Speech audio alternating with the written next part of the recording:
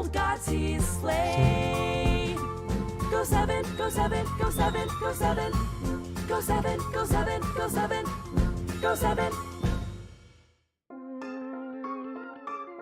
Go7, king of the game. I believe in you, that's what he'll say. Nice and kind, leading cobalt ice. He's a blue, cute, and deadly little guy. Seeing through the fog, old gods he's slain. Go7, Go7, Go7, Go7. Go7, Go7, Go7, Go7. Go7, king of the game. I believe in you, that's what he'll say. Nice and kind, leading cobalt ice. He's a blue, cute, and deadly little guy. Seeing through the fog, old gods he's slain. Go7, Go7, Go7, Go7. Go7, Go7, Go7, Go7. Go7, king of the game. I believe in you, that's what he'll say.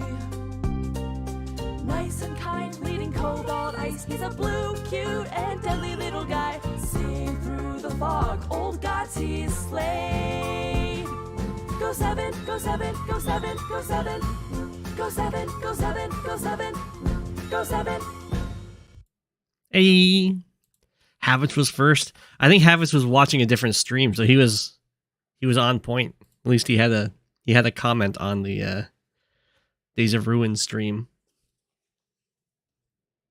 He was ready. There's a lot of people you want to battle. I need to turn on the music. Oh, I gotta turn that off. There we go. You're currently enjoying your burnout break.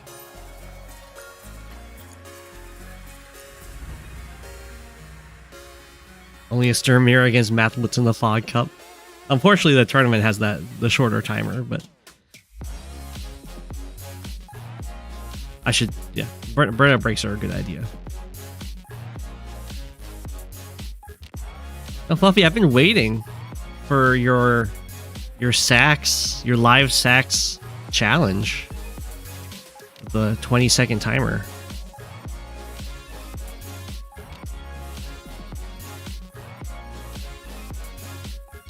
You still hate the mirror.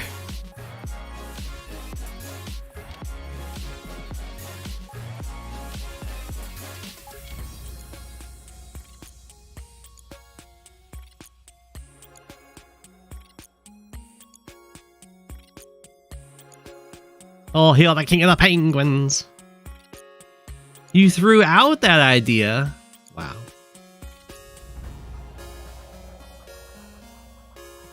You mismoved a surprise present for Havitz, and now you have to win the normal way. You doing an HQ rush?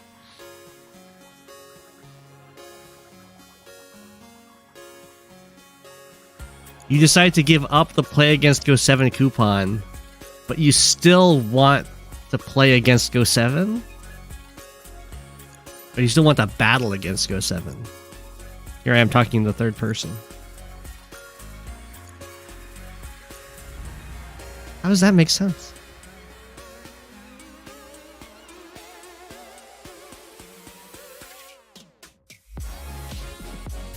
Recon, there was only a 30% chance he fell for it. And Havitz was on point. Master of Fog.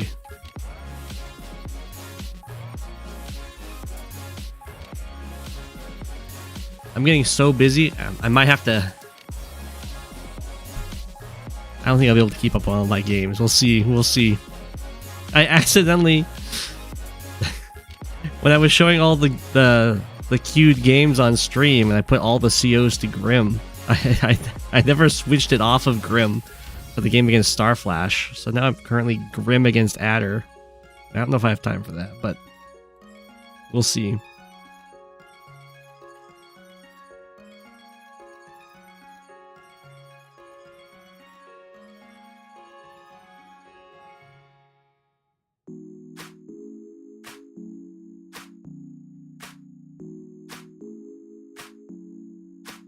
Your keyboard broke. Oh no.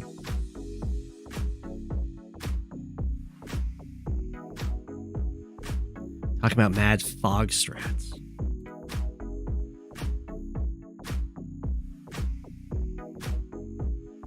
Well, I don't know if it'll be a good one to follow. I'm close to just asking Starflash for a draw because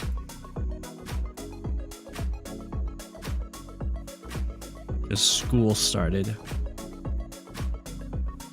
and I've been so busy. He might turn me down though. I don't know. He might force me to fight him.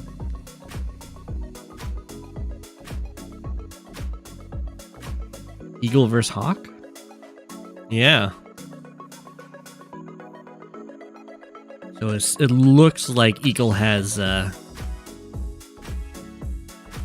picked down a tier. Although, if you're going to fight a tier 1 CO, I would say Hawke is usually the one you want to fight as Eagle.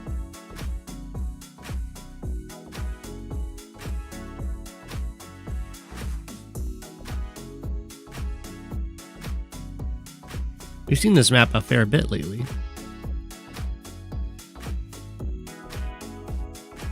Flamewreathed. Flamewreathed Faceless.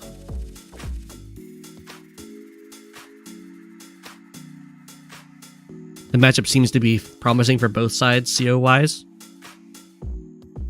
Yeah, Hawke can do some stuff against Eagle. He's kind of like a worse Olaf against Eagle. That has slightly more firepower.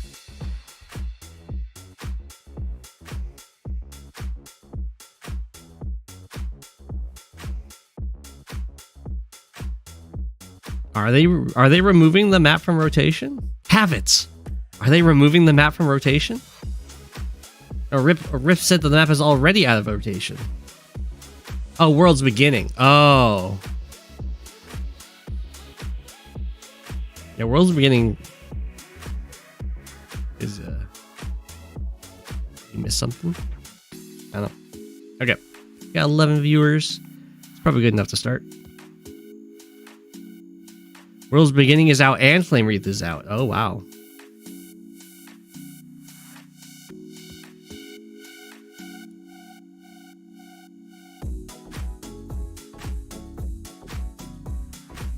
Okay.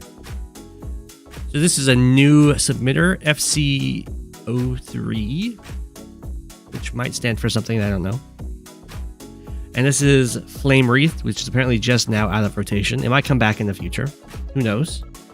It's got a unique ban because battleships are banned on this map to stop people from kind of going for this harbor really quickly and just locking down the lone base. It's got a unique setup of triple base against one base and an airport, which is very easy to overwhelm with triple base, especially because this one's a pretty forward base. It's also a quad comm tower map with both players having a very, very, very safe comm tower at the top and bottom here behind their triple bases. And then there's very contested comm towers in the center that can often result in one player having 3 comm towers against one, which is usually a very nice advantage. So there's a few ways that people can play this out. You can try and pressure this one base side, kind of rushing to the middle here, getting this comm tower going for these early cities, and then front switching across this very open middle to save your own one base, or you can try and just kind of base race / HQ race your opponent. You can try and get like a mixture. You can try and win on your one base airport side, just heavy vehicles, and then somehow finding a way to get like either a transport copter or a black boat out to get these double cities. I think I prefer the black boat buy, because I think on this map, transport copters tend to get sniped pretty easily. There's usually quite a few battle copters that make it across the map, and there's going to be lots of anti-air that get built, because this one base does kind of have to rely on the airport quite a bit to try and survive against a triple base. And the nice thing about the black boat is that after it does this transport down here to get the double cities, it can go in the middle here and serve as a really nice blocker, including standing next to either HQ. So it can either secure a location for you to use to hit something that's on your HQ, or it can be used as a blocker that can heal your capturing infantry on the HQ, which is a huge threat. So that's why I think I prefer the black boat. It costs a little bit more than the transport copter, but I think it has more utility afterwards. So I would expect we're going to... This is an Eagle versus Hawke game, so probably going to expect some very large numbers of vehicles on Eagle's part, and we might see just kind of a game over after a Eagle super for the double turn. Usually Hawke gets his super after getting hit by the Eagle super, which isn't great. And that's just because Eagle super has a lot of reach to it for building up the charge. If he's like 3 bars away, the nice thing is he can dive in and do a lot of attacks that would normally be way too risky. But as long as he's getting his super off of those attacks, he gets to act again. So he can either pull those units back after they struck, or like continue attacking and then eliminate all the defenders that would have potentially punished him. Where Hawke has the same number of bars, I think. They're both 9, right? Yeah. They both need 9 bars to get to their supers. 1, 2, 3, 4, 5, 6, 7, 8, 9. Yeah, okay. 9 bars. But Hawke will get punished if he tries to go for very aggressive plays that the Eagle can do in order to reach that super. Because the Hawke super is not going to be... It's a really strong one, but it's not like a game-winning super. Eagle versus Hawke is always sad to you because of the bird-on-bird violence.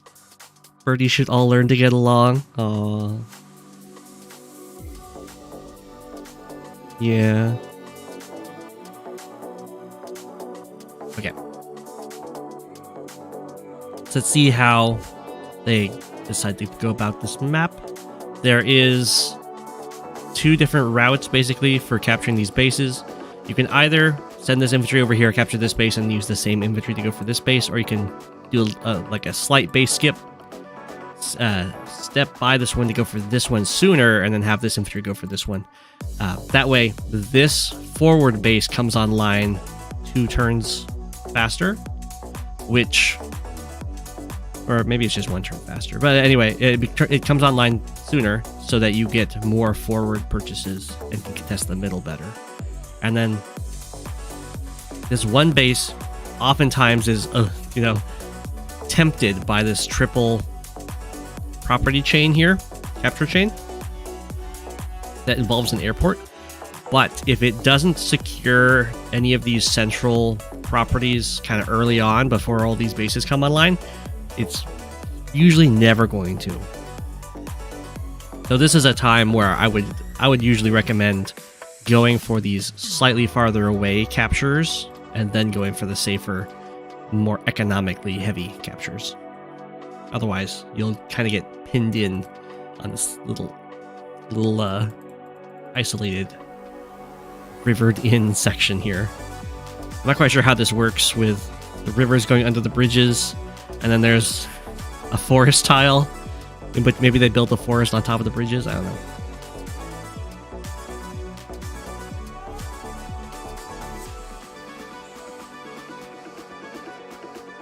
Okay. Oh, so RaidBrain is not doing the base skip strat. Neither is... They're both going for this one and then this one. So they're going to have a slower... Their triple base is going to have a slower entrance into this very contested central area, which should mean that both of their 1 bases will be pretty happy. I would delay going for this capture for quite a while, just because it's just because of how much more important these ones up here are. Yeah, I like what I almost like what Eagle's doing here. This infantry shouldn't go here. The idea would be once you go for this capture, which you'll eventually do, what does the inventory do from there? And the kind of clear choice to me would be to go to this property because it takes 2 turns. 1 step and then 2 movement to step onto the river, and then 2-1 to go onto the city and start capturing it. So if I go for this city right now, which it looks like Eagle is doing, that's going to be denying some efficiency for the infantry that goes for this city. And this isn't a very contested property, so I don't really need to rush that. I'd rather the infantry moves over here and then moves over here and then goes for this further travel time. Just because getting this city before these bases can kind of bully you out of here is really nice. Going for these harbors is also valuable, so I'm fine with that. But like in comparison to what they're doing here, I prefer what Hawke's doing over Eagle, because this inventory now has 2 properties to capture, rather than being kind of cannibalized a bit. I don't over here. I prefer just starting the capture of the comm tower but not finishing it, and then going over to the city, finishing that capture, and then coming back for the comm tower just to get 1k more income. Getting the comm tower now doesn't matter at all. I think maybe if there was a really fast recon rush, it could matter, but as is, it won't. Okay, all the bases come online. See, this is the problem with going for this capture route. So now what does this guy do? Can go here and then to here and then to the harbor maybe?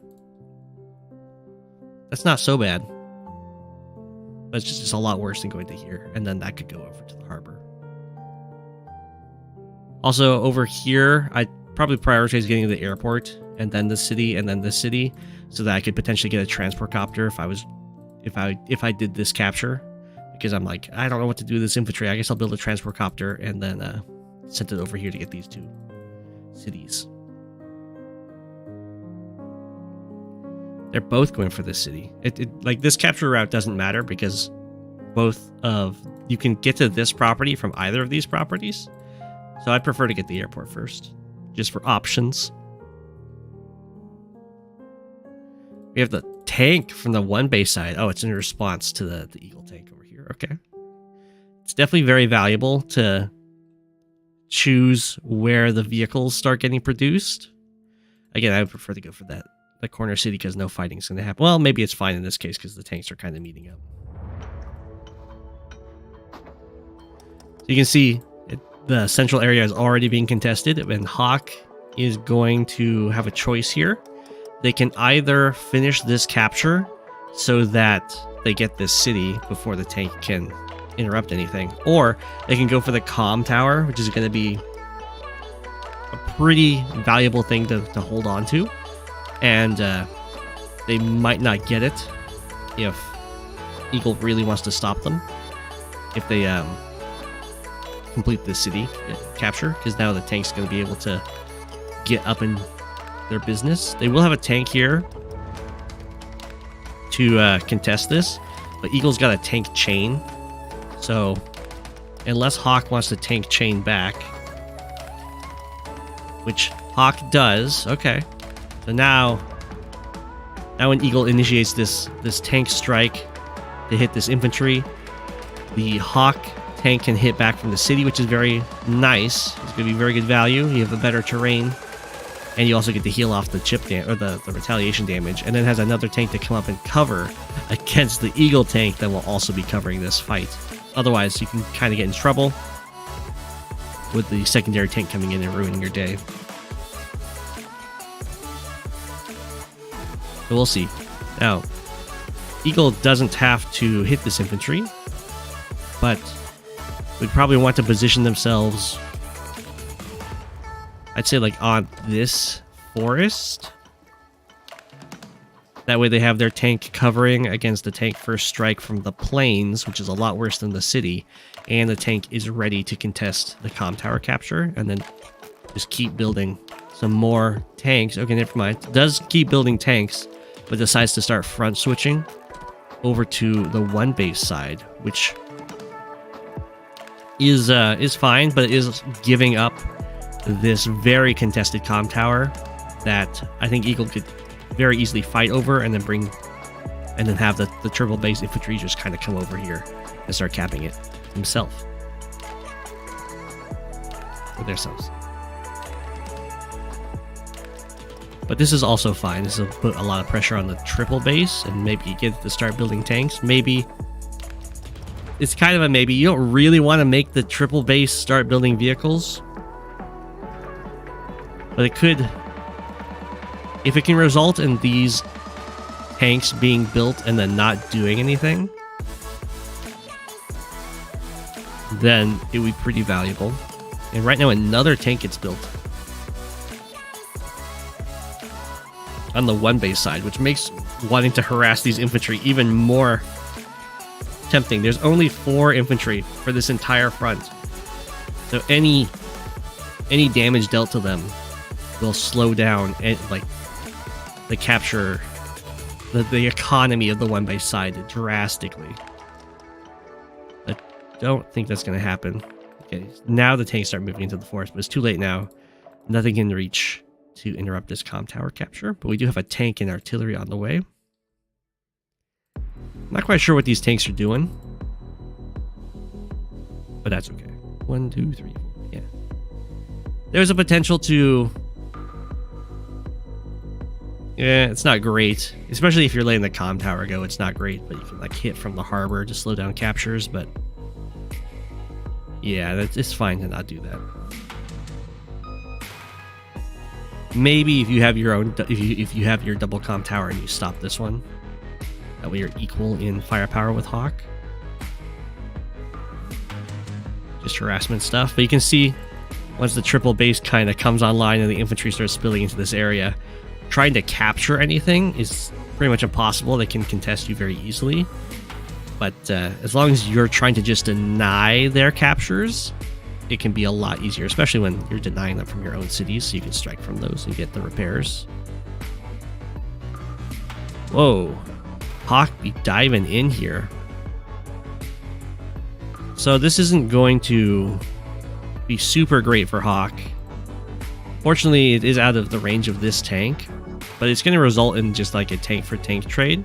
This tank is not covering these other tanks. I'm not sure why. It's not. It could easily have been moved up further to cover these tanks, but since it's not, Eagle just gets to come in here, kill this tank.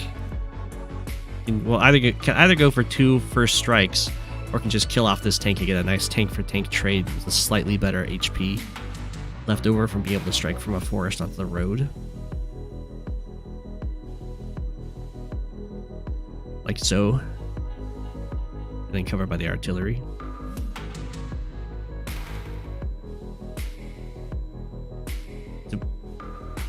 Actually, probably better here is to go for tank strike from the forest onto the 7, and then have this infantry not complete the capture, but come over here, finish off the 7 health if it lives, which it probably will.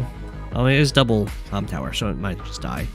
And then take the other first strike from here, and then cover with the artillery and have another infantry just continue this capture. The nice thing about doing that is it's going to pretty much confirm that this tank dies, while also getting another first strike, and it means you have an infantry right here in this forest, which is already threatening to go for this capture or to stop this capture from happening with this infantry, which is a very nice presence.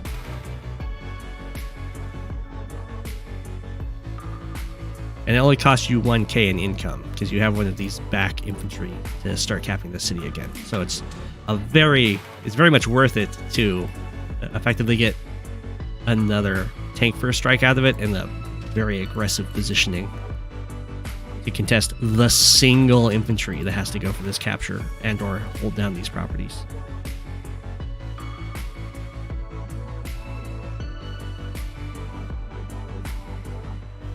Where is the Eagle copter? That is true. Eagle decided to go for double tank over copter. I think that's probably fine. Next turn we'll have 21k. Well, 22k, so we might see triple tank infantry rather than using a copter. Eagle copters are very strong. Oh, over here, you don't go for the capture in this case. This is going to be... I missed this, but yeah, when you see these kind of like double infantry set up to guard a city, and you have nothing to contest it, you just don't step into it. You just back off. Preserve your infantry, otherwise it just dies like we're about to see.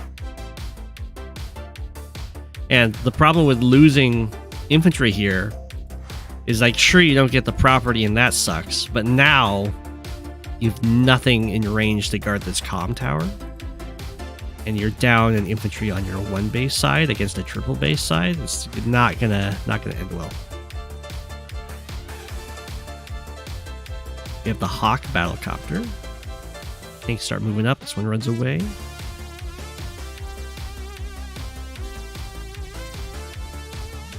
Okay. The Hawke battlecopter seems fine. I'm not a huge fan of the base skip, but if there's ever a side that you can get away with a base skip, it's your triple base with a very far back base, for sure. But this is...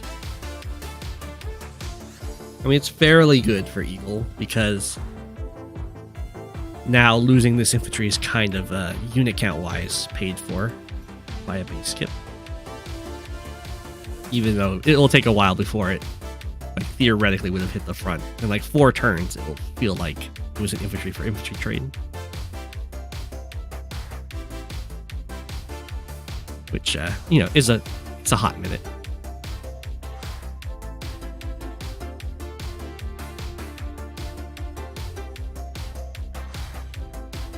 And no immediate anti-air response? You mean this one?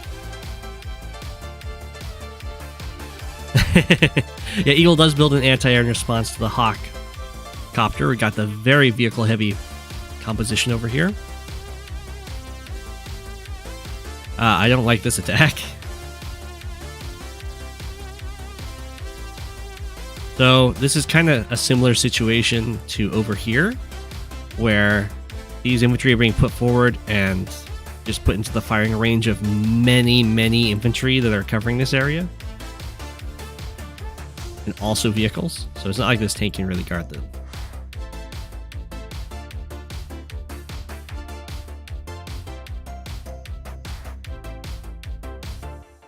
Also not a huge fan of the 7 health infantry being used to capture the comm tower. It's a threat that's like a really slow threat, takes 3 turns, and any amount of harassment slows it down. But also, there isn't a real... Like, this guy can come in and just hit this and be totally fine, because to kind of hit the infantry back, it's only covered by this guy, who's going for this capture, so you don't really want to interrupt that to just take an infantry first strike. All these other guys are just way too far back to actually cover this at all. So yeah, these infantry are just going to die.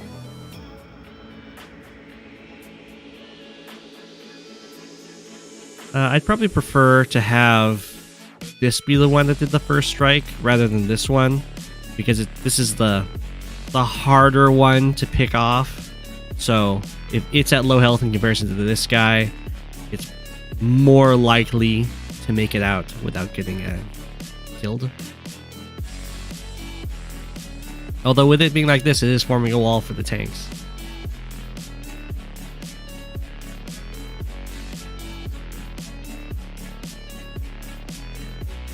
Okay, so we have a nice front switch over here to cover this attack, and it does look like the triple base over here for Eagle is going to be used to support the one base. You can see how it just moves right on through this very open middle.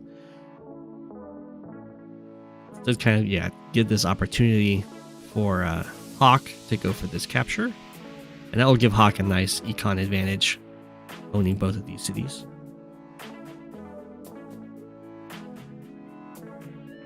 Okay, so yeah, like I said, because this is the injured infantry, it just gets picked off. That it wouldn't die. It might still get attacked, but it wouldn't die if that was swapped.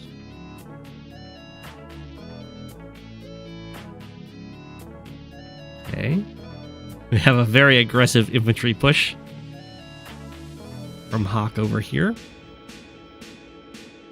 which I don't think is safe. I'd have to see the... I'll look it up real quick. Oh. I'm wondering if the copter from Hawke can just one-shot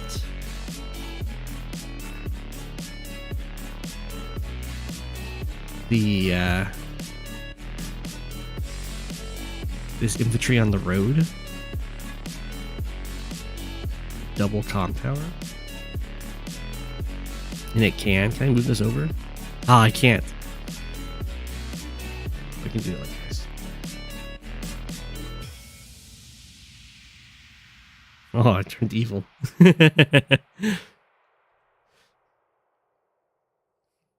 So it's 101 to 110 because for Eagle, he gets plus 15% attack power on his copters.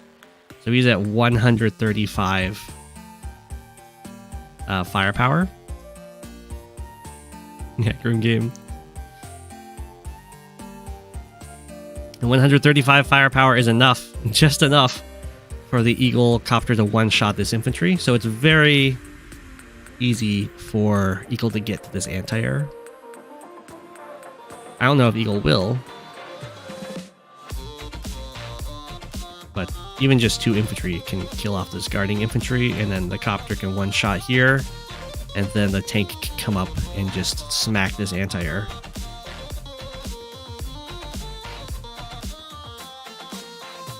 Ooh, little diving in over here. First strike from the harbor looks good.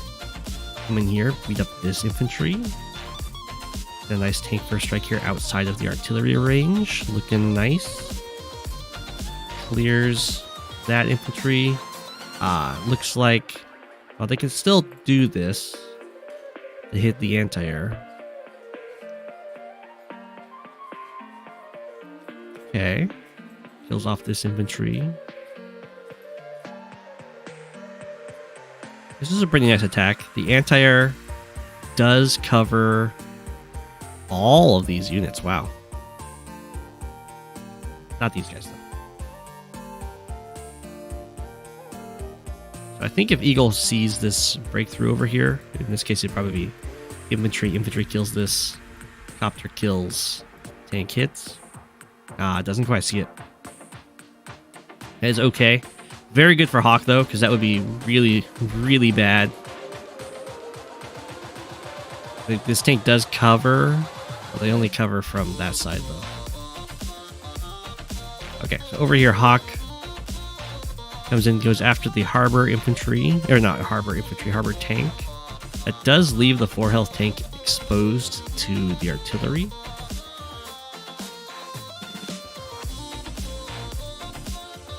And there's also a lot more tanks over here for Eagle to follow this up.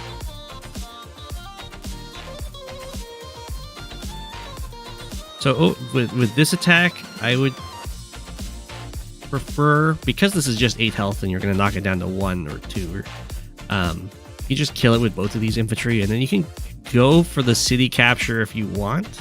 That way you're on the city and actually pressuring something. Go for the harbor capture. Okay, seems good. I'm not sure why the anti-air is moving over here. This copter is guarding these captures. You usually want the anti-air trying to cover everything the copter can hit. In this case, the copter just gets free hits. Smack. Smackaroonie. Artillery shoots the tank. I don't... this tank shouldn't be used over here. You can just use the... Well, you can use the furthest back tank to come up in melee. Give this guy more options.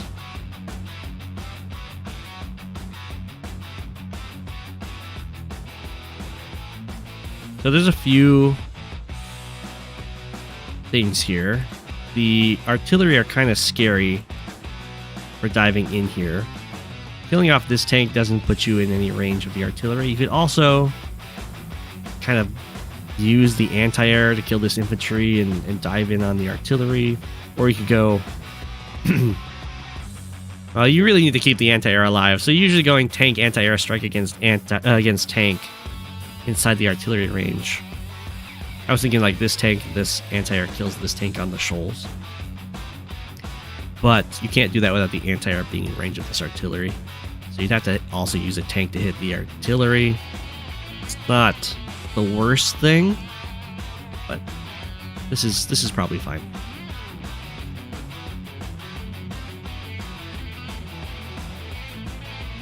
And tag the artillery, hit the artillery. It's not so bad. Take it out. Okay, that's pretty good. This one still gets a shot.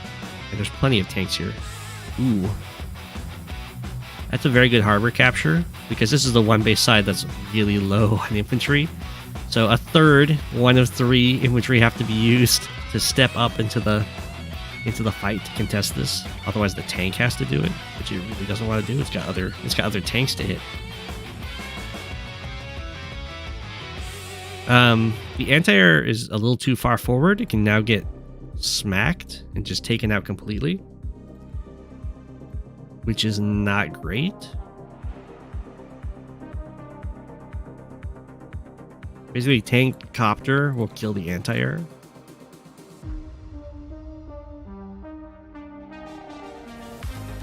Okay, Hawke's like, oh yeah, the anti-air is supposed to stop the copters. That's right.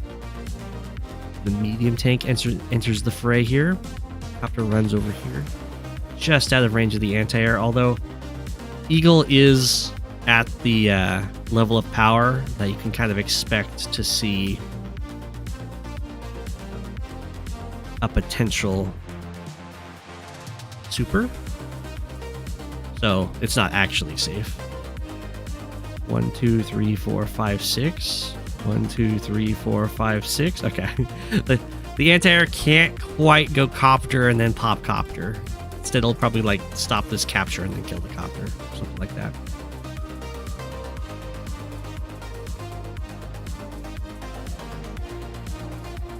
It's the tank. Yeah. So, just a single bar of charge for Eagle here.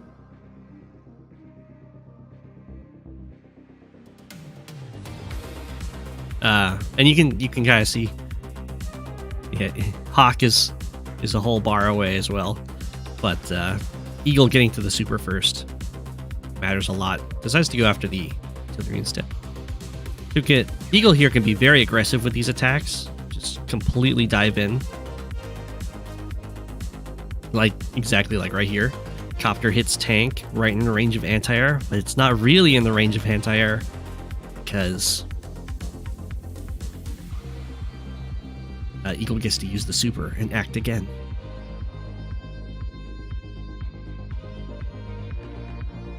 Dive in, get a tank first strike, finish off the tank. And I imagine the artillery is going to come down here. You know, either shell. It could shell the medium tank, or it could just kill this tank.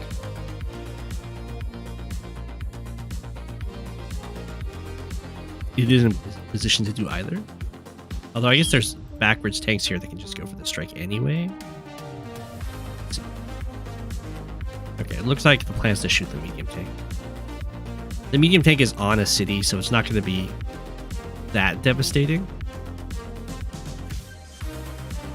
Usually you want to do the infantry movements after the super, although it doesn't matter if they're not even fighting. But you do it after the super so they have the +10/+10, just having a power active. But then goes the copter. Even artillery shot, yeah. Okay, so the artillery shot on the medium tank was not worth it. It should probably have been used to hit this tank to preserve some retaliation. The reason this isn't going to be worth it is because Hawke's going to regenerate up to 8 and then use the super and be back at 10. And now you just have a very exposed artillery. Ooh, nice copter first strike. One hit KO. Down goes the anti-air. I imagine down goes some infantry. Hey, there we go. That was preserved.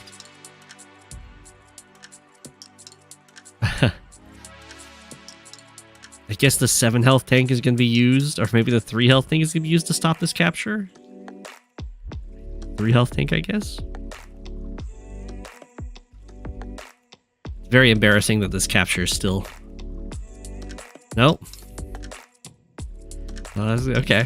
Hawke manages to get this city, which is very impressive.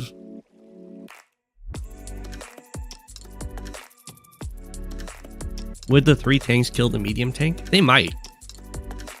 But they had other stuff to kill, didn't they? 1, 2, 3. 1, 2, 3, 4, 5, 6. You could probably do that. 6 health. This is 7, 8 in the full. Ignore these ones and try to kill off the medium tank. That could potentially work. Yeah, Hawke is looking very dead. As you can see, 16 units to 41. Even a Black Storm will do a lot of damage here. Probably like 30,000 or so. Yeah, exactly. But that still leaves him at half the value. Does have a nice income lead. Looks like 1, 2, 3, 4, 5, 6. Well, they're not quite gonna get the comm tower, but almost. You have an income lead up by 3k, but that's a lot of eagle units, and this medium tank is in the range of 2 artillery. It's gonna hurt a lot.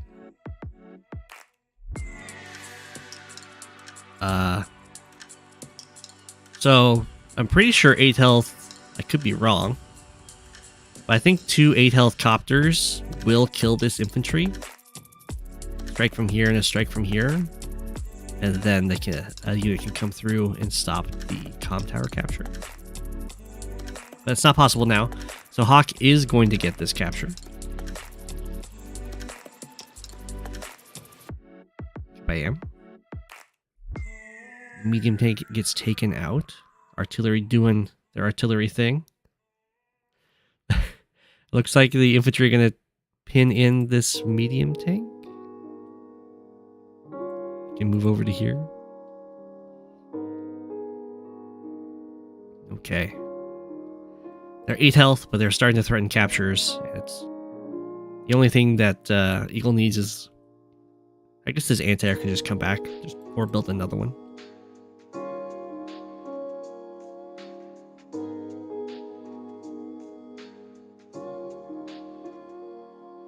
Okay. Yeah. Hawke just resigns after the medium tank death, and this one's locked in with a bunch of infantry. But that's the Eagle super for you there. It can just kind of... It's one of those supers that can just kind of win the game.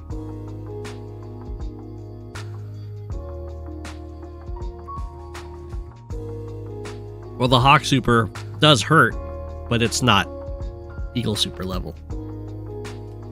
So against any tier, out of all the tier 1 COs, Hawke is usually the one Eagle would like to fight.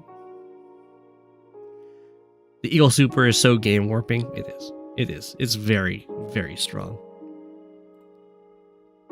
So well played. I would work on some of the capture game.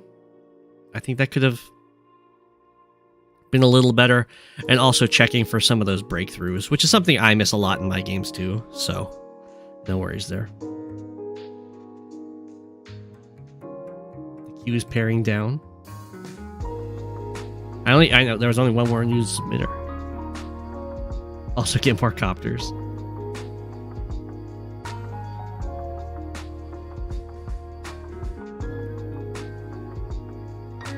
You remember when there were like 40 games in the queue? How many are there right now? 1, 4, 5, 6, 7, 8, 9, 10, 16, 17, 18, 19, 20, 21, 22, 24. I have been doing like 10 per stream, so I've been doing good. Next we have Havitz's game.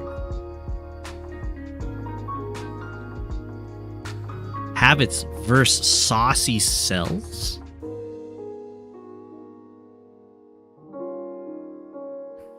Not even the most recent Habits game.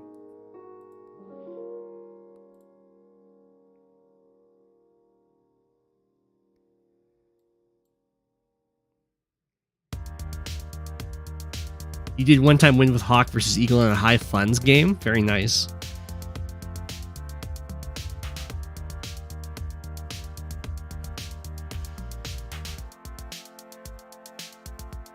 Ooh. SaucySells with style, picking the penguins. This is from Wharf to Wilds, which is a base light game, or a base light map. Habits games are like 50% of my channel. Oh my gosh.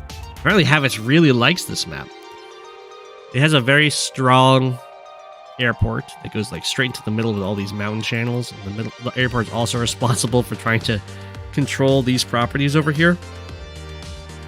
You can see there's a really long property chain, a potential one at least. You can capture here, then here, then here, then here, then here. So 5 properties. So this is often a very contested area of the map. It kind of comes down to how many properties can you capture before your opponent shows up to stop you. And it does mean that you kind of want to get over here quickly. If you're too slow, they can even potentially contest your airport capture. The center has 4 properties that are very difficult to kind of flip because they're so close to the base production. And then there's a lot of these choke points on the map that can be exploited with these in combination with like the mountains to let the copters do a lot of work, or even let the artillery do some really good work. Usually it's tank first openings. You can do recon first. I imagine you can do artillery first. I don't think I've seen artillery first, but it should work out. This is one of the ways you can work with this base. It has kind of 3 routes to send infantry. You can either send them to these captures, they're in this general area, or you can go straight over here to this very contested capture that could potentially be flipped very quickly back if you're not able to reinforce it, because as soon as the airport comes online, they can have a battlecopter covering this. You can go this way, around like this, to this property, and kind of have a very early center presence. You can go backwards here to some very safe capture route that will eventually get either these 3 or 4 cities. I usually prefer to delay these captures because they're like impossible for my opponent to actually stop. So I would prefer to prioritize the more contested ones first. Habits does none of those. They're all inferior. Habits, you're doing this right now. What are you talking about? You see, the opponent doesn't go airport first. They went for this city first.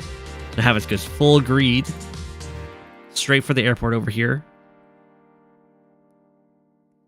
Are you gonna like walk past this city or something?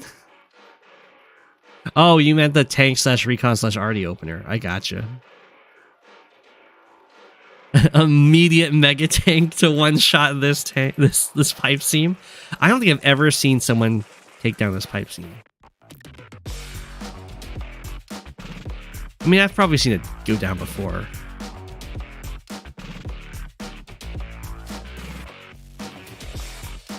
He can't, well, he's not going, if he goes for this city, he's not going airport first, because that's what takes a turn slower going for the city.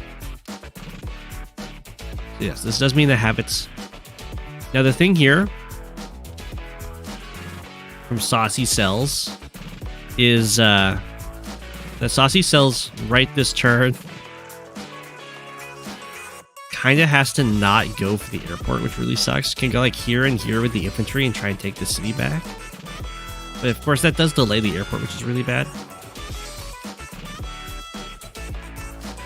Which goes for the central property. And we have a day late recon. Now recon openers really need all of those days that they get for being early. because those are turns where a tank is not on the way. So a recon that's a day late misses out on a full turn of pressure. It's really bad.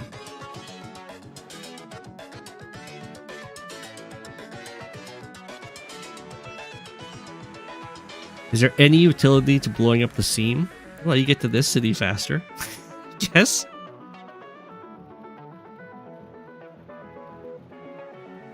Otherwise, no. I do not know why the pipe seam's there. It's probably just there for cosmetic reasons. We do have a recon first from SaucySells. Now, max recons are very strong. And this will stop infantry from just easily taking this city. Because the recon come over here and harass them. But while copters don't counter recons like tanks do, they do still beat recons in one-on-one fights. Even max recons.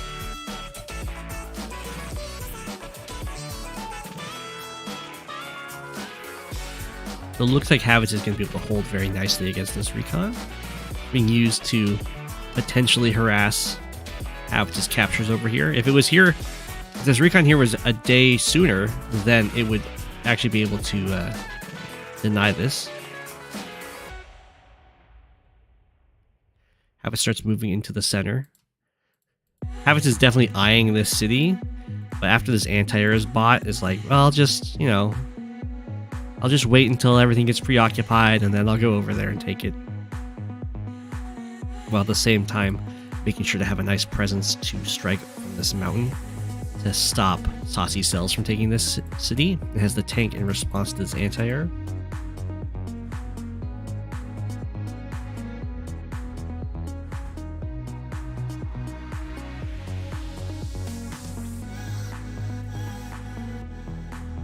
There's probably some threshold to epicness that can make your opponent resign a game. One-shotting the pipe seam and not looking at the explosion is a good start. That's true.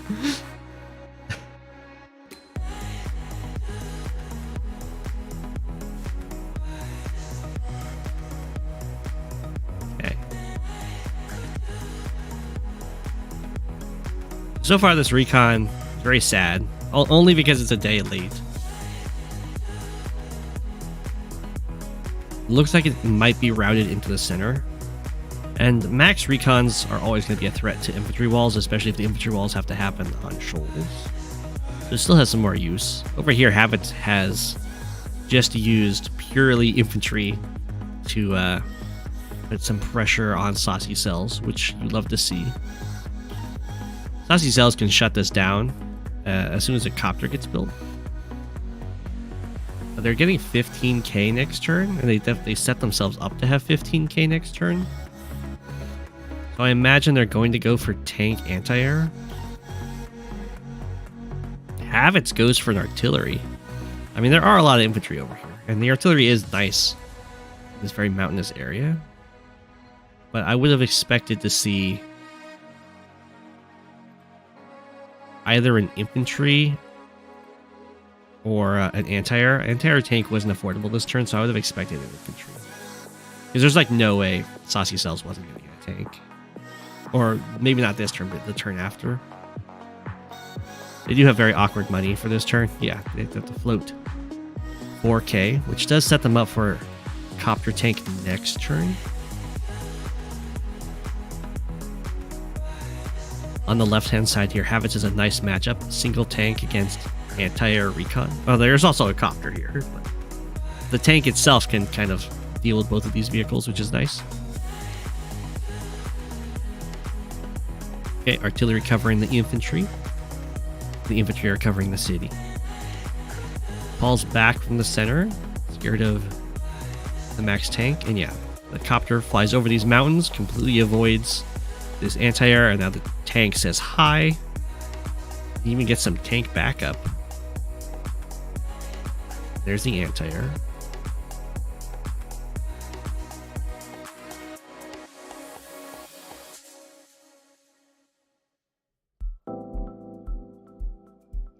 Whoa.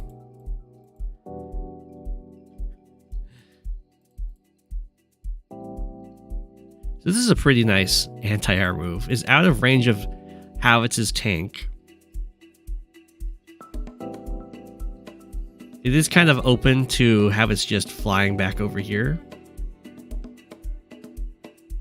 Constantly having to just try and chase the copter around. But still looking pretty nice. Ooh. Havitz goes in for the interrupt. It's not a good interrupt, but I mean, we'll see if 1, 2, 3, 4, 5, 6. Ooh. So Havitz uses the copter to clear the capturing infantry from the city and then blocks it off. Very important that Havitz blocks this off. Otherwise, the anti-air could kill the copter. But you can see how nice these mountainous areas are for these walls. It's a lot of just only one pile to strike from, unless you have like infantry like here, not here, but here, so it can strike from the mountain. Or the copters can strike from the mountains. So I don't like this attack down here. I think this just gives away this infantry to delay this capture for a single turn, which I don't think is worth it. There wasn't any real follow-up on this. It does kind of preoccupy this copter, I guess.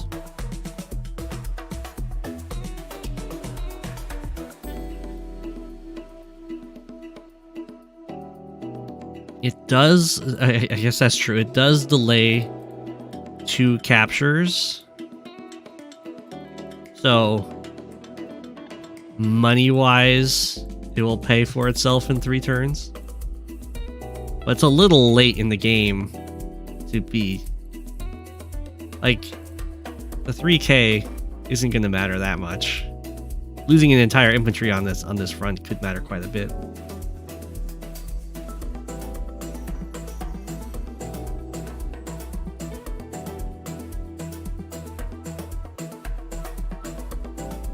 Now you have 1 less defender from this property that you own. Luckily, this anti-air can come down here, and the anti-air is going to make it a lot better because now you can contest with the infantry, and there isn't a tank coming over here from Max.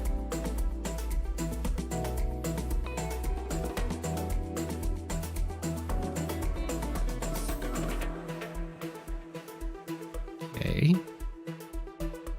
Max also trying to make use of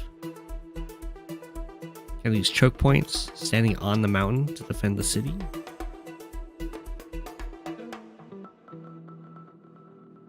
We have the recon over here, threatening this capturing infantry. This tank is not quite in position to strike it, but can come over here to protect it. We are going to have the interrupt over here, and now the anti-air comes over, which is going to be really nice because now the copter can't interfere in these infantry fights without just dying. Havitz takes a nice 2-hit KO on that infantry. Does leave so it does leave Havitz open to losing this infantry, but Havitz has a nice artillery here to kill this infantry that walks around the tank to hit here. So that's pretty nicely set up. We have another copter try to cover this infantry, who could be harassed by the recon. Copters hit recons for like 50%. Although I guess Eagle copters probably hit for a little harder. Max just fallen back. Yeah, has to run away. Builds another copter.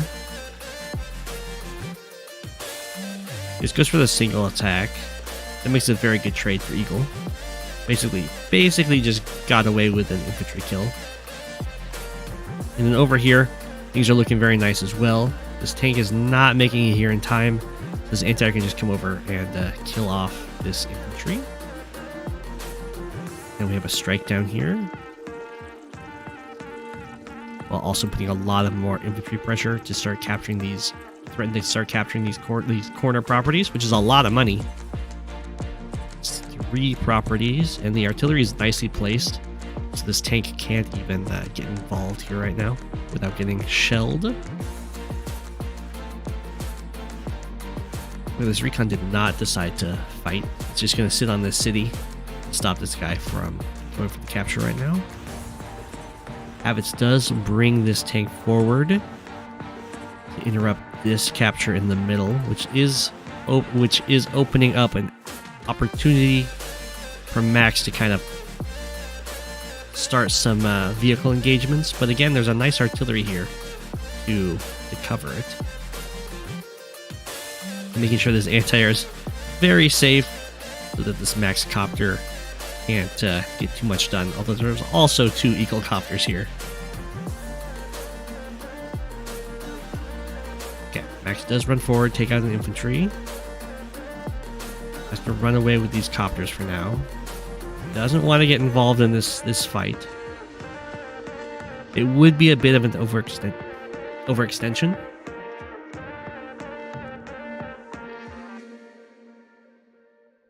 And there's no max power currently to like really overpower everything there.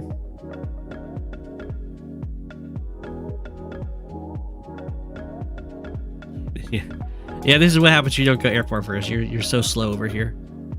The recon does get a hit on this infantry, which is pretty valuable. It's the only infantry over here. It's on the harbor. It is covered by a tank though. So the recon will get taken out. Ooh, fancy Habits move. Blocking the tank in with this infantry. Then I assume artillery goes down to here, so the tank has to back off, and then the capture starts. No, I was wrong. Well, Habits wants to defend over here instead. But yeah, could just go here with the artillery, and that would cover. Then you don't even lose this infantry, and you can go for this capture with the... I'm not sure why Habits is running away over here. This seems like just a free city.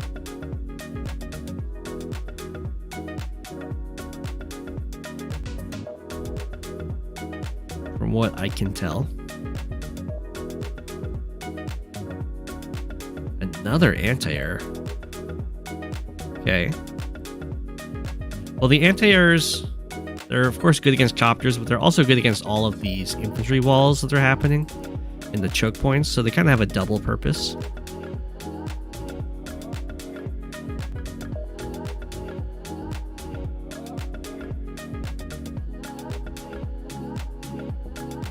This infantry is... Now this move makes no sense to me. 1, 2, 3, 4, 5, 6. There's no reason to put this infantry here if you're not going for the artillery stuff. It's just sacrifice this poor guy.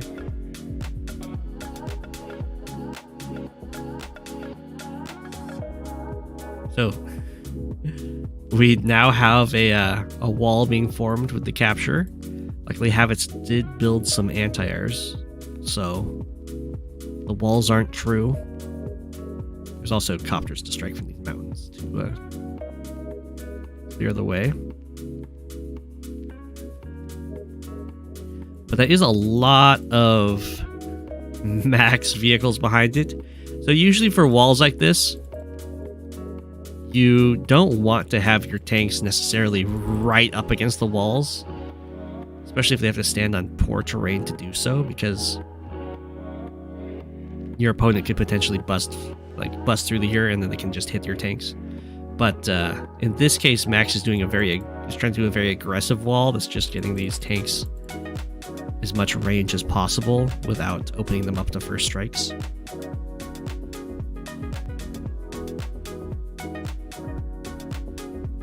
This is day 13 with no vehicle on vehicle engagements. There was a tank on recon.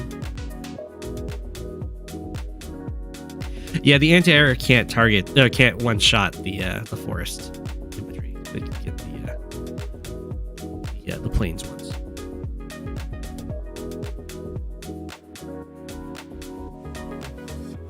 Ooh, we have the Neo tank. Okay.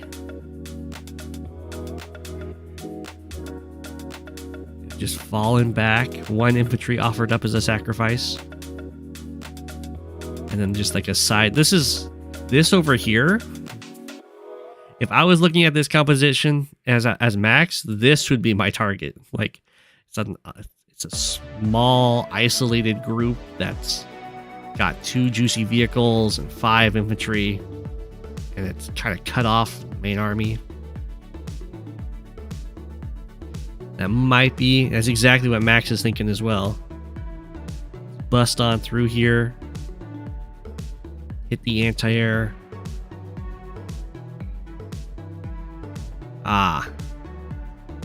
Well, if you go for this attack, you have to go for the attack.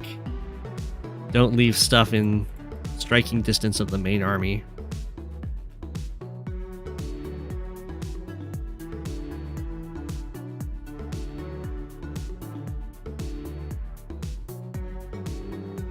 Okay, Habit starts falling back. Habit's has been ahead in income for quite a while.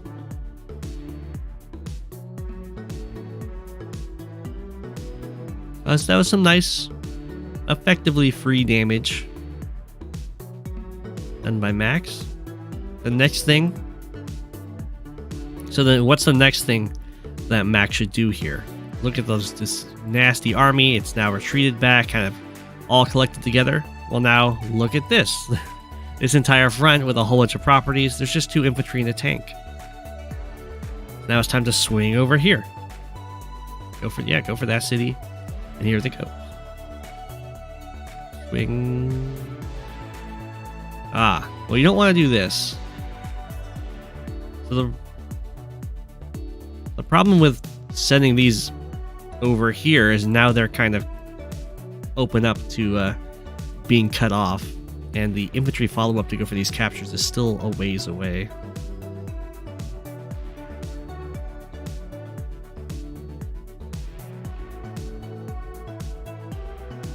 But this is still looking very, very doable for Max. 1, 2, 3, 4, 5, 6, 7. 1, 2, 3, 4, 5, 6, 7. If Max can manage to get a power, kill this copter.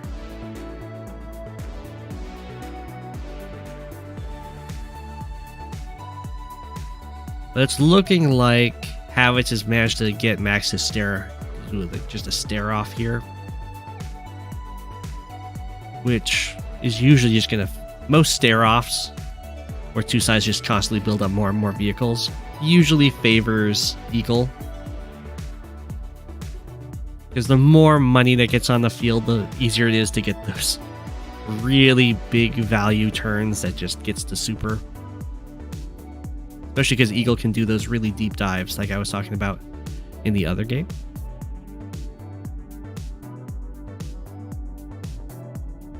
Okay. Havitz is trying to do some counter pressure on the right-hand side. Still not a ton over here. Max has started sending more stuff. Does need more anti-airs. Goes for this capture. Looking good. Yeah, get away from Havitz's army. Havitz's army is very scary. Decides to sacrifice the infantry. It couldn't get away to a place of safety, so it hits this one in particular because this is the only infantry in range of starting this capture.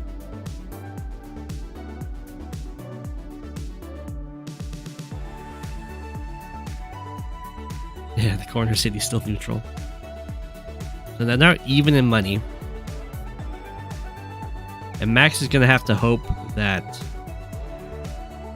Havitz kind of overextends with this army into the reinforcements, and then Max can build an army as this approaches that's like the perfect counter as the max power comes online.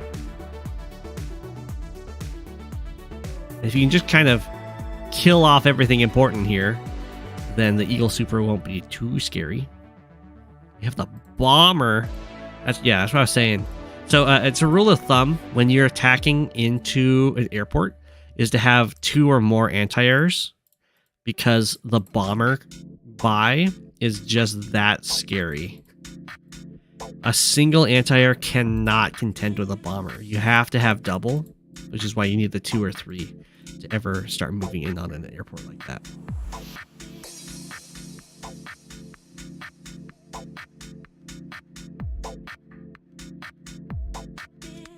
But these army maneuvers and little front switches to hit where Habits isn't has actually gotten Max a nice 1k econ advantage.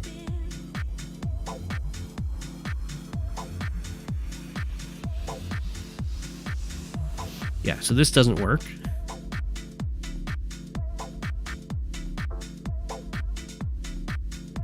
For several reasons.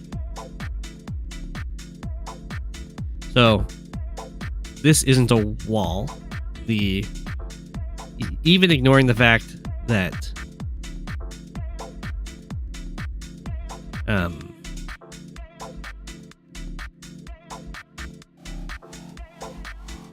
even ignoring the fact that the bomber can be used to kind of break through this and let a tank come in and hit the anti-air, the copters can just kill this tank, and then the infantry can kill this infantry, and then the bomber can just kill this anti-air, and this copter can then hit this copter. So this is looking really bad. But there's like 3 different breakthroughs that Habits has here to ruin Max's day. That is technically one, but I would say that's probably the weakest one, unfortunately.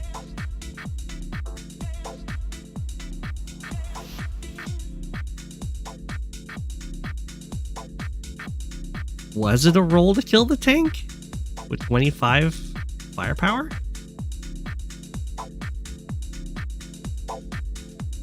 Oh, I can check. Oh, the tank is on planes, so I can show off how you do this kind of stuff. Make it max. It's on planes. So first, what we do is we look at Eagle's tank, which was on a harbor. That is on a harbor. So the tank took 27 to 31. What was it? That 7, right? 7. Oh wow. So Habits high rolled that counter. So this gets knocked down to 7, and we know it's a very high 7. Okay, so yeah, never mind. I thought this would do more damage. That's not a very safe roll. 63 to 72. So Habits would have to high roll this. Never mind, I take it back. It's possible, but not very likely. And the 5 health tank is not low enough to be sacked in. Worth going anyway. The other thing I'd like to check is if the bomber can just kill the tank, the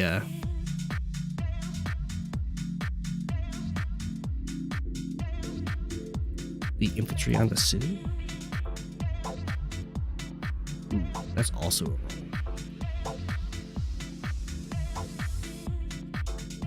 I guess it can kill the no, it has to be the infantry on the city. No, that's fine. That did factor in comp towers. Always go in if it's even slightly good for you. Yeah, okay, I'll take that back. I think this is a fine attack though.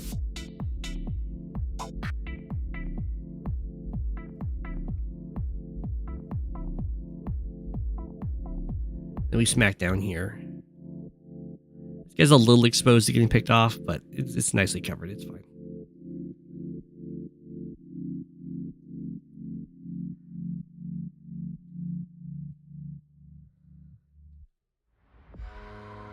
Okay. So Habits is trying to set up is expecting a max counterattack here, so making sure to put a whole bunch of these copters just barely out of range, and just barely out of range of a max power as well, unless they strike through here. Yeah, moving out of the max normal power. Sort of.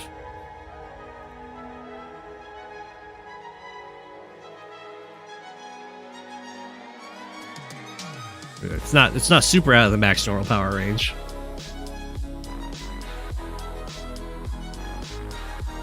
I guess this is a nice infantry block. The land vehicles are mostly out of the max normal power range, so it should be fine. As long as Eagle has the majority of the vehicles surviving the attack, then the Eagle Super will just kind of crush.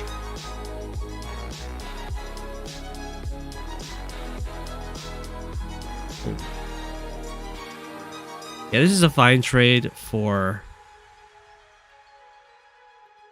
habits. A 6 health bomber is still going to do a pretty good job. Also gives a nice amount of charge for the Eagle Super. Medium tank comes in to kill the tank. That is in range of the artillery, so that does kind of necessitate, yeah, that follow through.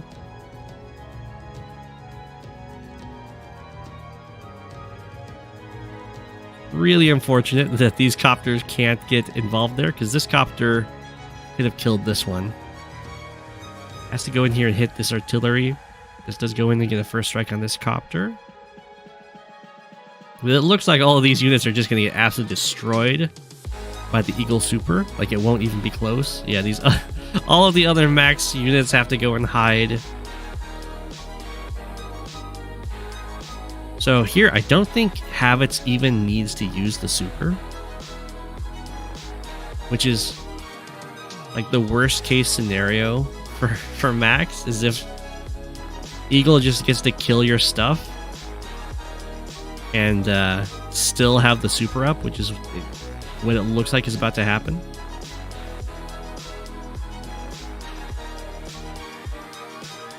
Because there's enough anti-airs here to just kill off these copters for free. And then this Neo tank can still hit this medium tank and be pretty happy about itself. I think I would have kept the artillery to heal up right here on this city. Well, it depends on if... Yeah, assuming the Neo tank is going in to hit this medium tank. Instead, it's just going to be blocked off.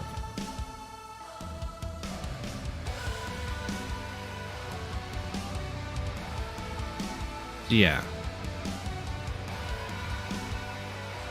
So that's a very good turn for Habits. Doesn't have to use the Eagle Super, just gets a whole bunch of nice pickups, and the Super is still there, threatening Max. And like half of Max's army didn't get to do anything because it was too scared of the Super.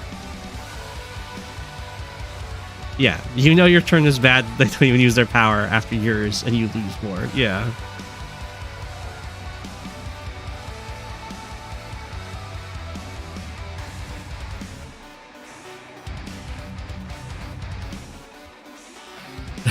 This poor infantry in the corner, trying to get the capture as best it can. And Max has to fall back, which is something you don't want to have to do against Eagle, especially when your cities are being put under pressure. There's a lot of free hits on these infantry. The corner city is getting denied. We have one Neo tank here. I imagine we're going to either see some more artillery to deal with these heavy vehicles that Max is building, or some more bombers. Max did float 5k, which implies more heavy vehicles or a fighter, although a fighter is not safe.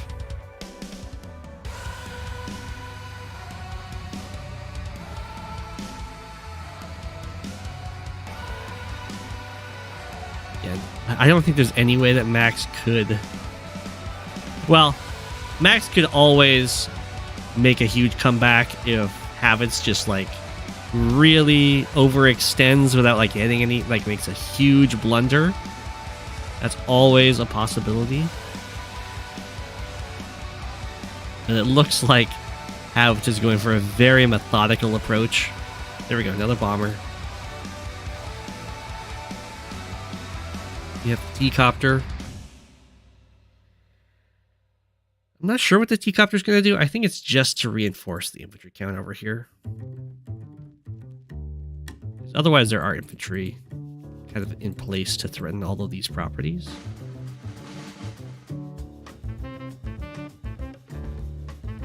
Yeah, so Max can't do anything against just the persistent threat of this Eagle Super. As you can see, it's just like all of these vehicles rearranging themselves. Oh. Havas decides to go for the super play here. You're going to see a bunch of first strikes. Decides to lose the 1 health copter.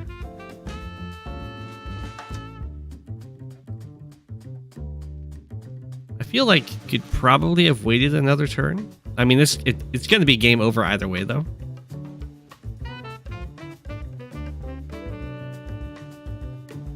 That's a very weird tank positioning, so it might be that Havas isn't even going to use the super here.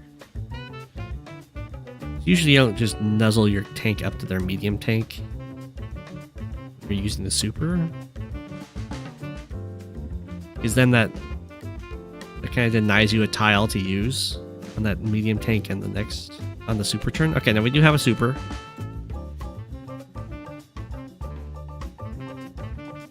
Alright. Bomber finishes off that medium tank.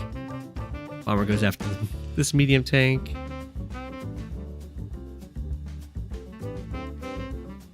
Break on through here. All of these infantry getting taken out.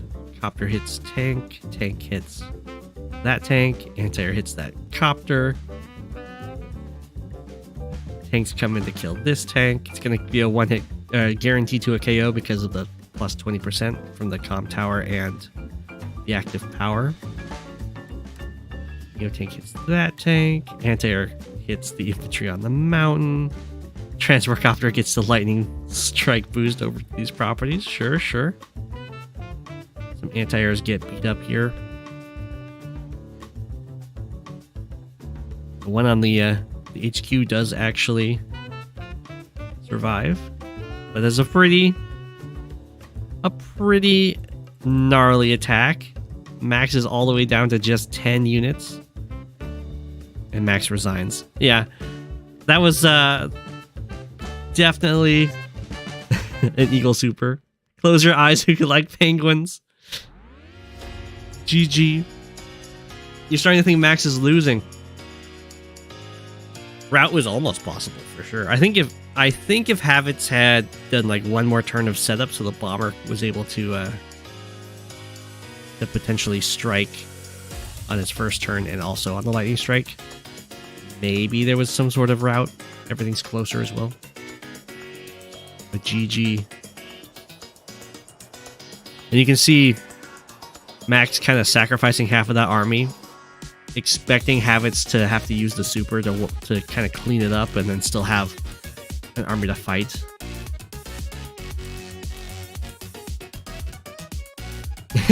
You didn't move plan the lightning strike turn, you just sent it. Knew it was winning anyway, you executed it. Yeah. It was very much G.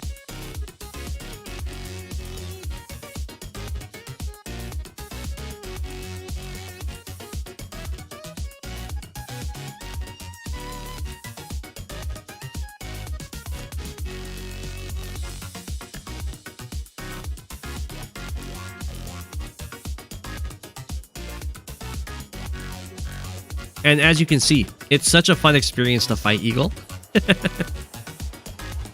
Yeah, pretty much. Yeah.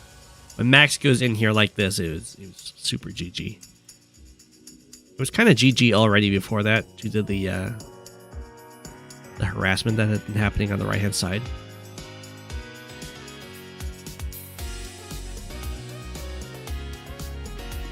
Yeah. Rockets and artillery are the easiest way to kill a battleship if you have no airports. Yeah. Yeah, the early attack through the middle is kind of a trap on this map. Mega tanks can also hurt battleships a bit, yeah.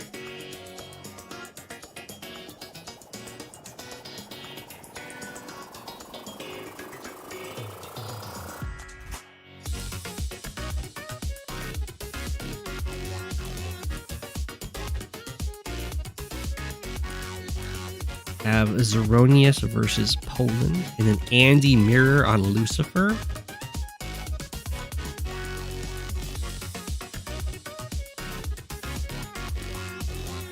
I think this is sent in by Zoronius.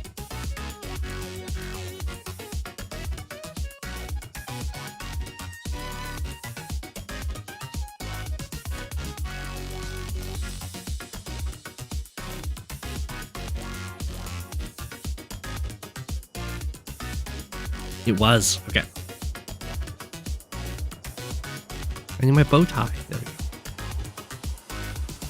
Be nice and formal.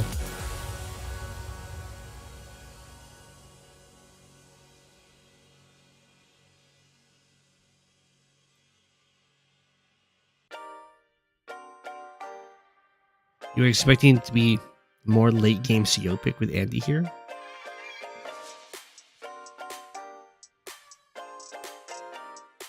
You ended up with a mirror.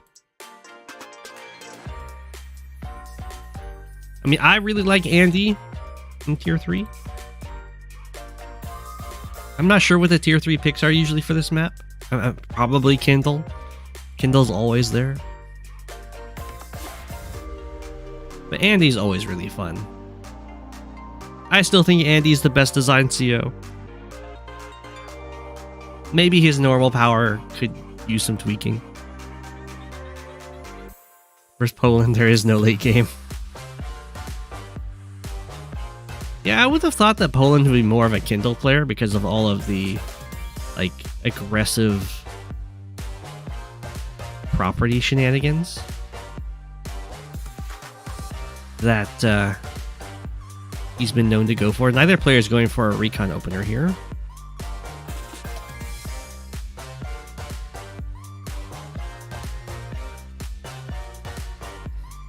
Were they allowing Sammy in tier 3?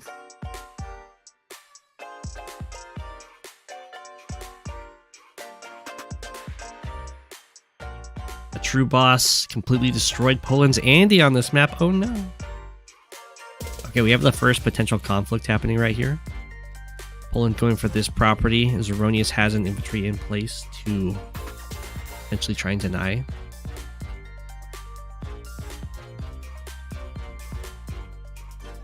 Poland goes for the tank first on the 2 base side.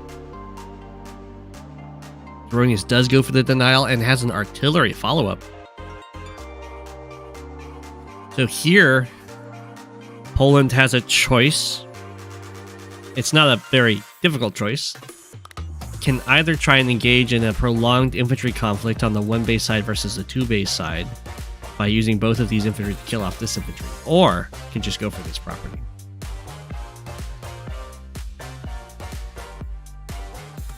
Does just go for the property. I would not want to go into a prolonged infantry conflict against the 2 base side. Just falls back here. And then and then Zoronius has a nice play here, which is to bring the artillery to this spot and then bring the infantry over here, right here.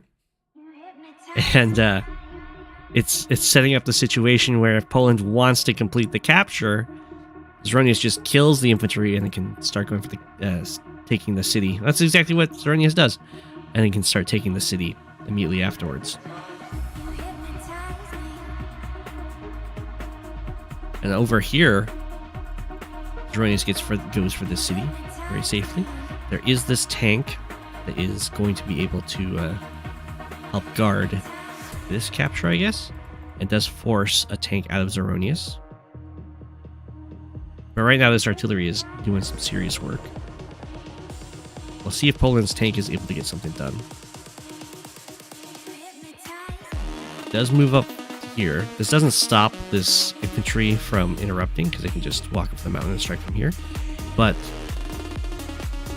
it does stop the infantry from interrupting on a side that's closer to the base.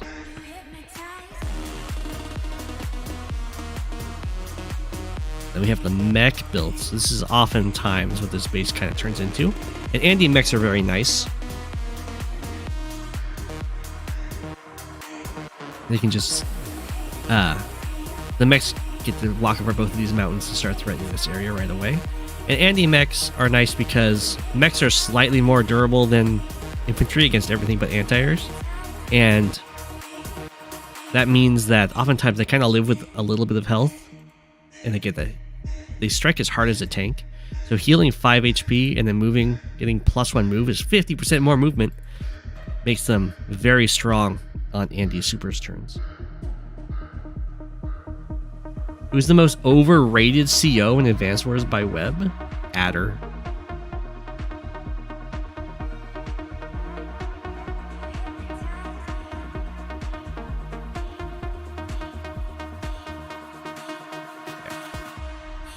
And there we go, exactly. Now this infantry's gone, and the city is open to being captured, and it's even worse because it's going to be open to being captured with artillery coverage.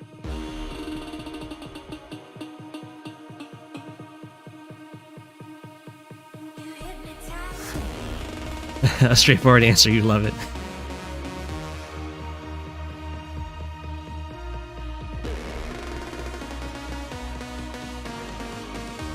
Okay, so I wasn't sure if Zoronius was going to go in for this interrupt.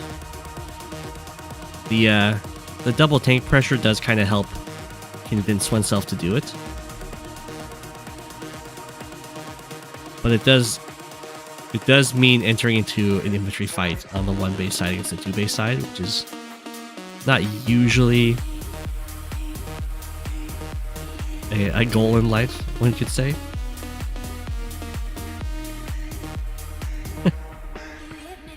Okay, the opponent decides to use the tank to finish off the infantry and then just moves this infantry onto this mountain. I'm not sure why.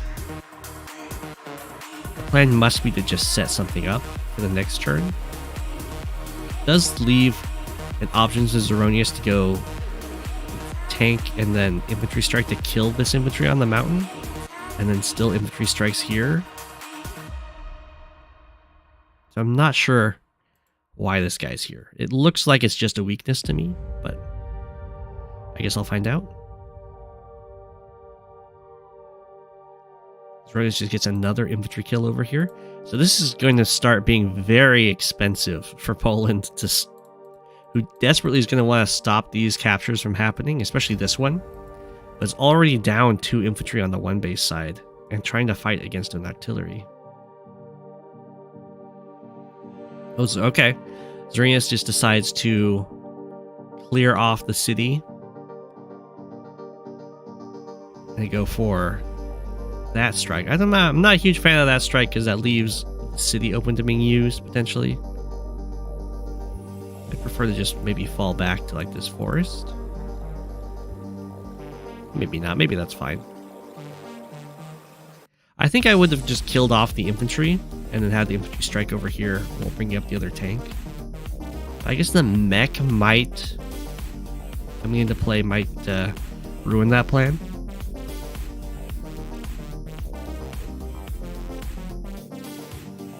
Why is Adder overrated? Because he's just not that fun to play. And he's everywhere. At least I don't find Adder that fun to play. Other people might.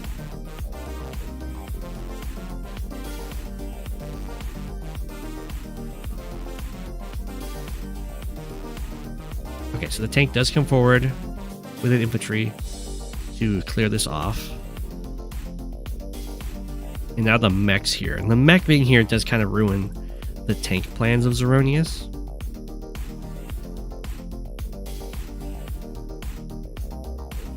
It might have been worth it to just not put the infantry on this city and just let the tank first strike happen.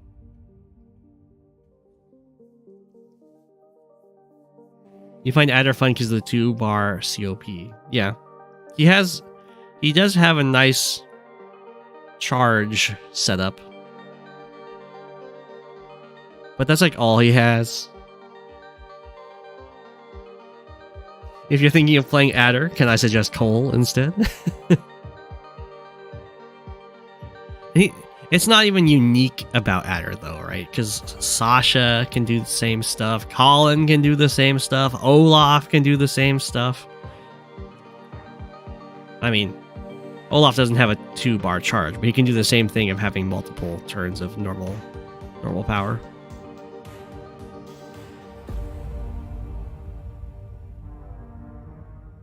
Okay, so we have a very nice attack in here for Zoronius, and I also like the fallback over here. Things started looking kind of sour, and bringing the copter up very much shores up these fronts. Very good pressure from this artillery.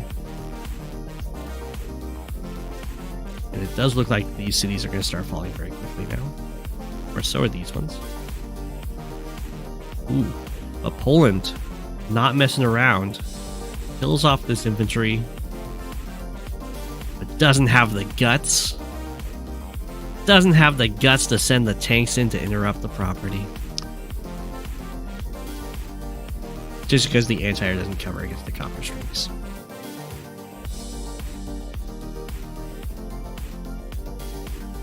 Simple change to make Adder more fun to play. Adder never stops generating charge. I don't know if Adder needs a buff. I think other tier 4 COs need a buff. It's definitely a bit of an overextension by Poland here.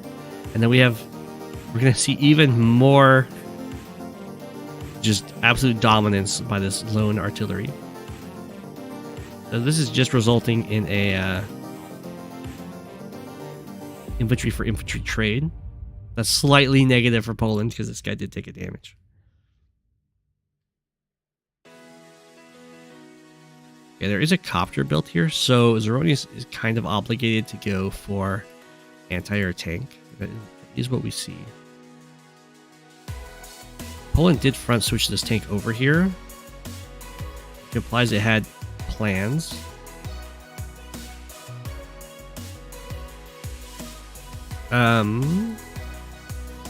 Not great plans. I think there's a potential to be a roll, I think, because this is a 9 health infantry. Maybe not. A tank plus infantry strike to clear this guy off, and then the tanks can 2-hit KO this guy, this tank, which kills both of these, and then the anti-air can come over and another tank can come out. Would be pretty scary. Okay, so the infantry gets killed off, but it's killed off in artillery range. So there's vengeance to be had. 1, 2, 3, 4, 5, 6. This artillery is just out of range of any tank being built from the base. We do go for... Okay, that's probably not a roll at all. The breakthrough here to kill off this tank. What that tells to me is that this probably shouldn't have been the tank's placement. I don't know if Zoronius could have, but having the copter here and the tank here would have been a lot safer.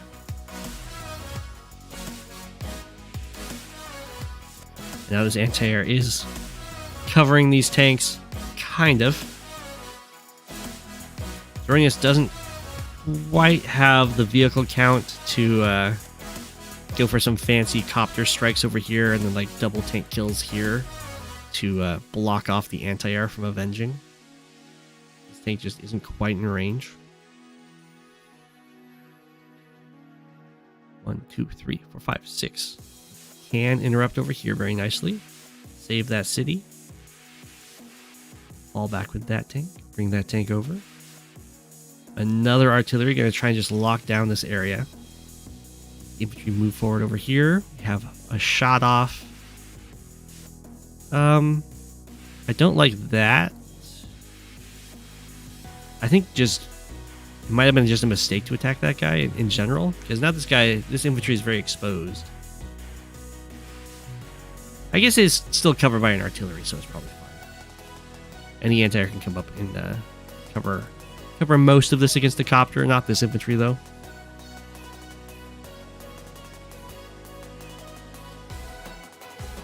This turn hurts. Aww. That must have been the one over here, yeah. Poland found the breakthrough.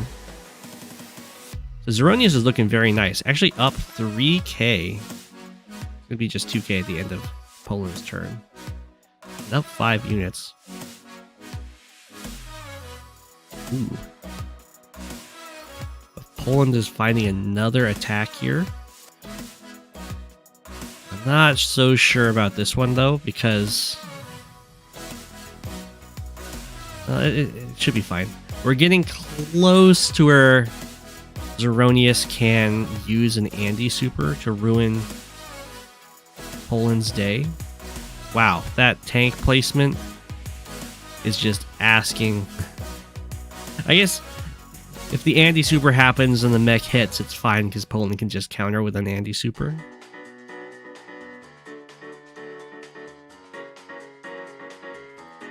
But it looks like Zoronius is being a little too forward with those infantry walls. They're getting punished. The fall back, try and cover this artillery. It's not quite covered, but don't think it can die.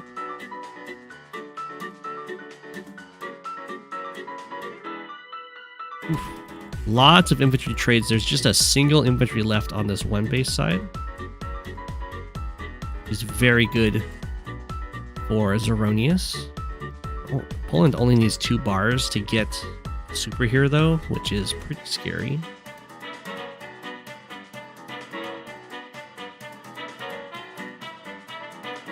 So okay, so I don't think the artillery can die, but both of these tanks can die. Or I guess this one can't, because yeah, this tile actually gets used. That is okay. That's an attack you do when you're trying to get the super. Otherwise, it's just a horrible attack.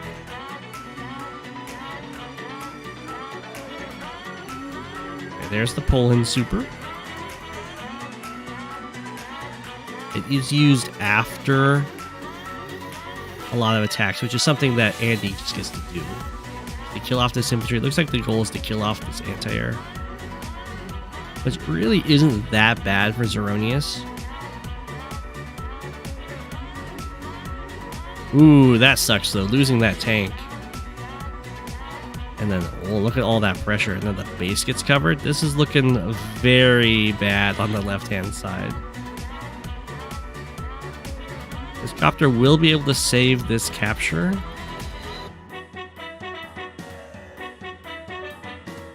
Zoronius is going to have some nice mech attacks over here, but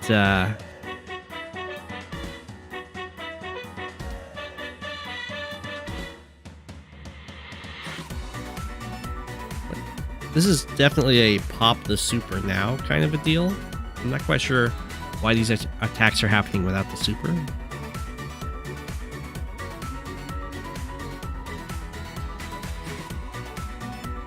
So I would prefer if you just super and then you just shoot one of these tanks with the artillery and then the 2 tanks kill another tank.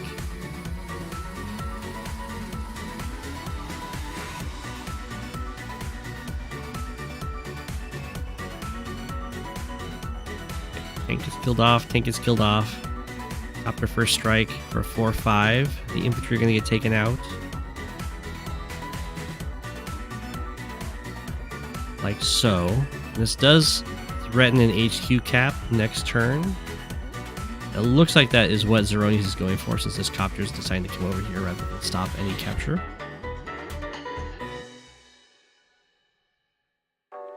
But Poland should be able to stop the HQ cap. Assuming that they see the HQ cap, they can stop it. And now Zoronius is the one who is looking really dire in income, and as yeah, Poland's like, I see this HQ cap coming. Leaves the base uncamped.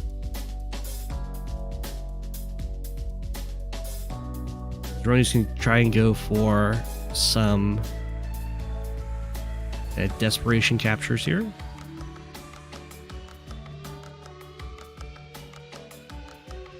5 health copter hits 4 health. Blocks the way, goes for the capture. Oof. Well, you know, value and unit count wise, Zoronius is still looking to be pretty much in it.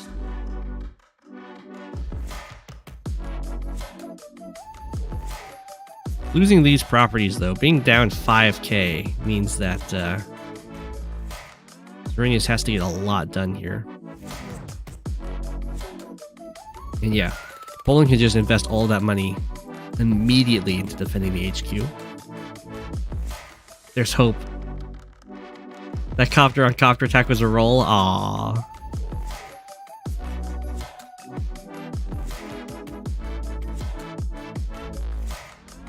I don't think Poland had to let this base live, though. Tank is taken out.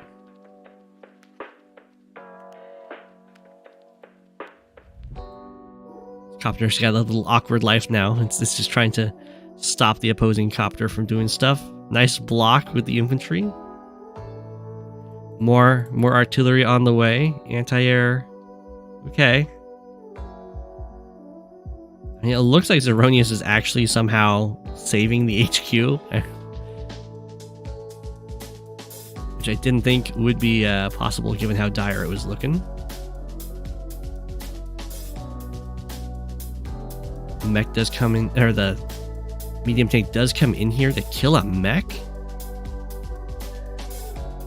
I mean, this anti-air is going to have to dive in and hit this mech. Otherwise, it's like, I was going to say, otherwise this is just a dead medium tank. It might be a dead medium tank anyway.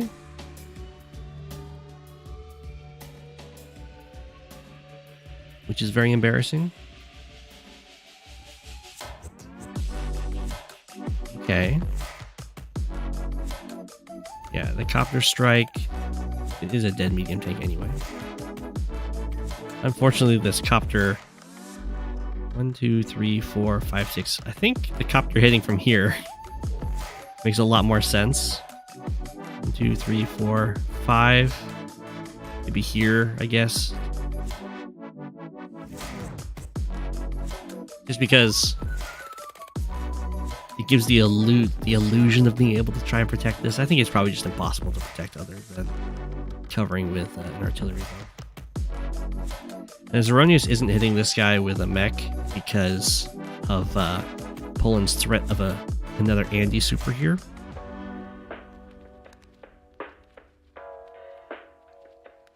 Although moving this, I guess it's okay. This is just Andy stuff. It's okay to put this copter here. This copter can heal up to 6 and hit it, but then this can then be healed up in response. I think this tank is potentially in danger, though. We are recovering. Zoronius is keeping up in the unit count. Well, in the unit value, down in the unit count. And still down in the income. But has a decent standing army. The copter is going to get taken out here. As is this. Oh, that's the tank that gets killed. Okay.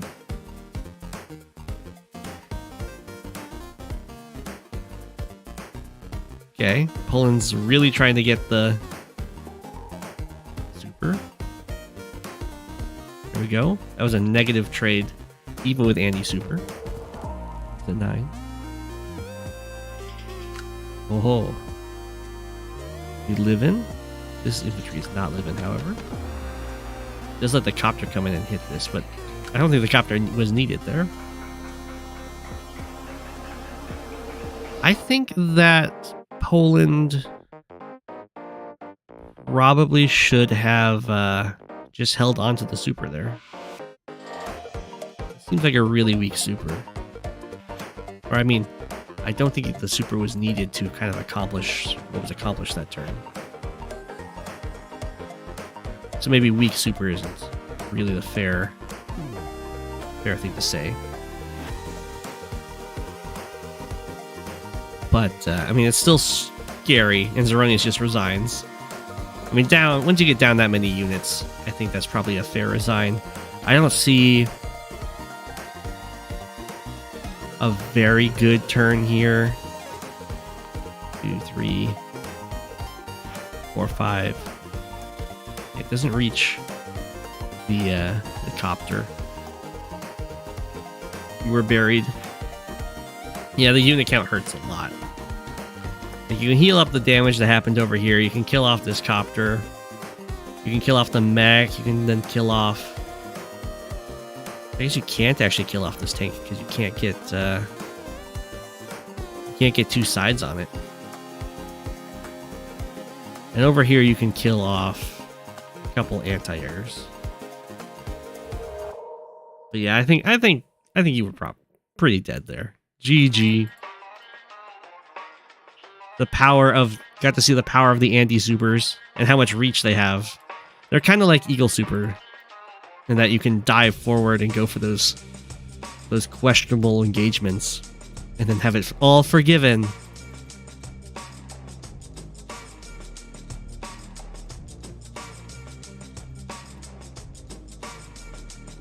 I would say definitely you want to work on, I would say, your infantry walls. It looked like there was quite a few times where you built a little wall and then the wall got attacked and taken out and there was no punish for it.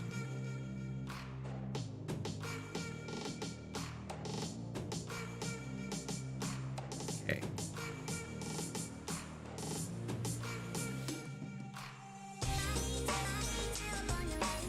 We have a game. I didn't actually follow this game, or maybe I did. I didn't watch it though.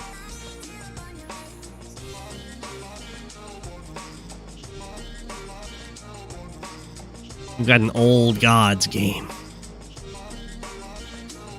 This is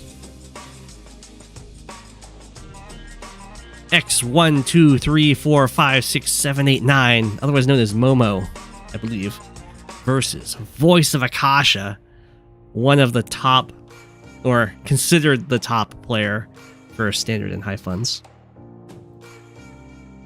In a tournament game, I'm going to make Voice of Akasha Cool Ice, because I can do that.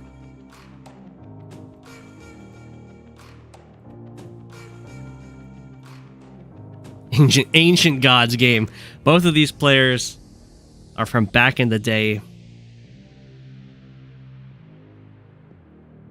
Way before my time.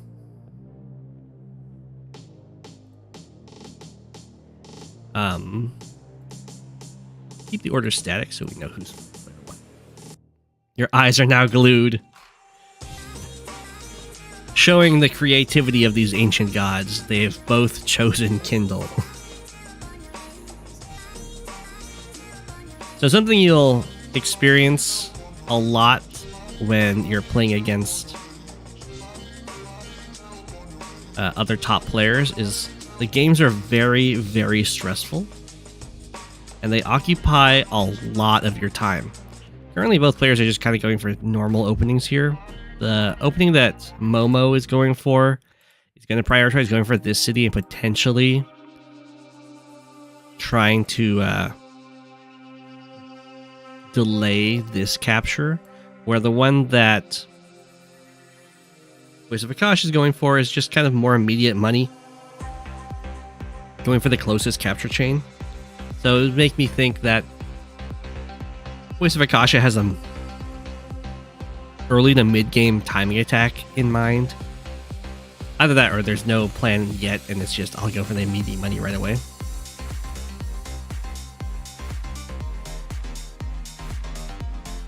Yeah, Voice of Akasha was one of almost like the originals.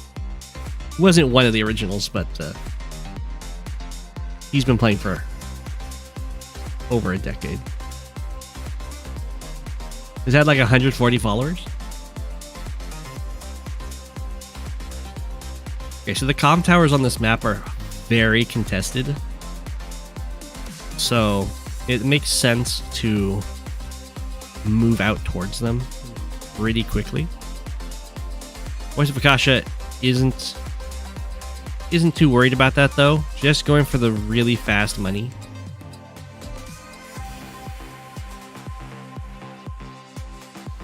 We'll see how they decide to open up here. So we have a tank from Momo.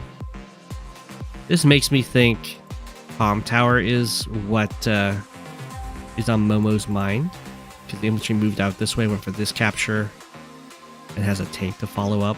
to potentially delay these captures and contest this comm tower. Voice of Akasha is thinking the same thing, decides to just answer tank to tank over here. It would be totally fine to kind of build a tank here and counter pressure, but you can also look at this in terms of what captures are available for the infantries that you're building. Right here, Voice of Akasha has this infantry to go for this city. This guy to go over here, this guy to go here and here. So all of these captures have already got infantry assigned to them. We're over here. This infantry has 2 paths available, one to go up to this one, or one to go here and here, or here and then here. So that means there's still a capture route available up here that needs to have an infantry assigned to it. So if you can get away with it, you'd prefer to build on the base that has a capture route available with your infantry, and that just kind of auto assigns the tank to the other side. I'm pretty sure Walker predates Voice of Akasha. I think Hogat might predate Voice of Akasha. I'm not sure. Hogat was like one of the ancient ones. Except his account was Hog Hat.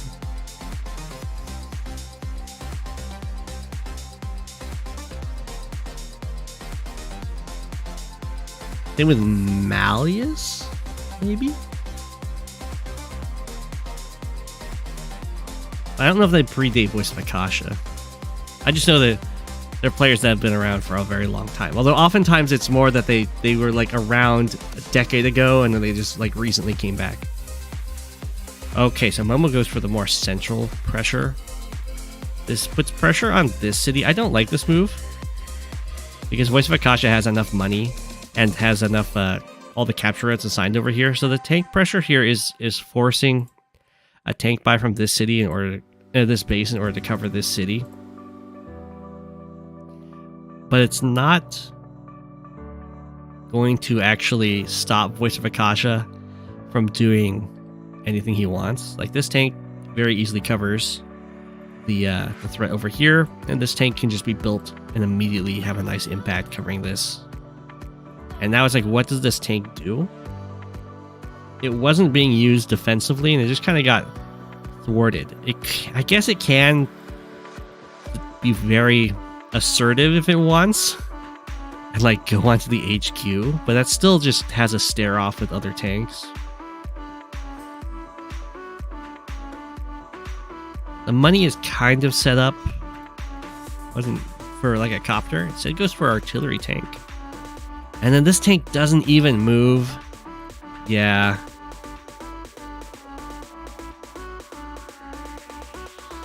So the problem was that the difference between the tank going over here and the tank going into the middle here is that this gets immediately outnumbered by the double tank reinforcement, being able to reinforce this tile area. Where if the tank goes over here and tries to threaten from these captures, it's actually like an equal reinforcement race from these two sides. So it's easier to keep that pressure on. Although you don't necessarily want to put the pressure on over here because the airport can get involved.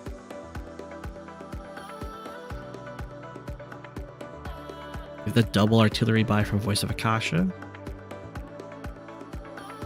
Definitely looking for something more midterm and positional. A little too slow to try and cover this comm tower. And now we have the copter buy, and then this tank just falls back to its city. Okay.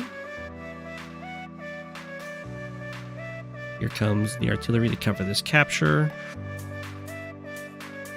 This capture is covered by double tanks.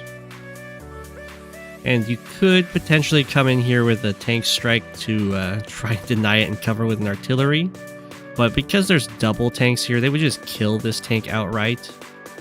Or they could even... Oh no, the artillery could just go here. So they could just kill the tank and then suck up a single artillery shot. They'd be pretty happy. Although... Voice of Akasha actually moves this tank out of here. So that does leave the opportunity to try and interrupt this capture, although it does expose these infantry to getting beat up on the following turn.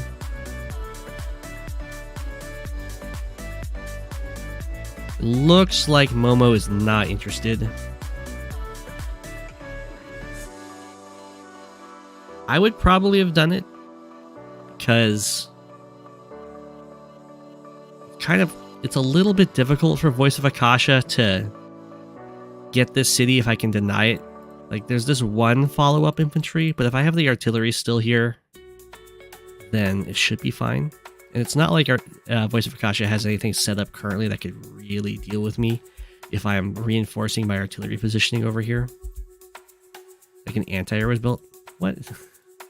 Just decides to put the tank here.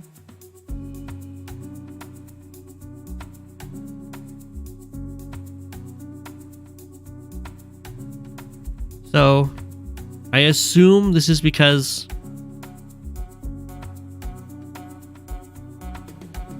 Momo wants to clear this tank off of this city with copter tank threats, but also have the tank protecting over here. It's just overloading this tank. I think Voice of Akasha can just kind of ignore it if it wants.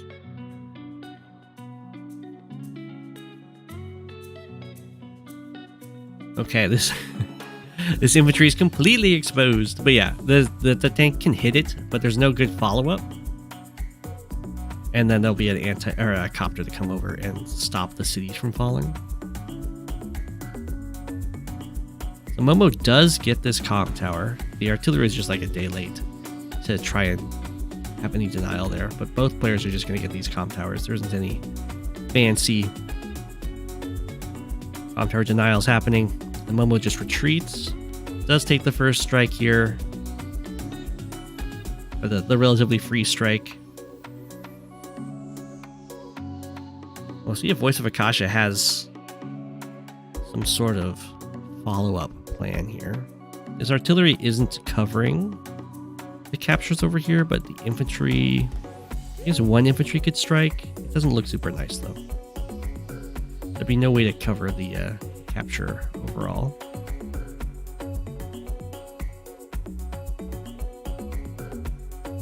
Okay, the tank comes back.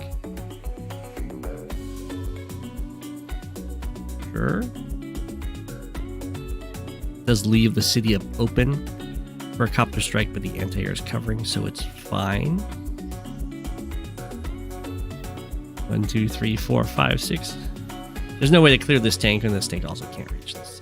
It's a really devastating attack. Okay, so they're even.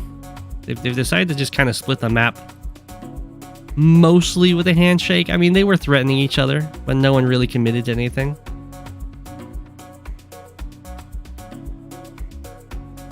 Okay, we're just doing some very small positional stuff. And then some very small positional stuff. Okay. And then game over in a draw.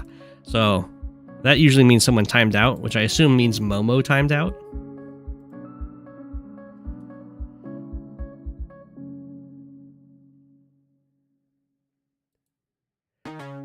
It looks at this point, I'm not seeing any super fancy tactic, but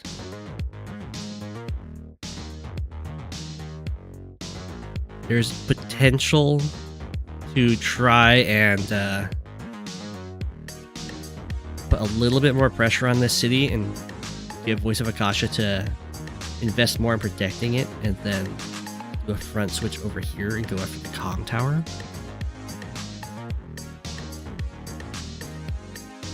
But it looked like for the most part they were a little too scared to engage each other.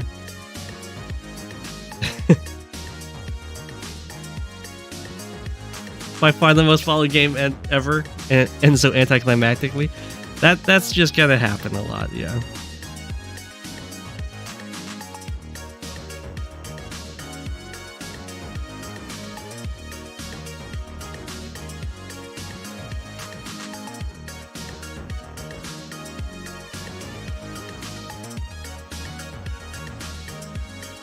But you have to, even if you only have like an hour to dedicate to it, as I've found in like when I'm playing all the different tournaments at once, and I'm playing against like Talos, and an hour is not enough to take the turns. You'll just blunder.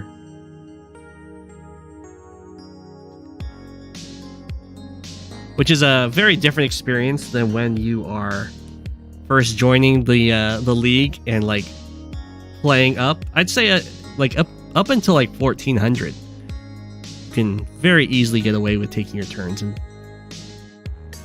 like 5 minutes or less. But especially in standard, for those very high ranks, it's just a lot of pressure. And because am I buffering? No, we're good. Standard's a very unforgiving mode, so if you kind of blunder once, it can just be GG completely.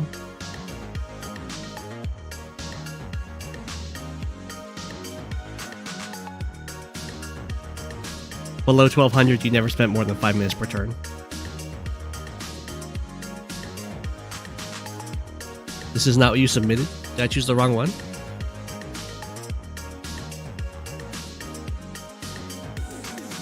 Cannon Fodder versus Lionheart. I think this was submitted by Lionheart. I bought it from a rubber man in a town full of rubber plants. Yeah, Cannon Fodder, you have another game on here. No worries.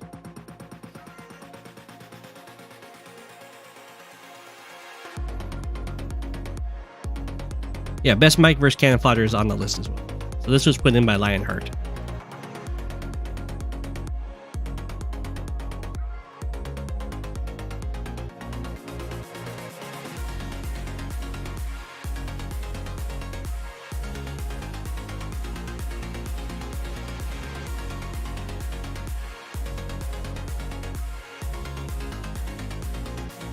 It's quite the name of a map.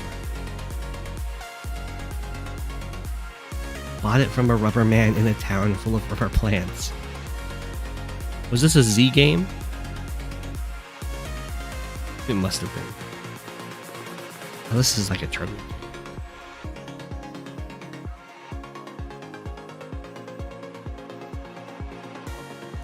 So I haven't seen this map before.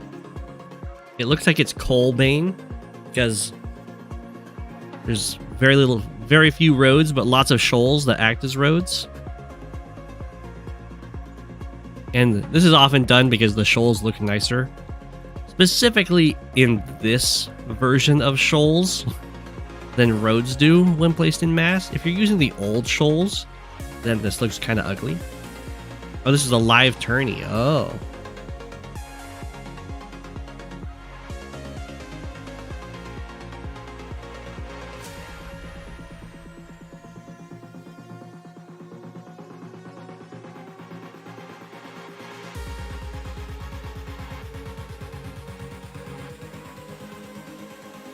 No, coal does not get a bonus on shoals.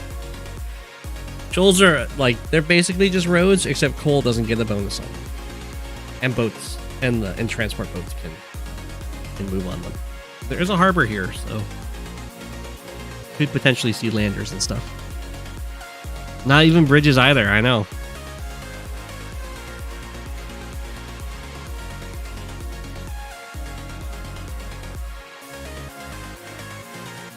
What was the name of this?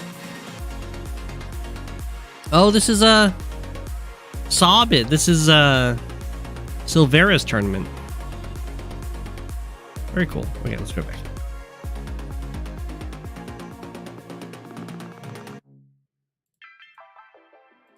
There's another Kindle mirror. You're feeling the new, the advanced dating by web.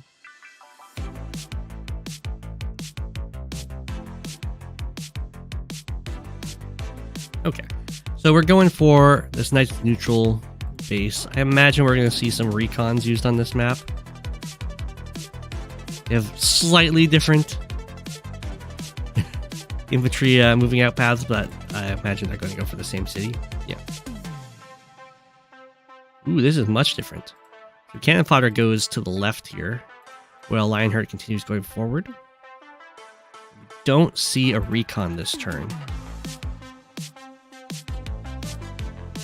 So maybe not. Yeah, okay, neither player decides to go for a recon. I'd be thinking recons because look at all these very nice shoals and roads to use and harass from.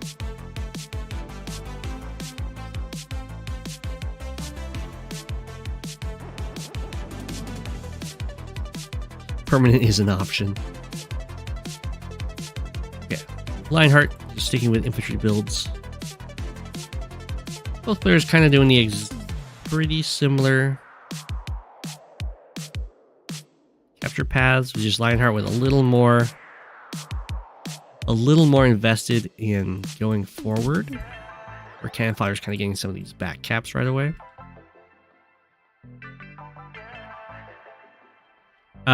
In this case, Lionheart should interrupt this capture from cannon fodder 100%, because cannon fodder has no backup for this infantry other than stopping to go for captures with this guy.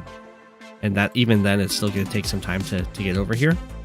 And this city can be captured by just building an infantry, like next turn, right away. So this guy 100% should interrupt this capture.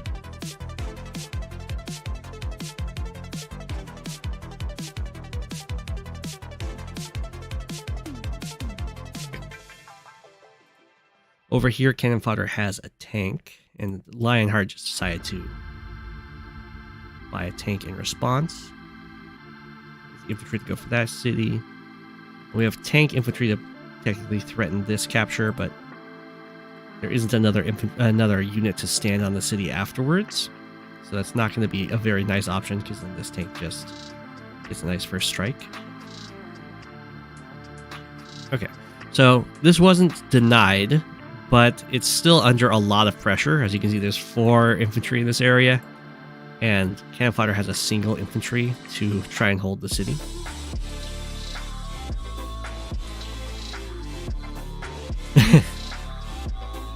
True, cannon fodder did leave a tank on the shoal next to a city, which is something you don't usually want to do against Kindle, but this is standard, and you can always tell where your opponent's units are, so no fear, there was no tank in range.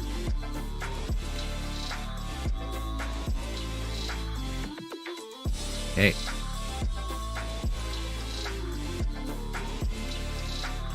Lionheart built a tank over here. She could put a lot of pressure on this city.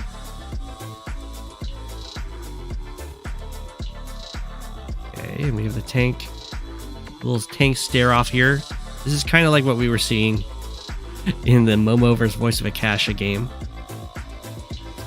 where the Kindle tanks just stood on properties and stared at each other for a bit. He's a tough infantry.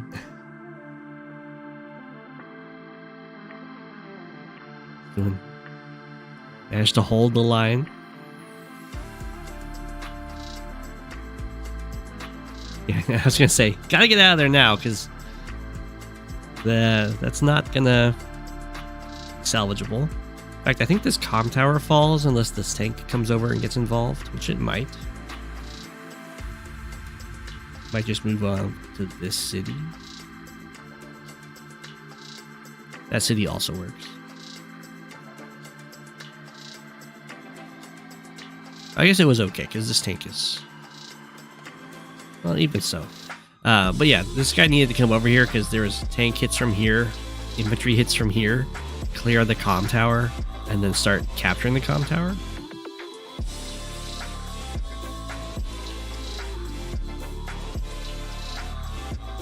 The city starts getting captured. Kindle tanks do Kindle tank stuff. And the infantry are just like, we'll just put on a lot of pressure here. It's fine.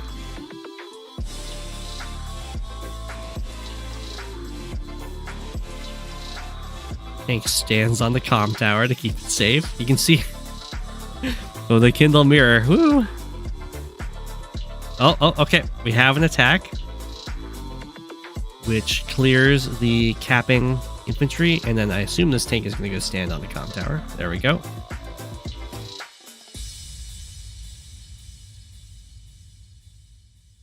So this kind of thing is going to work for now, because neither Kindle has Urban Blight available. If Urban Blight was available, they would not be doing this, because this would get hit down to 7, cleared off by double tank attacks, and then this tank would get to do a really strong strike and just kill this tank. But because there's no Urban Blight right now, and they just have a day-to-day, they get to do all of these very fun city sits.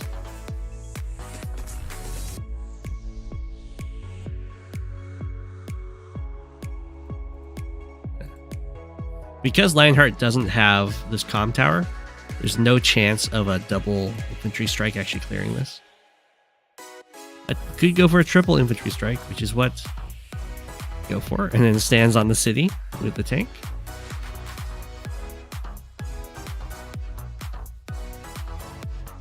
Okay, because there's only 2 tanks available, can't both kill this infantry and then strike from the city. Oh, we have a tank first strike from a missile silo, and then we have a medium tank, which is going to be strong enough to kick cannon fodder off of cities now. Oh, looks like we're going to go for... Didn't get the roll, but the infantry follow-up does kill it off, and then start going for the capture.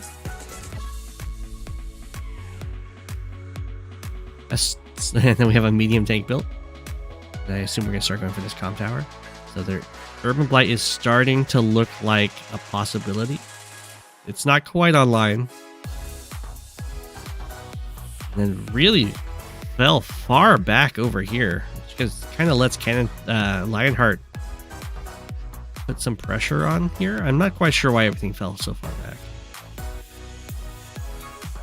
I guess it's just because the infantry count for Lionheart versus cannon fodder is so drastic.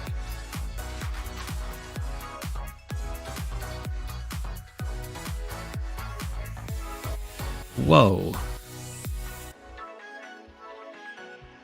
So Lionheart is going to let cannon fodder get this comm tower. Didn't have to. Could have interrupted this with this infantry from the road, which isn't great, but it would still delay the comm tower capture and stop the double comm tower turn. And then have the medium tank stand on the city.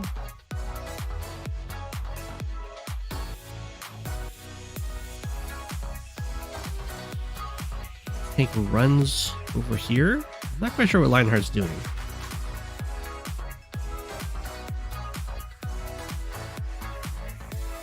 Okay, well, cannon fodder can easily deny this comm tower capture while also getting this capture. So this is looking very good for cannon fodder right now. Up in economy at 2 comm towers to 0.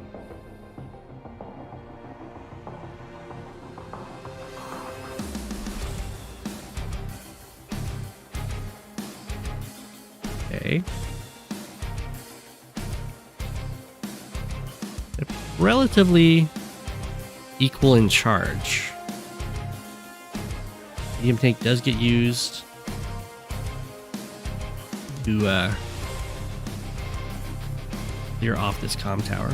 We have a tank first strike trying to get the Urban Blight right now. Like so.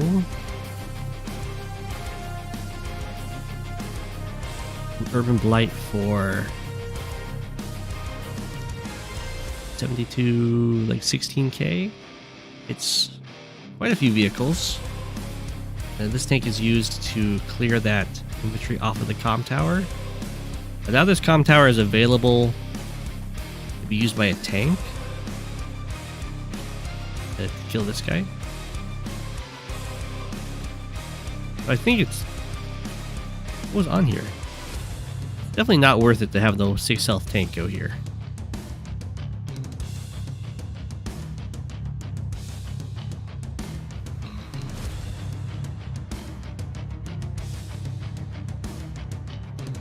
Okay.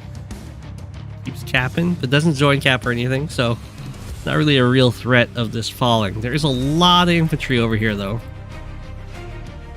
You could potentially see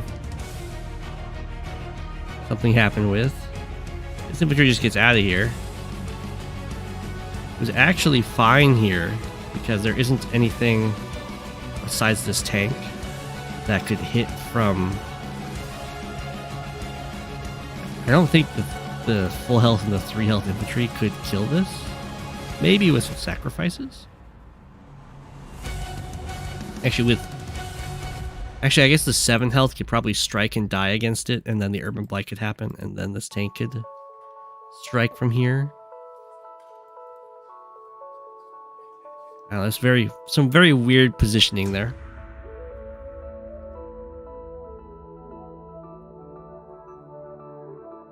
Okay, so Campfire just goes for the response Urban Blight, which is only going to hit a few things.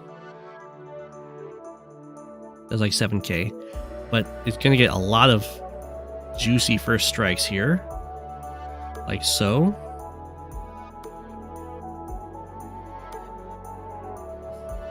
I don't agree with attacking the tank there. I think it was better off to just cap the city.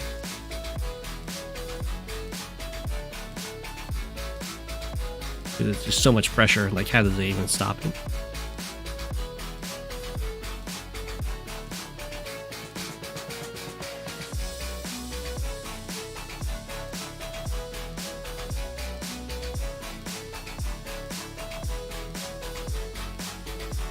Okay, falling back.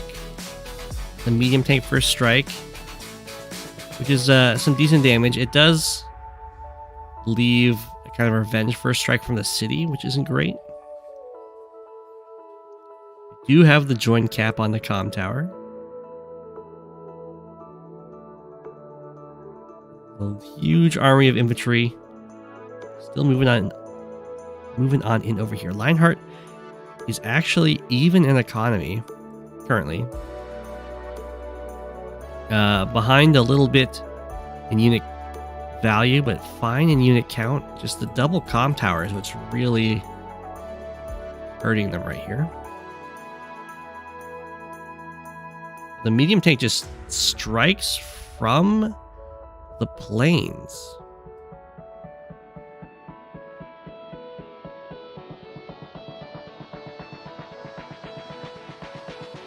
I think what happened there is Cannon Fodder just did not see that these guys could hit from the city.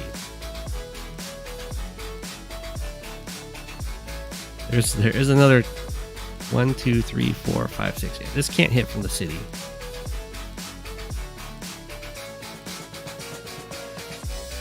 That's just a slight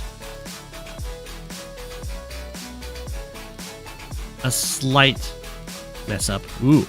Lionheart gets the comm tower here. That's a pretty big deal because now a lot of potential attacks kind of unlock themselves, as well as stopping.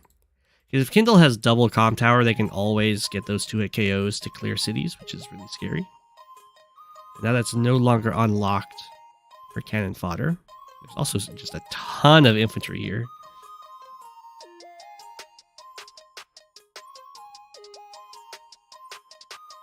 Okay, medium tank retreats back onto this city. We have another medium tank built, which doesn't quite guard this one, but mostly does.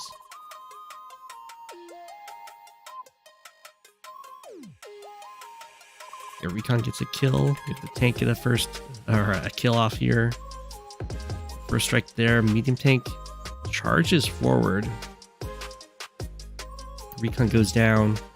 There's a lot of infantry here. They're kind of relying on their numbers to absorb these attacks.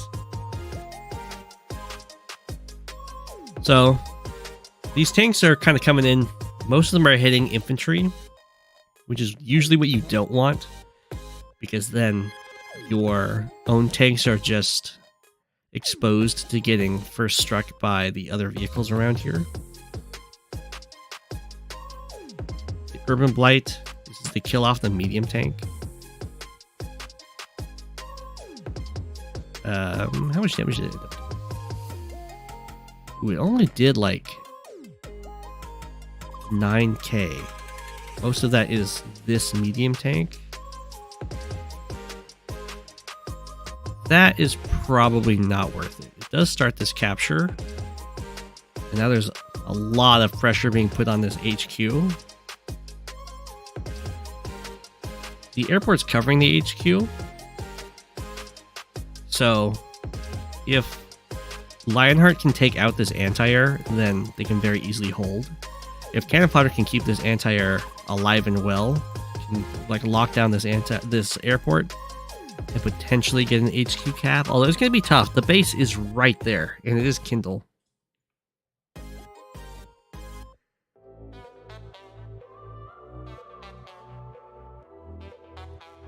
Let's see here. 4.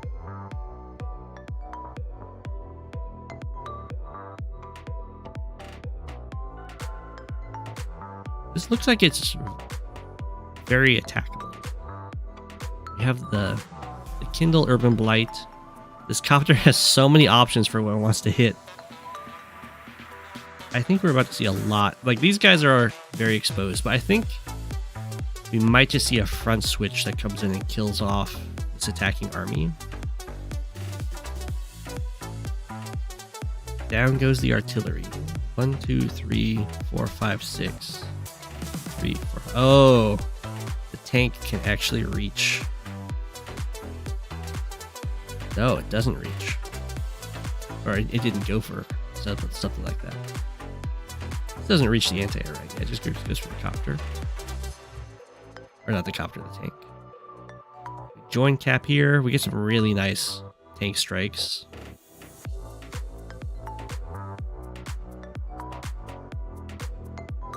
Decided not to go for a medium tank kill, which is fine. It's just a 1 health medium tank after all. Okay, so this copter will go down to the anti-air. But there isn't an answer over here for cannon fodder to this medium tank. So I think the idea is you kill my copter, but the copter killed the artillery, and then I can just kill your anti-air afterwards. And copter for artillery and anti-air is a very good trade.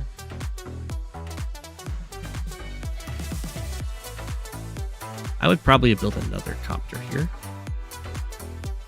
But I guess there is a turn left to decide that stuff. Down goes that recon. Medium tank makes a run for it. We have a sacrificial play to clear the city, stop the capture, and get a strike from the city. Okay. These units are the ones that are very, very worried about. The infantry can try and kill off all of Lionheart's infantry.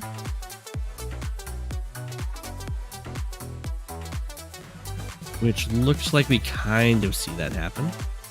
It's desperate to protect the anti-air, kind of, except it's just going to die because this isn't actually a covered city very well. Flame.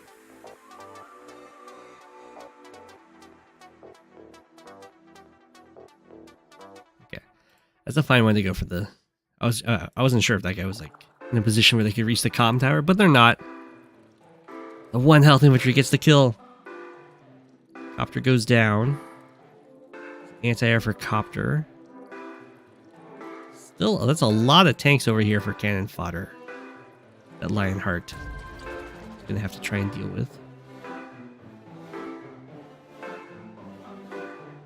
Okay.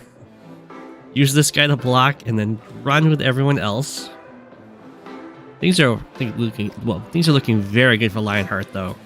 After the loss of that artillery and then the anti-air over here, And then this infantry gets killed off by the copter.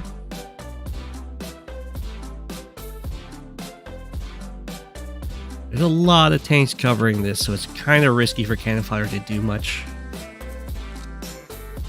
Try and stop it. We do have an urban blight come out here. He's gonna hit the medium tank and copter a bunch of stuff. So do a lot of damage this time. 14k. Tank does not clear the city, which hurts a lot.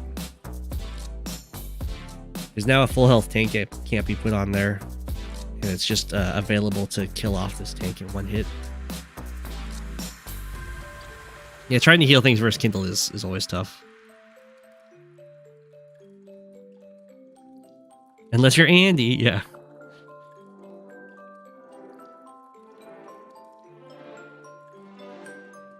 He's way low on time. Oh yes, this is a live game.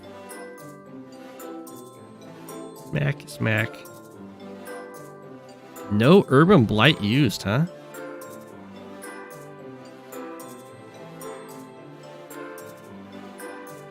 Go for some clean kills. Just a little sacrifice. Sure, sure. Save the charge.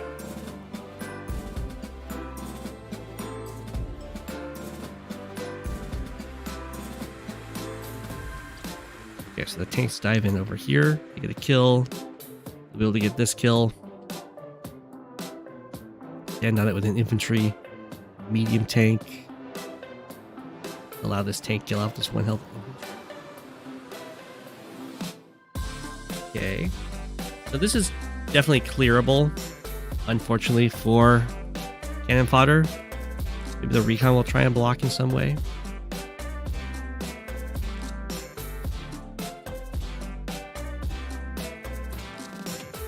Okay, that's not how the recon can block, sadly. The recon needs to go here and strike this, or I guess it actually doesn't matter. Yeah, it doesn't matter. There's no way to stop this from being cleared. I was gonna say you could go here and strike the infantry, but then I was like, oh, you can't actually strike the infantry because then you just put it in sacrifice range and then they can just sacrifice and hit you down. But this doesn't work because there's a tank in range to just kill.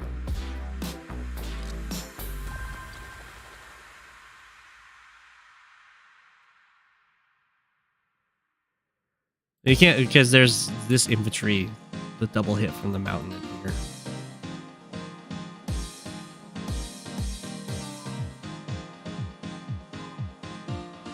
Okay, Lionheart does not use the urban blight here. I definitely would, just to, I guess it doesn't matter to get the infantry follow up to kill the tank. We do have the urban blight now. I think this is going to get cleared out very nicely.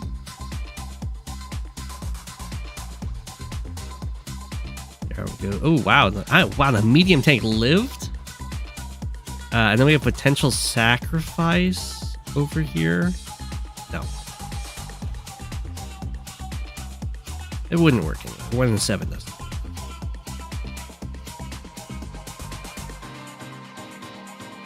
Down this goes, and we have the tank first strike. Get the kill. Anti-air's here to deal with this copter. Okay, that looks very scary. Cannon fodder doesn't get the power from that. Does manage to hold onto this comm tower for now. The medium tank does enter the fray, although there is one here to answer from Lionheart.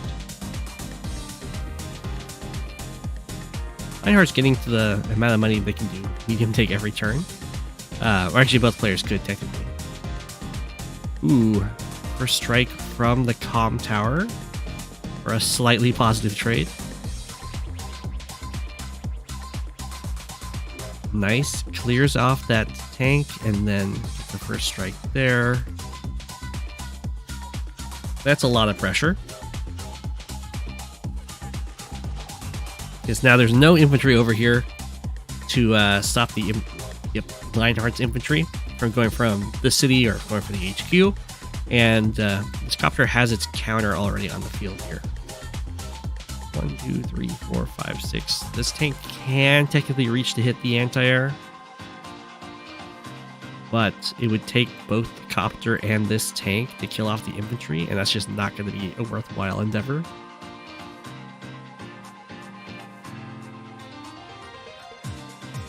You declare the game over. Lionheart is up by quite a bit. We do have Urban Blight here to be able to kill off this medium tank, as long as you do 1% damage to it. Whoa. There we go. Kill off that tank. Get the infantry down here. Anti-air comes in, kills off that infantry. And more pressure being put down here, although it's kind of... we'll see how well it goes. Copter comes in here, kills off a 1 health tank. What? That leaves the copter first strike from the city, though. Okay, that was definitely maybe a low on time kind of turn there. There's going to be an Urban Blight that probably closed out the game. Down with the tank. Start going for some captures. Start rushing down this HQ. Down goes this copter. Down goes the tanks. Whoop. Yeah, it's gone. And then there goes the medium tank. This tank can clear the way for this medium tank. No, okay, so this medium tank does not die. Decides to make sure to pick off some of these infantry. Just in case. Yeah, that's looking very GG. The anti-air now has a lock on the airport. And Fodder goes for the capture. The tank strikes. Medium tank takes out of the tank. Medium tank hits the infantry. Lionheart's low on time, which is what Fodder is counting on.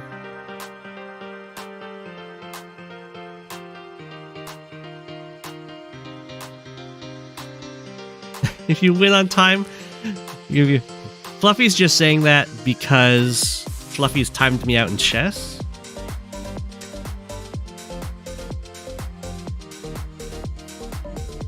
But it is legitimate to win on time. Ooh. Medium tank barely survives.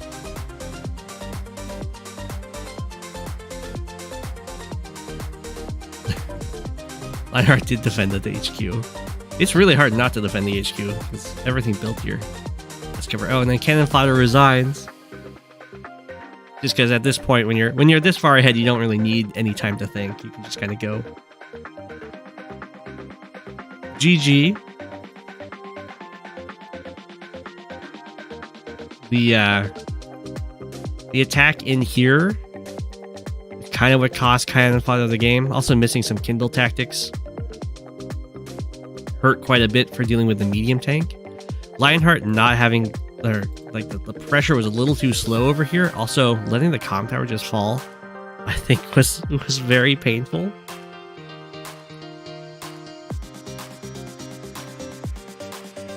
He was not losing time. Yeah, at this point, it's pretty hard to be losing time. With GG, we really got to see the Kindle mirror and how at the start it's very property camping, and then once those urban blights come online, the properties become like lava. 3v3 viewer live game when? I should say it. I'd probably do that with Patreon members.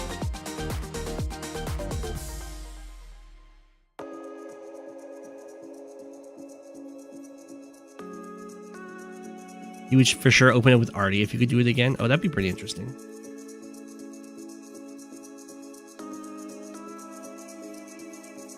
Oh my gosh, we have another Poland game. Again, someone in the chat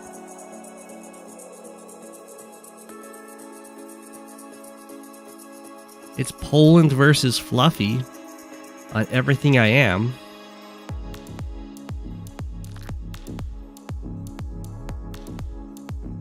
Four-person chess stream.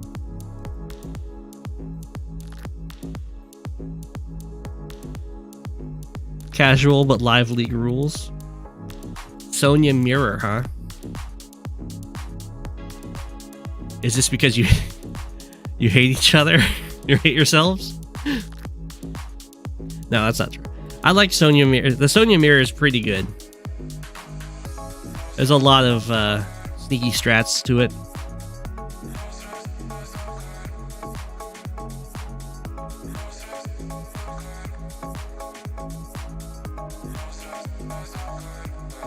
Oh, your favorite punching bag? Kind of like history. How mean. I made a lot of bad moves this game. Okay. Lots of no recon strats. They're just sticking with infantry. In standard, you just have question mark HP. Although, well, I think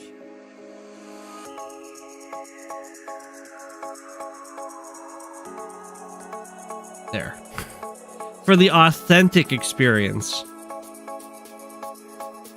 we can see the what it looks like for the observers. It's just a bunch of question marks.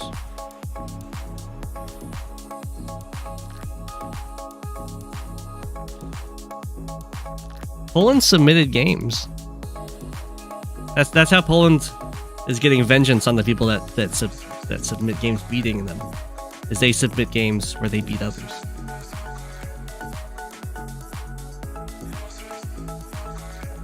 Hello. On a scale of 2 to 10.4, how would you rate your performance? 10.3. Is this the Go7 Poland channel? Another transport copter. Okay, so Fluffy's going with transport copter and mech. Poland also has a transport copter? Also transport copter and mech? Okay, but it has an artillery. Is this just like the meta opening and I wasn't aware? I don't think I've ever played on this map, although it looks very familiar to me.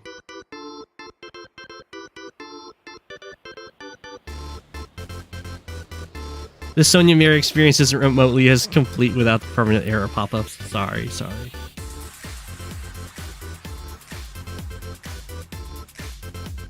Okay. Oh, I have played on this map once. I played on it in a,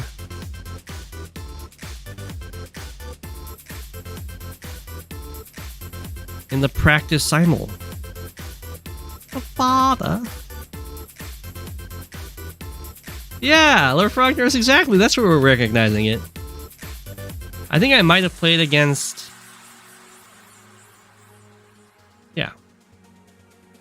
One on time. I thought you were doing pretty well, if I remember correctly.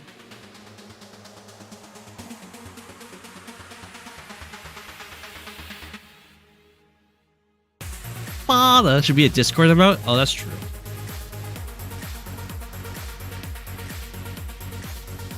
Okay.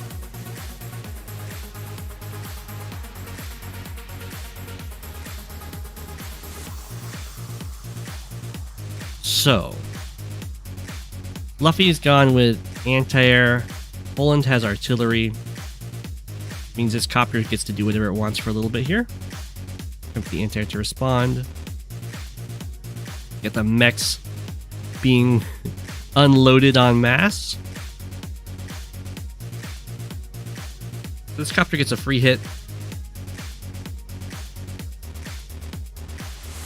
Oh. So these are question mark HP, but if I hover over them, it tells me what they have. So this is a 6 HP infantry, and this is a 10, and this is a 1. Oh, I will let people see the health though. Fine.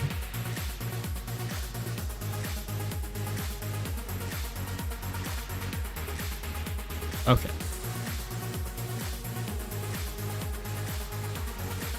Copter comes in, hits the artillery. It's a nice strike. Just has to, yeah, make sure to kill this. Go for the capture. This is a very good move by Fluffy. The only thing that Fluffy was worried about was if the copter could get trapped in there.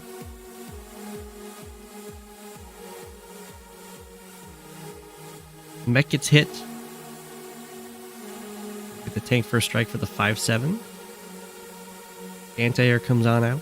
We have another anti-air. And on the right-hand side, Poland gets to start being very aggressive.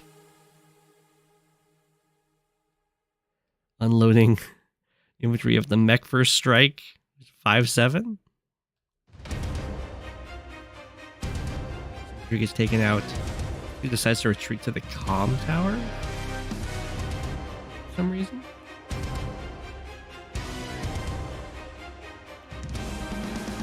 Alright, Fluffy's gonna kill off this tank. And then I assume stop the anti-airs from being able to reach the copter. Another mech first strike on the infantry here. So this is looking very scary. Decide to just throw away the transport copter. I guess the anti-air is going to hit infantry instead, maybe. I don't think there's any risk at all of an anti-air killing this 5 health tank. Especially not a Sonja one.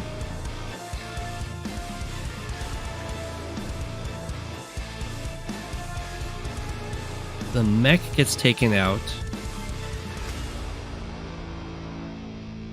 The copter was... Oh, it's not actually killable. These guys can't hit from two sides. So the mech is taken out. We have a strike on this mech that's capturing. Strike from the city.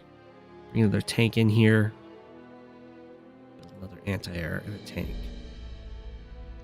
I'm not sure what's up with this transport copter being sacrificed. It seems like a very useful unit to go back and pick up mechs from this base.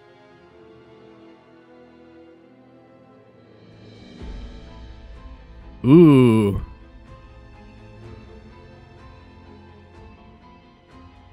Very fancy. This had to have been a roll for how this all turned out, but there we go. Down goes the copter. Absolutely devastating for Fluffy there.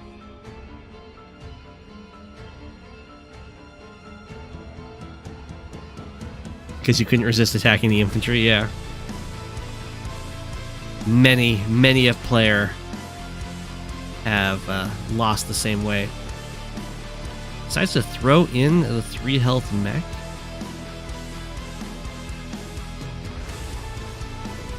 Copter runs away. Goes this infantry. Looking pretty scary. Kind of for both players, though.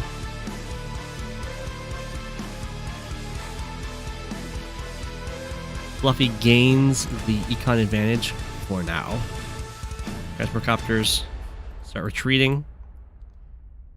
Mech gets a strike on the anti-air. Ooh, that's not even a great trade, though. Oh, no. Mech dies. Fluffy does go for another capture over here. And has a tank strike. Let's try to hurt these infantry. This guy comes over here to stop this copter from just killing off this transport copter. And then we have a Neo tank built by Fluffy. Poland goes for the super. Not gonna mess with that. Medium tank.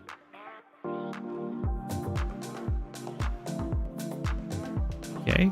Ooh, this tank can actually make it. Kill off. Ooh, this is very scary. Cleared the comm tower, which is definitely a roll. It's plus 20% firepower, but it's Sonja, so did have to get decent luck there. Down goes the transport copter. Oh no. Poland is Poland is looking very scary here. The anti-air can't actually reach the copter. Looks like the comm tower is going to fall. Fluffy goes for the enhanced vision here to try and take advantage of the counterattack mechanics and just the extra stats. So what's happening here... yeah, Poland playing the super rare positive like Sonja, exactly.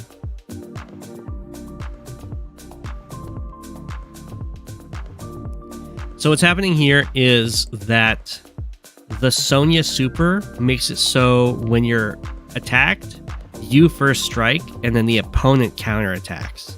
So Fluffy's using this normal power for the +10/+10 stats, and the tank is running up, and then this anti-air strikes the tank, and the tank gets the +50% counterattack damage when it starts the engagement here. But his tank was chipped, so it gets knocked down to 8 instead of 9. Usually, oh wow, didn't he actually get that kill? What was that? Usually, the it's absolutely horrible. It's on the city. It's just gonna heal up. I was gonna say usually this tech is used in fog because enhanced vision will still give you your nice vision. And there's a lot of more recons and stuff like that.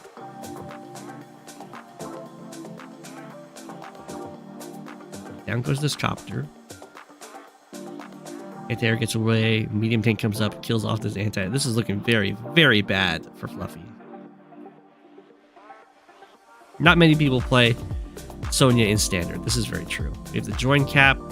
So now this comm tower is going to fall. Might even have the copter hit the anti-air. No. Too worried about its health. I think it might be... I think Poland might think it's at 4. Rather than 3. Because of course all of this HP is question marks to them. Yeah, Fluffy's gonna try and get the comm tower over here. A nice comm tower trade. Get the Neo Tank first strike, get an 8-5 trade, and try and block the way of this medium tank getting a follow-up hit from the city. Although I think 7 health copter, 3 health anti-air does clear this. Although probably not as Sonja. There's always Sonja rolls. Although double comm tower is going to make it a lot easier. Does go with copter, medium tank, and I assume we're just going to get a first strike here from the city. 3-8. Poland could use enhanced vision here if they want to, or they can just save up for counter break later. It seemed to work pretty well last time. Okay, so this is looking very, very good for Poland. Up 7 units at the end of their turns, which is like 5 more than you expect. And up like 2 turns of income in unit value. Fluffy does get the comm tower swap. Goes for the strike on this mech, which the mech holds strong. For a tank for a strike, doesn't end super well. And then here, put the mech on the city. Go for this city cap, try to block the way with his infantry. Okay. Tank does go for the interrupt. Copter does cover, but this tank does have to get off, or this infantry has to get off the city in order to have the copter go for this strike. Medium tank chases down the Neo tank, very aggressive. We have the counter break from Poland. You definitely get. I'm surprised that Poland beat Fluffy to the second super. But that's just because Fluffy used the normal power and Sonja has the 3 for the normal and just the 2 for the super, so it didn't actually get as much of a a power lead, as you would expect.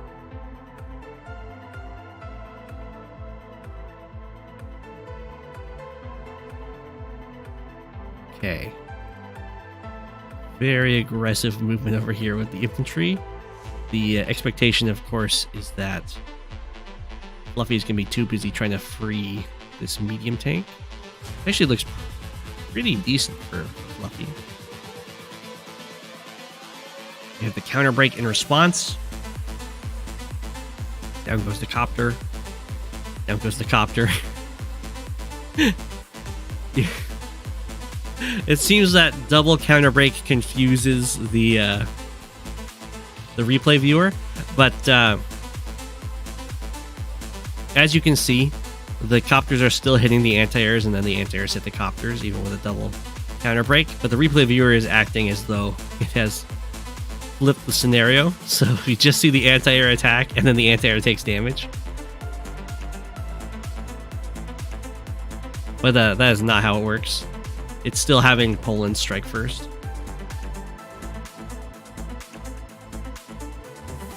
As you can see. So that's a very good counter turn for Fluffy. It wasn't enough to equalize the unit count or the unit value, but definitely helped to close the gap a bit. Although these anti-airs are going to die. Got 2 damage there. I'm surprised they actually lived that attack. Tank is taken out. Infantry survives. Another mech boost to go for this city. Okay, I think this was a misplay on Poland's part. I think this transport copter should definitely have moved here to trap this anti-air in. And then Poland times out? Is that what happens? Game over, match ended in a draw?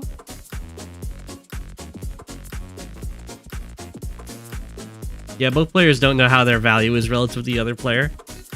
That's true. I mean, Fluffy was really far down in unit count. Time ran out for Poland.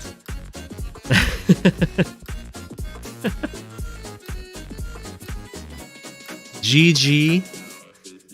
The timeout.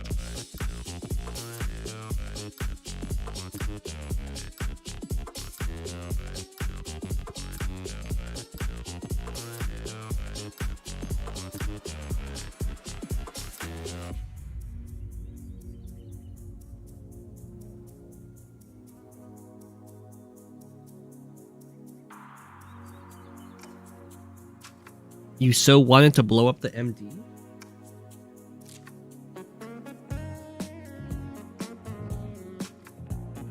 This one? Oh, with the 5 and the 8 strike?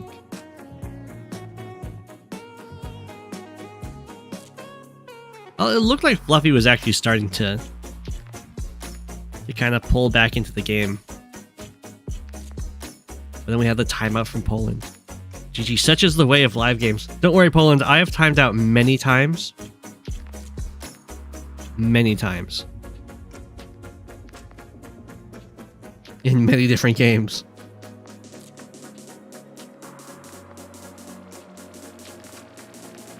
So is Voice of Akasha. And when he was doing his Sammy stream. It was a very relatable experience for me. Okay, we have DC 12 Voice of Akasha versus Humida. Bruised, broken, and beat down.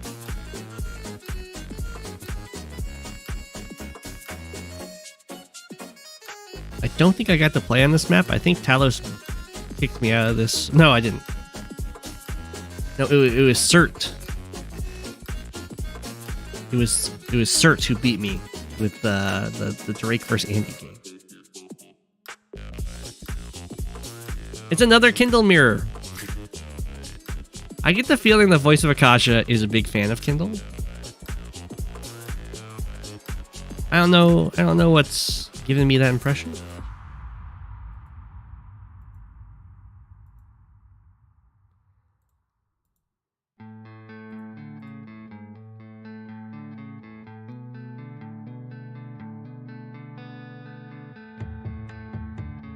Mr. Greensuit lost a dead FS here because he saw the Sammy cheese for the airport.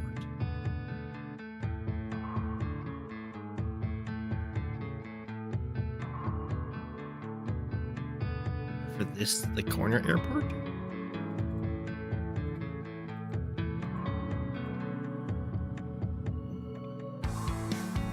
Good night. Kindle goat. Okay, so I don't know this map, but it looks like there's a giant S in the middle. It might supposed to be a money sign. We've got little lakes here controlled by a harbor. It is triple base. This base is a little far out here. I assume that the cheese is that you go up here instead of going down here first.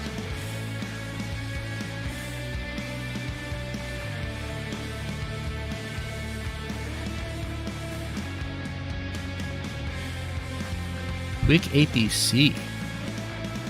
Oh, over here. Oh, I see. You get the APC here and go for this airport. Okay, well, we'll see what Voice of Akasha is opening here. So I have not seen this map before. Does go for the pre-owned city. Humida's going for the airport right away over the base. Voice of Akasha is going for the base first. And then an anti-air, which makes sense. I mean, when you see your opponent going for the airport, what else are you going to do?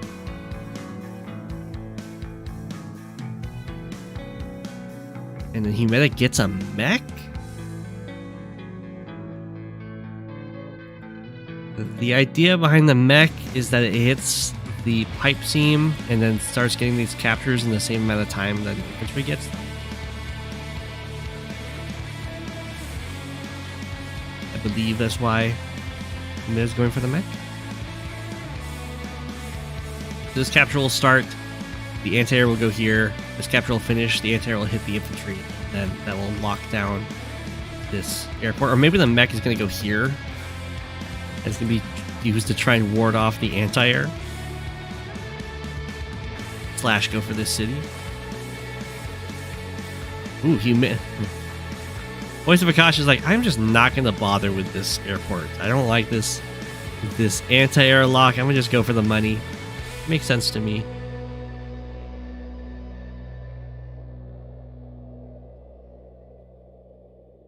So, the rushing this airport does cost another mech. Rushing this airport does cost Humida a lot because all of the city skips and the base skip that's involved in what's going on here is going to be hurt doubly as much because these are higher funds. You're almost forced to get a mech.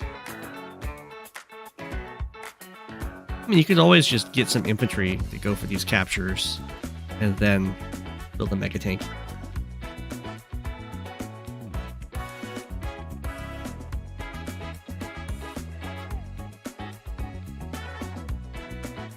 You would feel sad if you played on this map.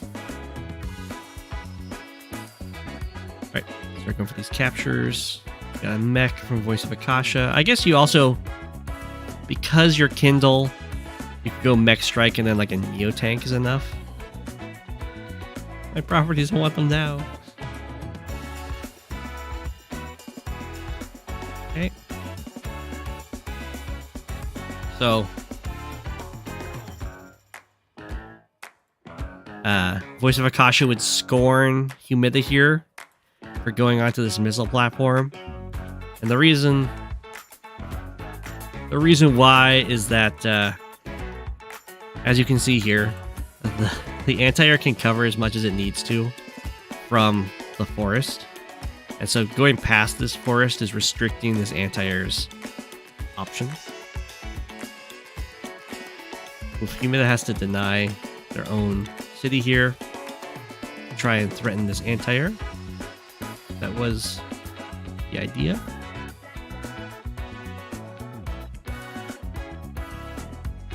We just have the follow-up anti-air from Voice of Akasha. Anti-air gets knocked down to 5, and I assume Humida is going to build a bomber. Is this all to just break the pipe seam? Because you can just build a Neo tank. You Kindle, just hit from your base. No, it doesn't build a bomber. It just waits on the airport. I guess the bombers are meant to actually go over here, not free this base. I'd put a little more priority on freeing this base, because, I mean, it's a very strong base. Nice and forward near the opponent's HQ.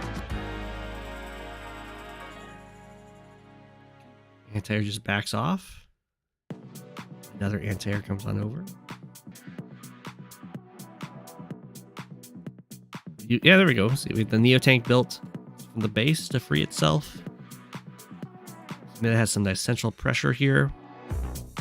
It's down a lot in income because at the end of this turn, down 2k when you want to be ahead at the end of your turn, especially in the capture phase.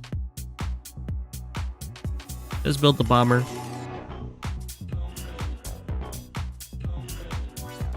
The mechs start moving in over here to cover against the anti-air. The anti-air moves back onto the force. Which does mean this infantry can step onto this mountain, but it doesn't matter. I mean, the infantry could threaten the same thing from this plains. As Akasha starts leaving this area, just has 2 anti-airs to try and deny these captures from Humida. I'm surprised another anti-air wasn't built over here to help ward off what I assume is going to be a lot of bombers.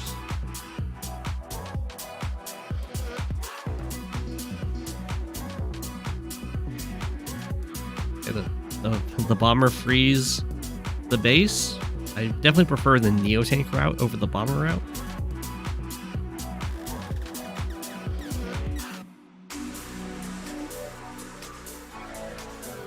Akasha gets this airport online. Starts getting this airport online. It's kind of locked down very nicely against this anti-air. We got another anti-air. The lander's built here. I assume that's to pick up from here. So Akasha must be expecting some sort of pressure on their HQ.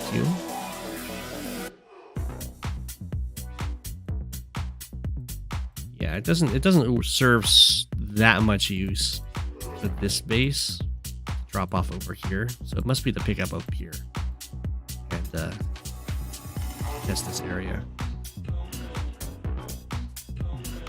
It's something that's a lot more affordable in high funds than in other modes, because you have so much more money. Why not sit on the airport with the anti-air? Could do that for sure. I think the worry would be getting trapped by the mechs, or getting trapped in and killed off by the mechs.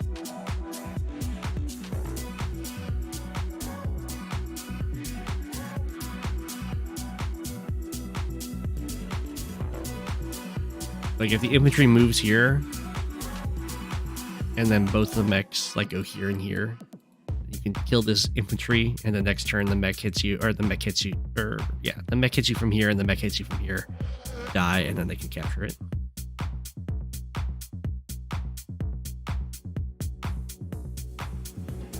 Okay, Voice of Akasha up by 10k at the end of his turn. Looks like Humida will catch up by 8k, so still pretty far behind in the capture phase, all because of delaying this base and the kind of the rush for that airport. It's a relatively uncontested. There's a Neo tank here.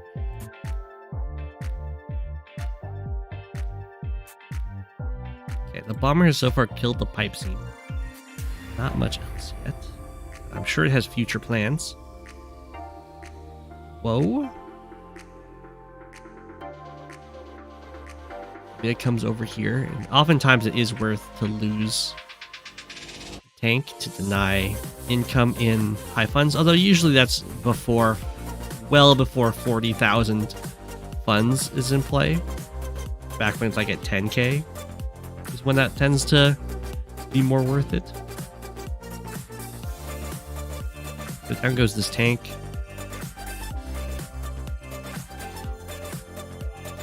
Anti-air can get killed off here. I think there's going to be enough tank follow-up to, yeah, make sure the revenge is worth it. We have anti-air or artillery and neo-tank dropped into the lander. No, just the artillery is getting brought over here. The neo-tanks decide to back off. They're scared of the bomber. I was about to say, I was expecting a fighter from down here, but no, the fighter got built up here. Just fine. We have double bomber from Humida. Lots of anti-airs to try and cover against it, though.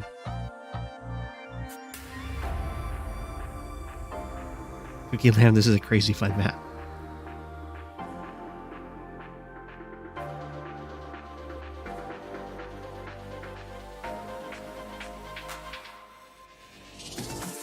Tank. Neo tank over here. That's always very risky. It's fine. There isn't a fault. There's the unit to clear this tank off the city.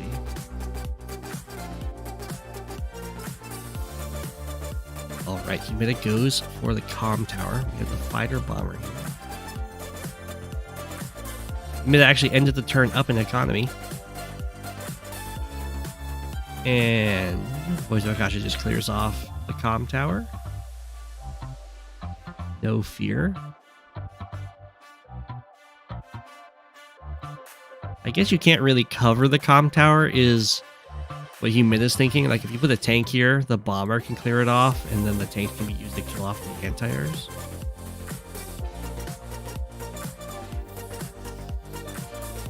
Humida just accepts that the anti-air will get killed off and cover it with the artillery to punish.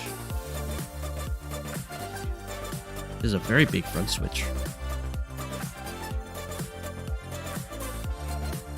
Builds a bomber of his own. So right now, Voice of Akasha has kind of consolidated the forces in sort of the center here. There's a small little foot soldier army down here, but most of the vehicles are all together, and Humidas are kind of divided with the top and the bottom right now, which can work if you have like a really nicely coordinated pincer strike, but you do have to always be concerned about the central force just moving on a weaker force, and then the rest of your army not being able to actually help out. All right, this is something that happens a lot in high funds, is that the airports just start spamming a lot of fighters and bombers and battlecopters. Although we haven't really seen the battlecopters, it's just been fighters and bombers so far. Voice of Akasha dives in here, anti-air and no fear. This is because, like I was saying, Humida's army is really spread out.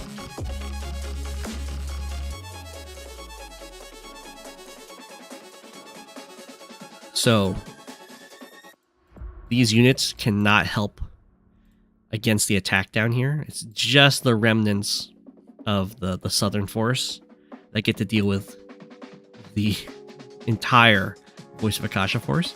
And Voice of Akasha also made sure to strike with this tank first so that there wasn't an injured tank on the city, so that this bomber can't one-shot this easily. Which would let a neo tank get a strike from the city onto the neo tank on the shoal.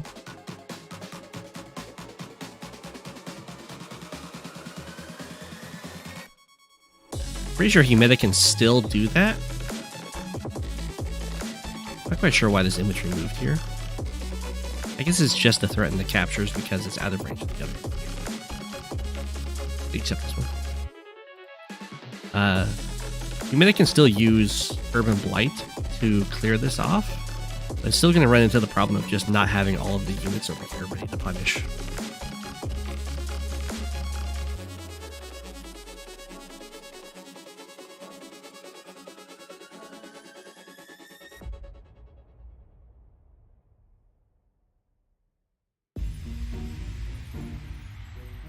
You were thinking sack 2 infantry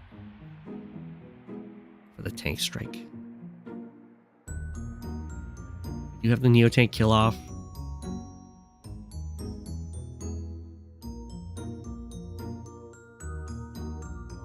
I don't think the tank would have been able to kill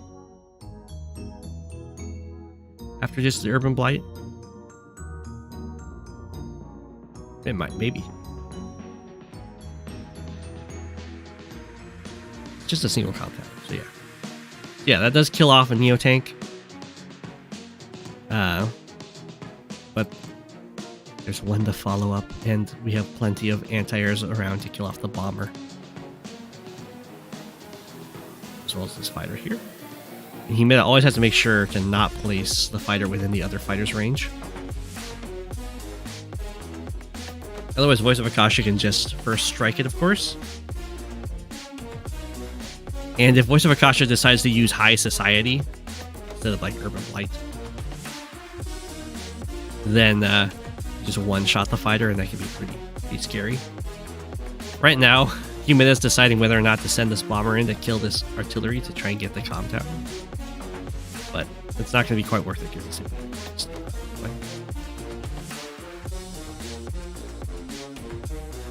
you go with the Urban Blight from Voice of Akasha. And now the anti-airs are going to start doing their thing. Neo-Tank versus Neo-Tank. Making very good use of the missile platforms.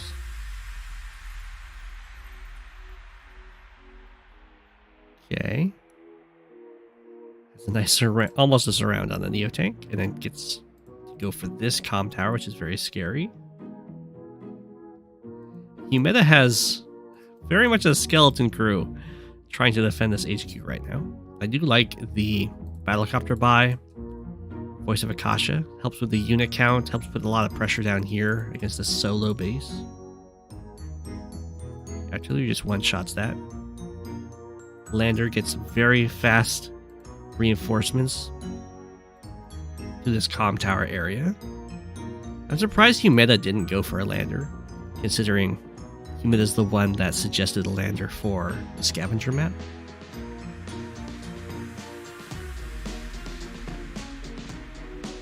Yeah, it looks very good for voice. Okay, so there, again, this has just been plaguing Humida. The units just are not in range to really help the other side. This Neo-Tank can't do anything. There's just the 2 vehicles that could assist. A little too disconnected, and at this point Voice of Akasha has like a choice as to whether or not to try and fight the army or to just like put a ton of pressure on this HQ. Gets both comm towers this turn and a huge econ lead. Decides to go after the army. Kills off this Neo-Tank. I assume the bomber is going to kill off the other one. Anti-air goes after all the precious little infantry. City starts getting captured. We have an Urban Blight. Go after that one. Okay. The fighter kills off the fighter. We have a Neo-Tank on Neo-Tank.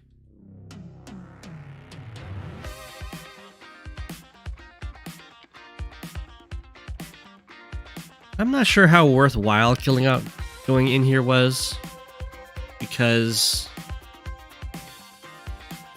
it does bring this other Euro Neo-Tank closer to the opposing backup Neo-Tank. And I don't think Voice of Akasha is really scared of the fighters with this many anti-airs. But maybe the idea is it's more thinking long-term rather than the initial conflict, because there's 2 more bombers on the way, and in that respect, you do want to kill off the fighters. I study math.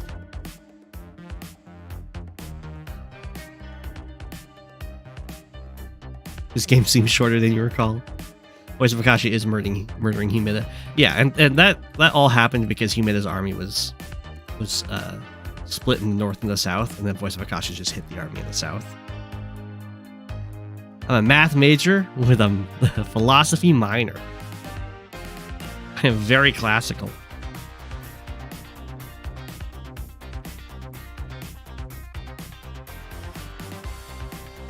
Okay.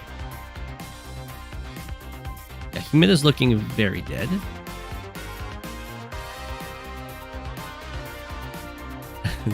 A very valuable urban blight with like 30,000. Down goes one bomber, but now this fighter is going to be super toast. This fighter doesn't actually die, so now this bomber's also dead. That goes for this capture again in the artillery range, although there's not much you can do about it. It's pretty much just GG. Yeah, the bomber goes after the tank kill. Builds a Neo tank, builds another fighter. There's a fighter back here. Akasha comes in with the bomber. Doesn't even use the artillery. I guess has plans for it in the future. Tries to kill off the Neo tank. So fighter goes after the bomber. Send an anti-air down to finish it off. Kill off the Neo tank. Anti-air gets a hit on the fighter, which barely lives. Now the anti-airs get to chase down all these mechs. Artillery does scoot forward a little bit to guard this anti-air. And then we have the immediate pressure being put on this HQ. Which I just noticed has a city next to the HQ just to help Kindle try and save it, I guess. I can definitely see why they chose to go Kindle on this map.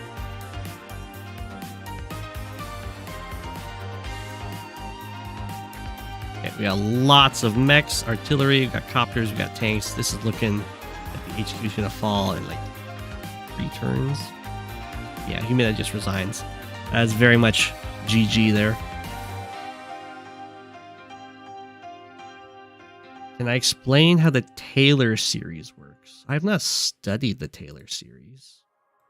Or maybe I have it, I don't remember.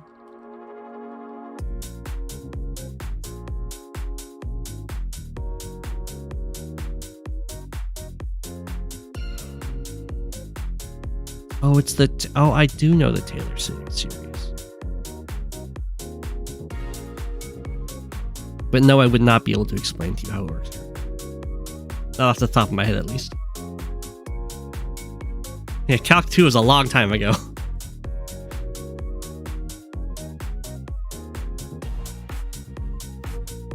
You can see Go7 liking Nietzsche. Nietzsche's alright. God is dead, all that fun stuff.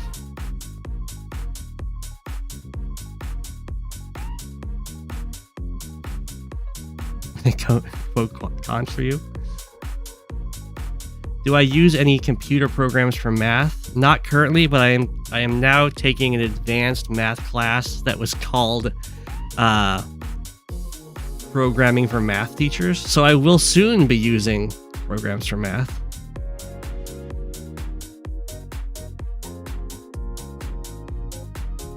Taylor series killed your GPA.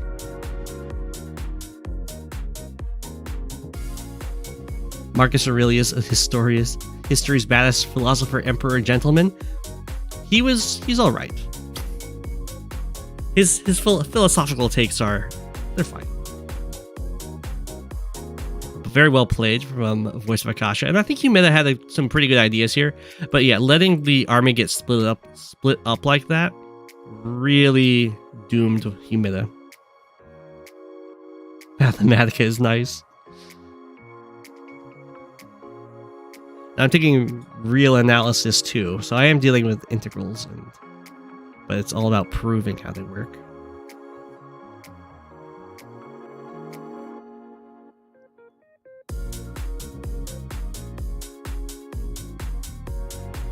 Style is substance. As for people I like in philosophy, I was a pretty big fan of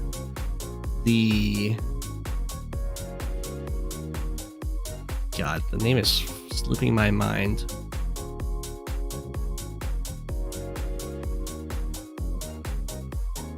Pragmatism. Which is like the American philosophy is a reaction to the kind of ivory tower philosophy of of Europe at the time.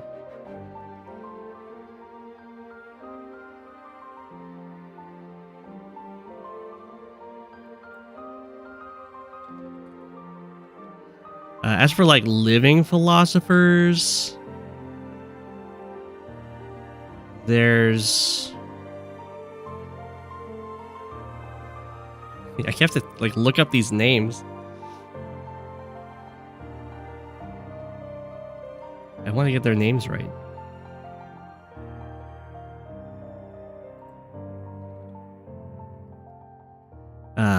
There's Daniel Dennett.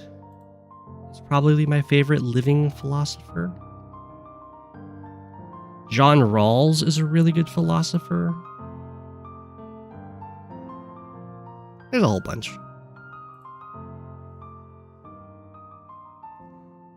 I remember correctly, John Rawls did the Veil of Ignorance thought experiment, which was fun.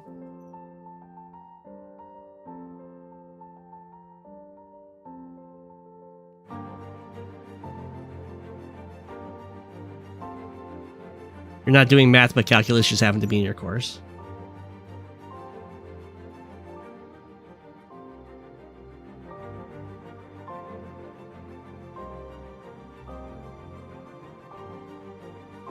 I'm taking real analysis 2 now. Or I guess it's intro to real analysis 2.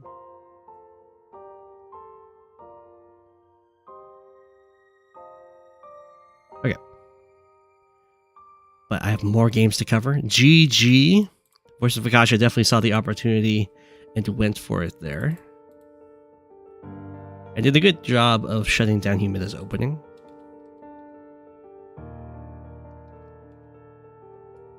We have Anelia versus CatWithYarn on Sahara.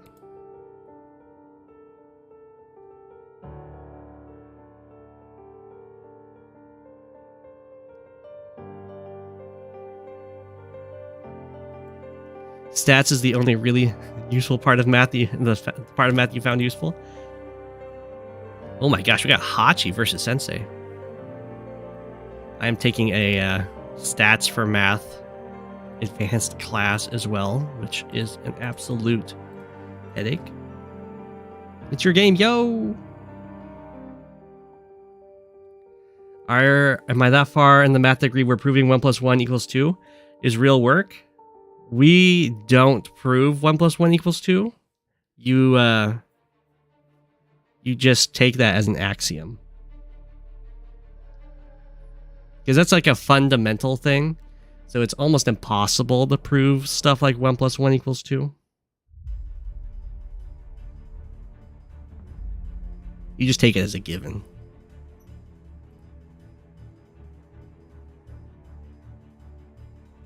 A lot of the problem is that there's nothing very solid to use beneath it, which is why there's like the joke really long, like 500-page proof or whatever to try and solve that or prove that 1 + 1 = 2 and fail to do so.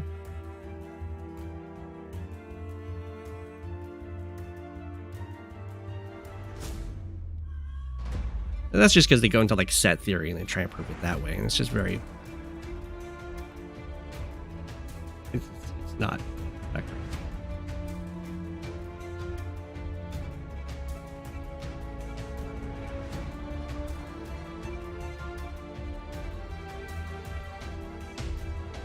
great. $10,000 page. I'm pretty sure they had like a 3-part textbook series tried to do it, and they claimed they did in 300 pages or something. That's fine. It's not worth it. Vlad the Impaler was your kind of philosopher. There you go. Alrighty. So we got Hachi versus Sensei, Anelia versus CatWithYarn, otherwise known as Shadow. You remember that you need to be very aggressive in the early game? Yeah. Definitely Sensei versus Hachi, you want to get a lot of damage done.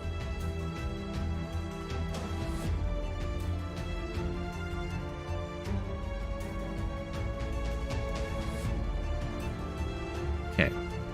So Hachi has a very good matchup against Sensei if the game can make it to like the mid or late game. If Sensei is able to like...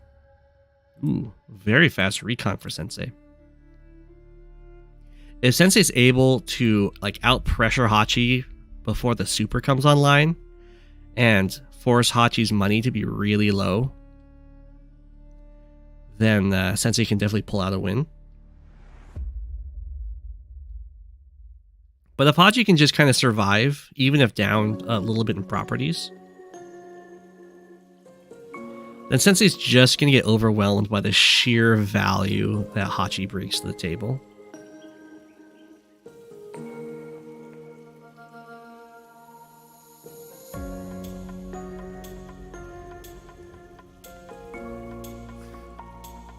There's people far more skilled at math and programming than I am playing Advanced Wars by Web. The math part isn't going to help you a ton. I mean, you do get like a more fundamental idea of how all the formulas work, but that's not that important for being good at the game. Okay, so I like this harassment from CatWithYarn. I would prefer if the recon could stop a capture, but it can't reach. So instead it goes for this infantry, slow that down. It would love to stop this guy because it's going to go for a capture next turn, but it is covered by a tank. We should see a lot of copters coming out for Sensei because, of course, they're very strong copters. And then I would like to see a lot of infantry bullying on this right-hand side and just kind of almost just walk at Hachi and take these cities. We'll see what the tank does. It moves into the center. The tank is built. I like it. Recon comes over here, covered by the copter. Definitely should have had Anelia. Definitely needed to build an anti-air this turn. Because Sensei copters are very scary. Okay, I would prefer if these guys started walking forward. Especially this guy. Like this guy can walk forward. Just leave this capture to this other infantry. Have this guy walk forward. He can go for this capture later. Because you want to contest this, and you especially want to stop that corner capture from ever happening.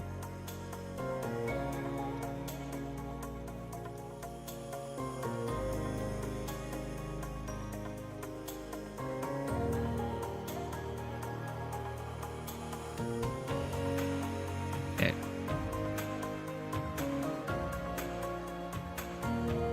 Ooh, Hachi goes straight for the fighter. Okay. For those who don't know, Hachi has a day-to-day of just units costing 10% less. And if Hachi uses the normal power, then for that turn, units cost 50% as much to build. And if Hachi uses the superpower, units cost 50% to build, and all of Hachi's cities can build as if they were bases. Which means... and also when units start costing 50% as much, that also affects all of the existing units, so your opponent gets half as much charge when they are hitting them. But because you you're like essentially creating value with your army, if you like stockpile money and then you use your super and you build a whole bunch of expensive vehicles or tanks or whatever on all of your cities, and then your super ends and those go back up to full price, and that means that you've essentially made enough stuff to give you your super again, and you can just focus on building up more money for your next one. And Shadow here decides to attack into the fighter. I believe this is to try and get, for one, it will injure this tank, and two, I think it's to get the Sensei power online.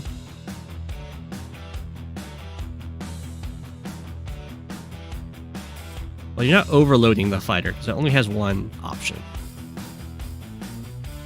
When you overload something, it's when it has multiple things it can attack, but it can't attack all of them.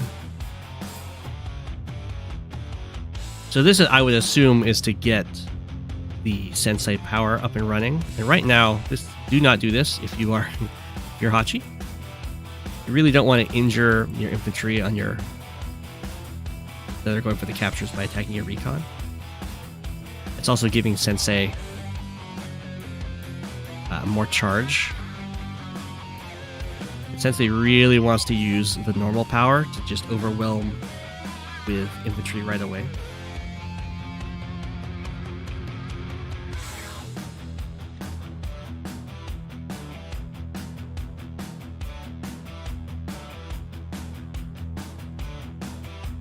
Okay, nice strike to generate power. Infantry moving up towards... Oh no! So I do agree with sending the infantry up here. You just don't want to stand on your cities. I guess if you're not gonna use the Sensei power, then it's fine to stand on your cities.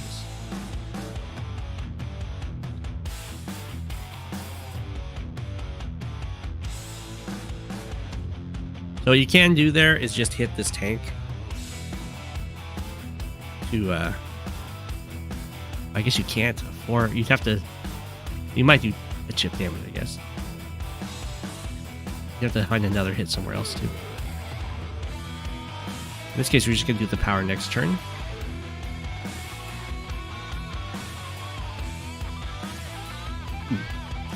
Anelia trying to protect the fighter from the anti-air here. Now, CatWithYarn can break through this pretty nicely with the normal power next turn. Anelia is going to make it into the corner here, which could be really a pain to take back once it's been captured. So CatWithYarn has a pretty strong turn that would involve breaking through here and hitting this fighter. Copter can hit the tank. And lots of infantry spawning to fight. Has to make sure to step off of the cities first.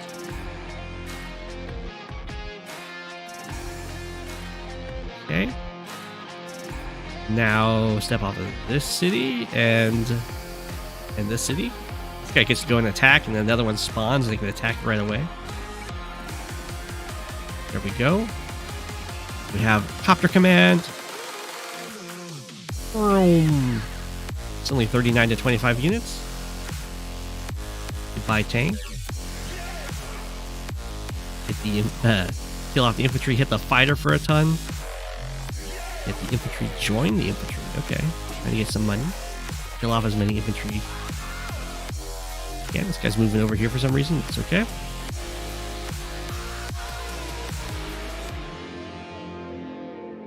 All right, looking good.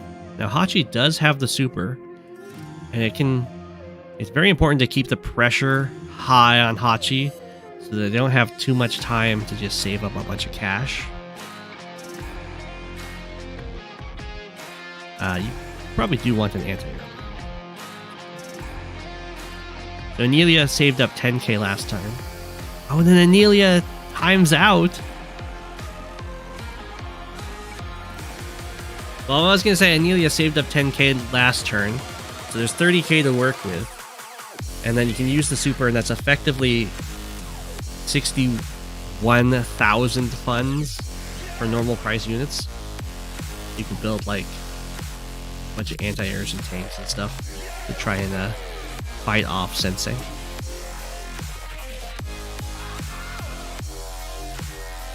Coward? I don't think it was coward. It's probably something that just came up.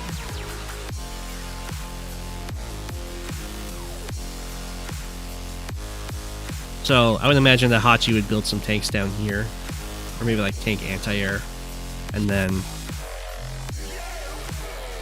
definitely some anti-airs over here to deal with all these infantry. It barely started, yeah.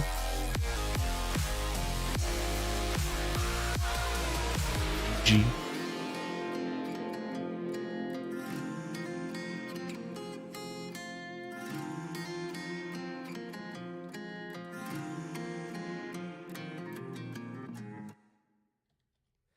We've got Other Berry versus Rip.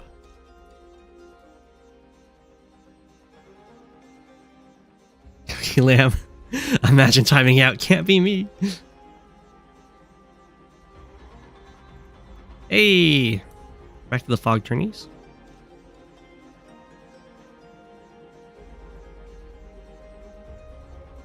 We have a Sasha versus Von Bolt. No Sturm. No Sturm here.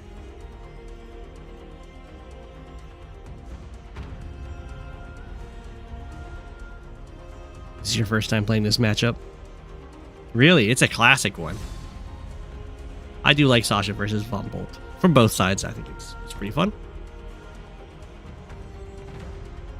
We've covered the map a few times. There's some very high value breaks on these pipe seams that both players are going to want to go for. And there's also 4 contestable comm towers with the corners often kind of flipping. There's double airports back here, which I'd expect Sasha to go for very quickly to start making use of that extra money. We have an interesting recon attack route for Other Berry here. Gonna hit on the double base side, which I imagine Rip would not expect and might not have a tank ready to deal with. It looks like we won't. Builds a recon up here. Usually I try and get as many infantry as I can for this area, because once the pressure starts, oftentimes this base is just constantly going to be building vehicles. The amount of infantry that you can get out will kind of be what you have. The recon kindly reveals itself. Other Berry Rip makes sure to put the infantry outside of the vision range of the recon. Then we have the tank. Ooh, this one is not outside of the vision range of the recon, so I'm trying to bluff that there's something covering this guy. Which isn't, like, impossible. Could be a tank here. 1, 2, 3, 4, 5. But Other Berry doesn't believe it. Goes in with the recon strike. Fine. Looks like the capture phase for Rip is looking pretty good. These infantry down here are just going to barely squeak on by the vision range of this recon. And it looks like right now the artillery is working on this pipe seam, which should give some pretty good info to Other Berry. And this infantry does get cleared out. And this recon joins in some harassment, but it's not so bad. So far, just the one. CD denied, and the tank is to come in here and hit the recon. Rip's own recon isn't doing too much up here, but it's getting some decent vision, making sure there's nothing coming up. I'm going to go for this comm tower right away.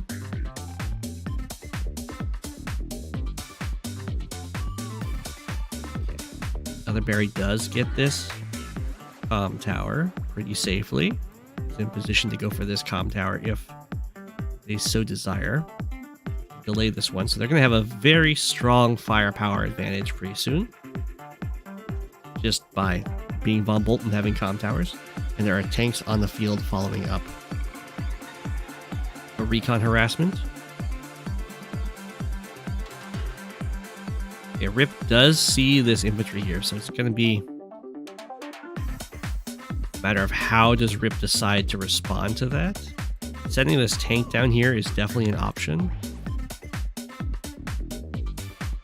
That's exactly what Rip decides. It does cover any hits that this infantry goes for. And it's also going to be really annoying for Other Berry to deal with. So it looks like Rip is going to focus on teching up rather than kind of flooding a ton of copters with the extra money. Ooh, Other Berry decides to go for the comm tower over going for the city interrupt. I like it.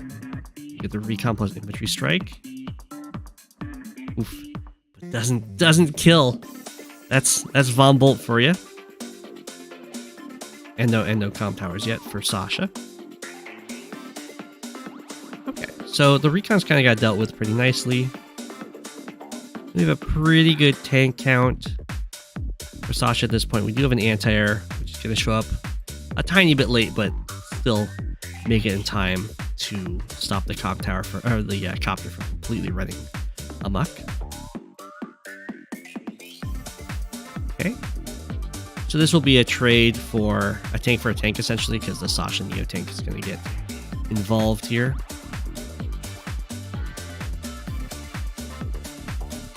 Okay, the Von Bolt infantry starts striking out.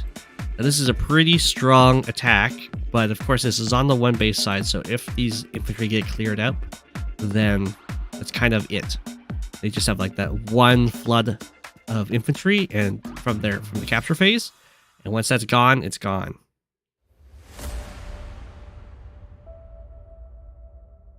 Which can be very rough to deal with. Another pipe is broken here, so Rip has much faster reinforcement routes currently. And the Neo tank comes in, hits the tank. Tower starts being captured. Anti-air enters the field. Rip goes for a market crash. I assume is going to either hit this tank or finish off the 2 health. Does go for that strike. And kill off this infantry. Very nice. And kill off that infantry. Very nice. Looking good. Just making sure not to overextend. The other berry does have a tank strike from the city onto the forest, which is pretty nasty. But this tank can always retreat to the HQ to heal up and be pretty happy with itself. But I do like the other berry setup here to now take this city during this. Down goes that infantry. Okay.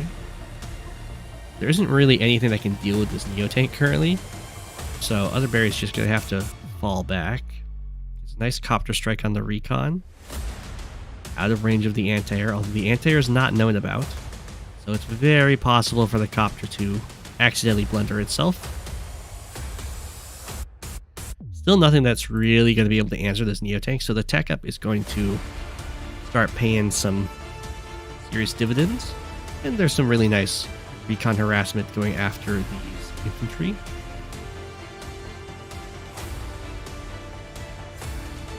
Okay. We'll see if the Neo tank just decides to fly up here.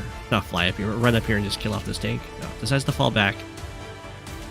Work more as a counterattack kind of unit.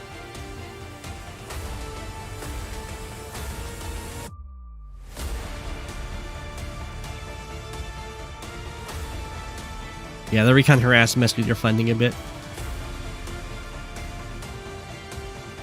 There was some sneaky tank movement, yeah. Transport copter, ready to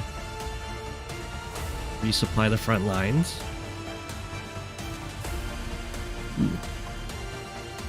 No respect for the Neo tank over here. Oh, anti-air is going to find its marks. This is going to be a very big swing turn on the top here for Rip, where other berries already kind of mission accomplished in this corner very nicely. Still no real response to the Neo tank, so just trying to rely on copters and a single artillery is gonna be tough. Yeah, so now this is gonna get taken out and we get another strike. Now with double comm tower, this Neo tank. Okay. That's a very fancy capture route. Finish off the tank, or not capture route, but attack route. Pathing. Order, there we go. The infantry roll hurt your soul.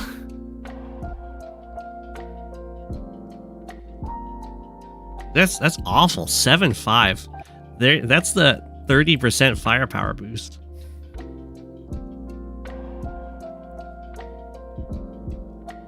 Why'd you go for the attack?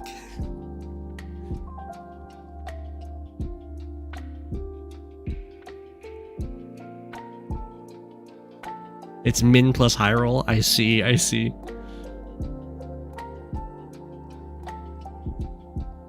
Were you expecting a 6/6 then?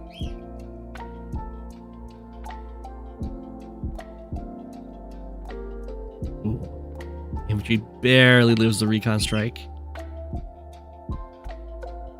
Other Berry is just engaging on this, which I think you really gotta fall back once the Neo tank is in play as much as it is. No fear attacking in. Does get to hit the artillery, which is pretty nice.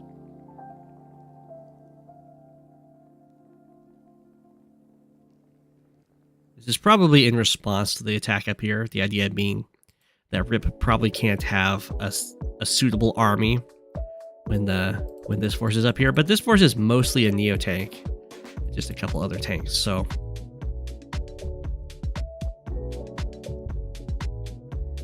it's very possible for Rip to still have a fighting force. Goes the recon, more captures, and now this HQ is under some serious threat.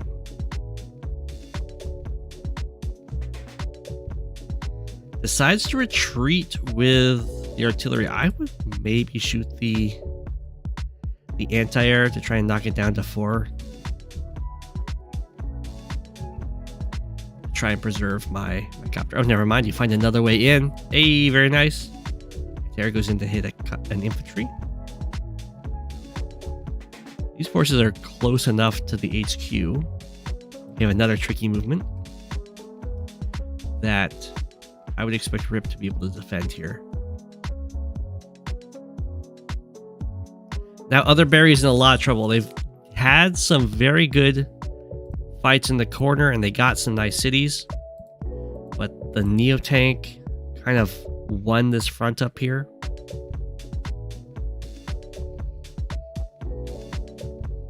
And now they're going for a desperation HQ cap. And this usually means that they're prepared to just resign. But they want to, go for the HQ cap. Because it might work.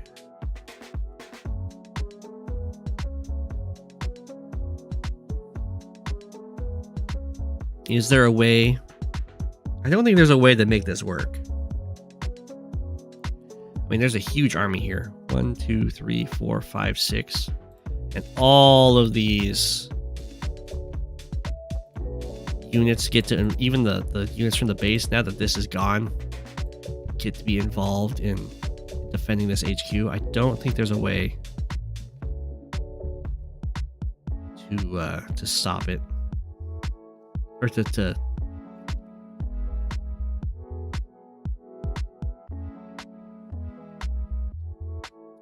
yeah, it doesn't even move anything up here.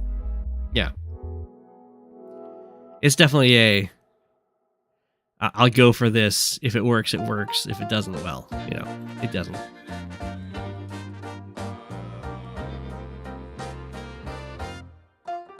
And yeah, it wasn't going to work. But I respect the attempt. There's pretty much no reason not to go for it.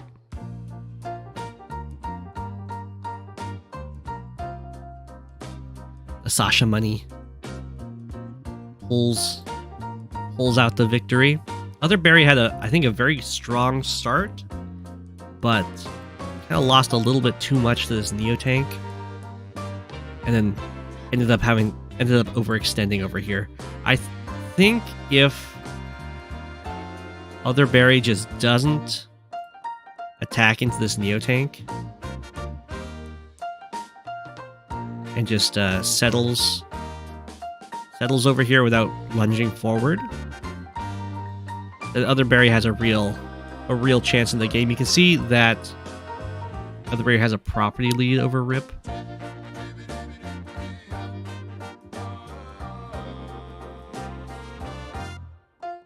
Although Rip was still up in money pretty nicely. But GG. How did you like playing Sasha? It's a pretty interesting matchup for sure.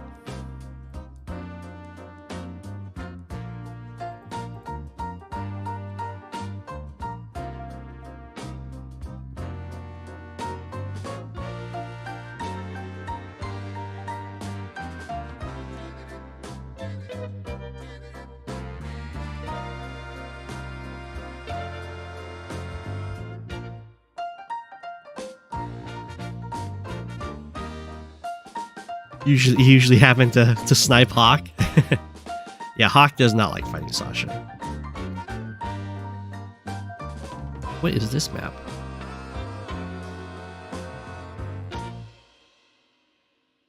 This is Charlie Surfs from Global League High Funds. Brasmac is Andy. Against Blue Games is Sensei. I don't think I've ever seen Andy versus Sensei.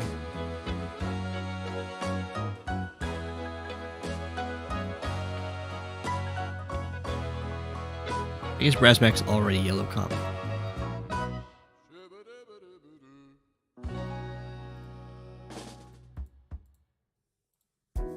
So I would expect Sensei to be advantaged here, but if Andy can get this to be into the late game with heavy vehicles, then I imagine he can get some work done, you know?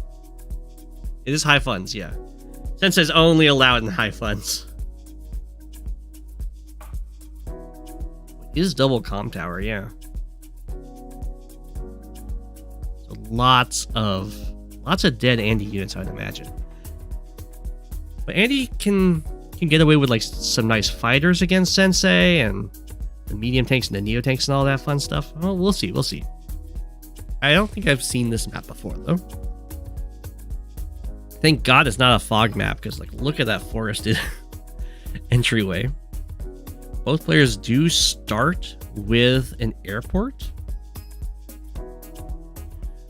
so I can expect to see day one transport copters. Okay, well, Blue Games definitely should have built a transport copter there, especially because Sensei has stronger transport copters. Brasmac builds a transport copter. Maybe Blue Games is thinking I'm going to go for a battle copter right away. No. Just didn't realize about the airport.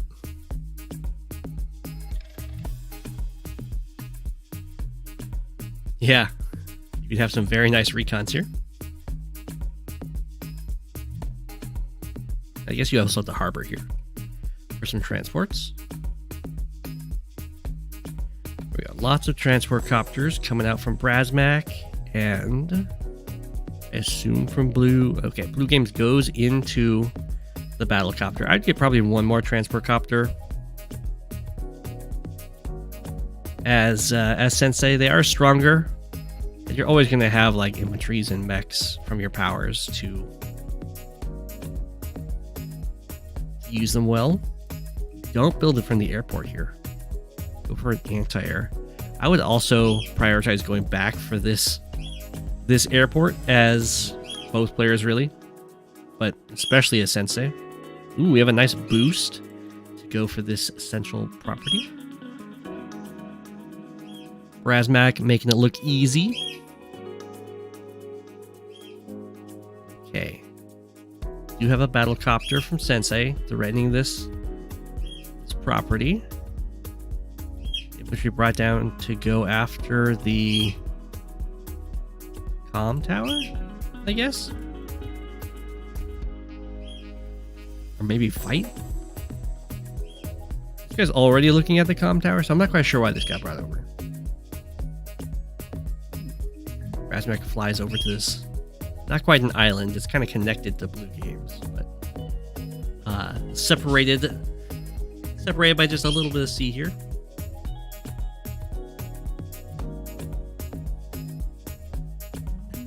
Yeah, Sensei's being a little too defensive with the infantry. You gotta go super greedy captures, especially the forward captures, so that you can spawn your infantry.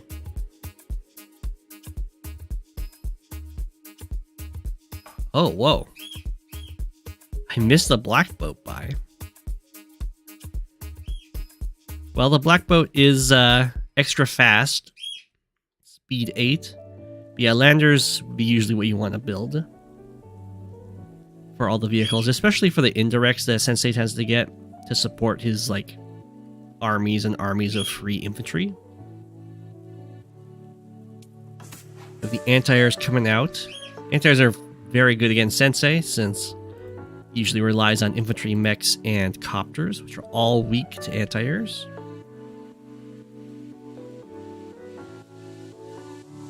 Okay, Brasmac's going to try and hold this city. Blue Games is really... not really far behind, but is far behind in the capture game. Ending their turn behind the city, rather than ahead by at least a city. Or even. Okay. Brasmac being nice and relaxed. There's no reason to rush it after all. Every turn that Brasmac is to build vehicles and units and isn't getting swarmed by a max unit count Sensei is a good turn for Brasmac. And we have very fast Mega Tank, day 8. The whole point of the map is skipping the heavy mid-terrain by land or transport past the choke. 1, 2, 3, 4, 5, 6 to go here. I guess 7 for Sensei.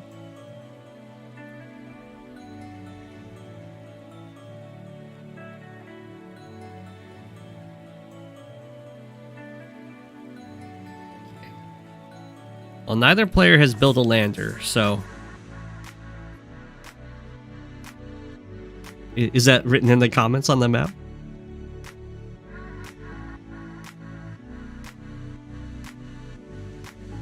Alright, I like this. Threatening this area that's cut off from Brasmac's main forces.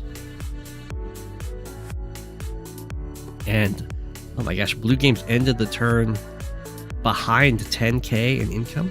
Not what you would like to see.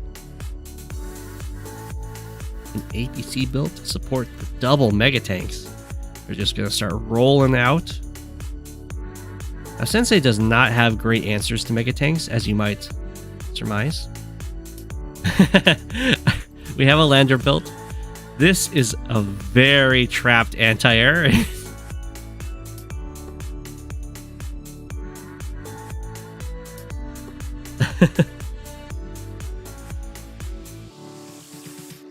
It's written in the Google document that's supplied with the high funds rotation. So I like this trap that Blue Games has set up against Brasmac's anti-air.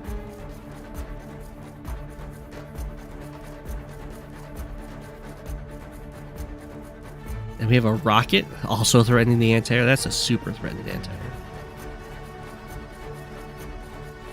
But so far, Brasmac has successfully avoided giving Blue Games enough charge to get a power. And they're already at 34 unit count. Assuming this is a map with a unit count limit of 50, Sensei is very quickly going to have essentially no power, which is not what you want at Sensei. Mega Tank, Sensei's own. Still getting used to this lander. Brasmac has a black boat. And now has a lander, okay.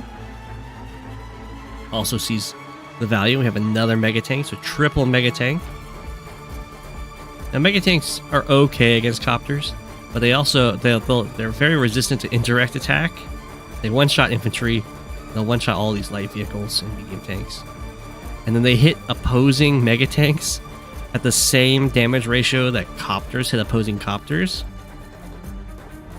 So they beat each other up very effectively.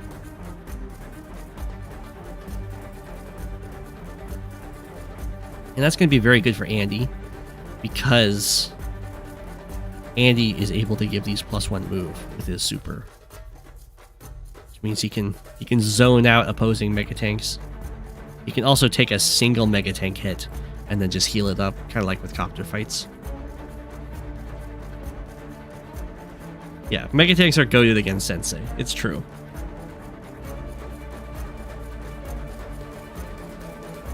It is true. Oh no, the black boat. Another mega tank is built. Okay, Brasmac kills off a Sensei infantry. I like this. Deploy the anti-air up here, where it's safe from being attacked by opposing anti-airs. Then the mega tank says hello.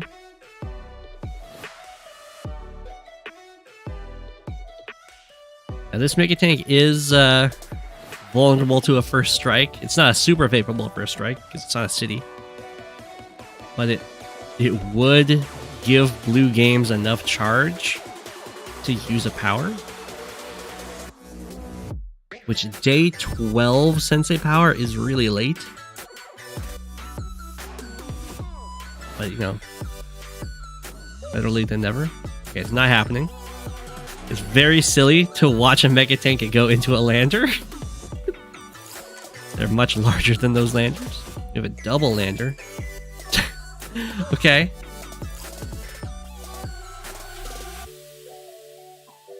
That's a very lazy mega tank. He refused to go onto the city itself and wanted the lander to do it.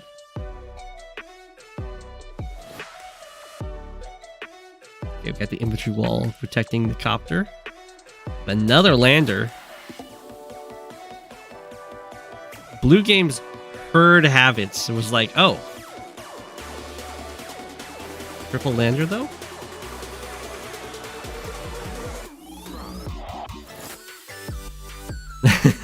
Slash roof. This lander can fit so many mega tanks. You can also try draining their ammo, yeah.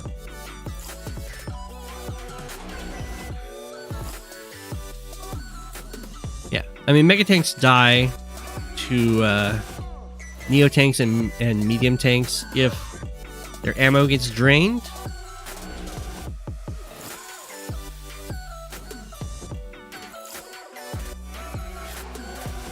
They only have 3 shots. So if you ever have like weakened units, especially in fog, if you have like some low health recons around, those are very useful.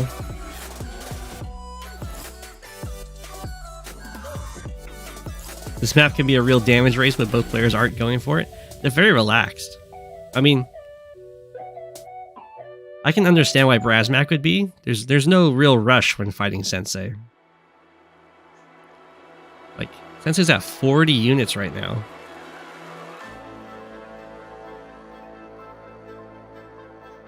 $14 of which are infantry. Has the same number of infantry as Andy.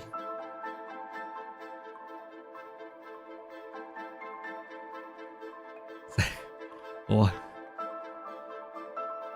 So anyway, usually when you're playing Sensei, you're very aggressive early on, so that you can use your power early on to get a very large unit count lead and kill off all your opponent's infantry. It's a chance for peace. We are still at 3 landers for blue games. 1 black boat. Which is 1 black boat, 1 lander for Brasmac. In they go. Mega tanks say hi. Oh. Anti-air takes a shot at an infantry. Another shot at an infantry. Another shot at an infantry. Mega tank kills an artillery. Just that one, though. That's all Brasmac wanted.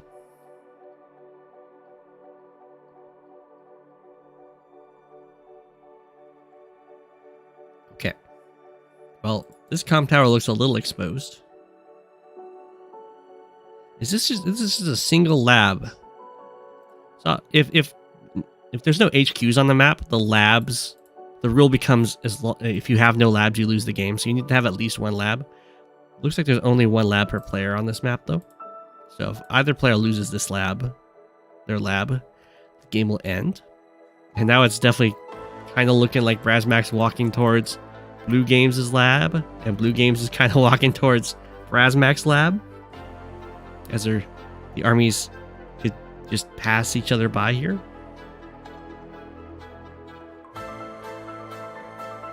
I think gets dropped off.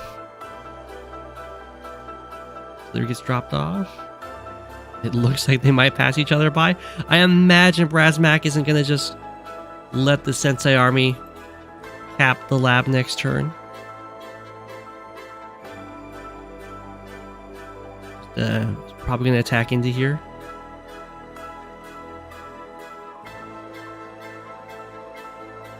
Decided to run way up here. It's a little weird. Okay, we do strike in. Kill off that infantry. Kill off that infantry, yeah. Well, as long as all the infantry die, and Blue Games doesn't have very many cities in the center that are uncovered.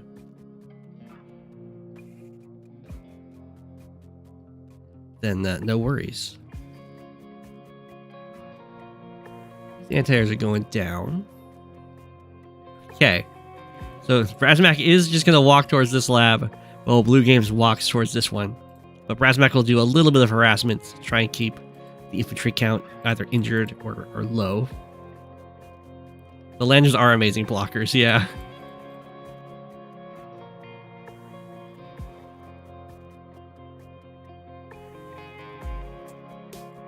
They can block off these mega tanks completely.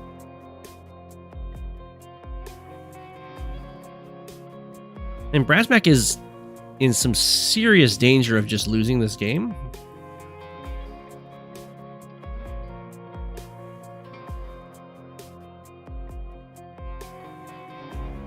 Infantry will get dropped off. So Landers block the way. I mean, this looks very, very scary. The base over here, way over here, so there's no indirect going to be built in time. Brasmac probably should have joined these guys together right here, so that Brasmac could use the super to heal up to 10 and reach the lab in a turn. We have the battleship from Blue Games. And the first Sensei power. Up to 50 units. Join some together. Well, there is a rocket here actually guarding this lab.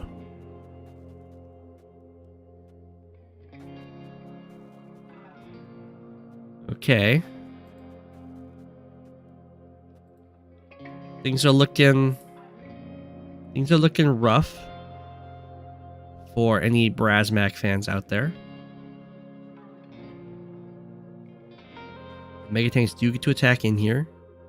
Copter takes up a definitely inconspicuous location. We have the hyper upgrade.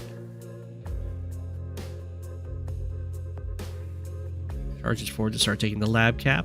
Kill off the copter. Attack into the anti-air. Kill off the anti-air. Go for the comm tower. So this did very... Oh my gosh. I didn't expect the mega tank to one-shot the lander.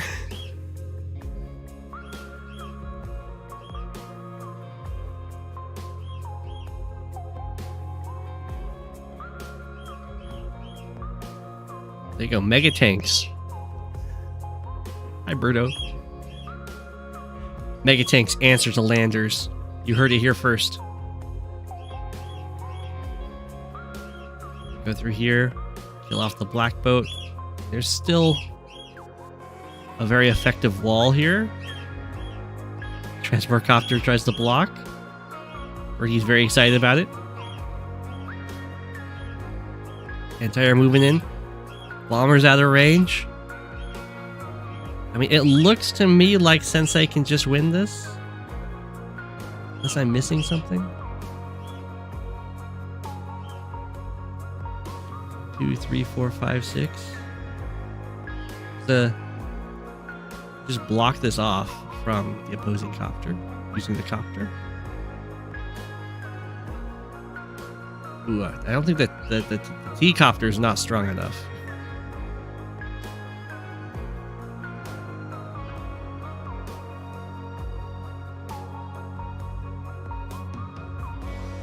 Okay. Mega Tank kills Mega Tank. Mega Tank kills Anti-Air. The rocket. This is not I think it has to be a copter. A T-copter.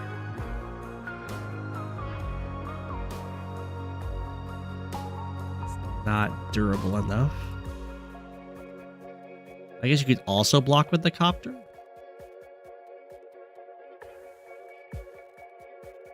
Airborne assault. Okay, this looks like... I'm trying to see if I'm missing something, but it looks like it's just GG. 1, 2, 3, 4, 5, 6, 7. Unless a Mega Tank one-shots a T-copter.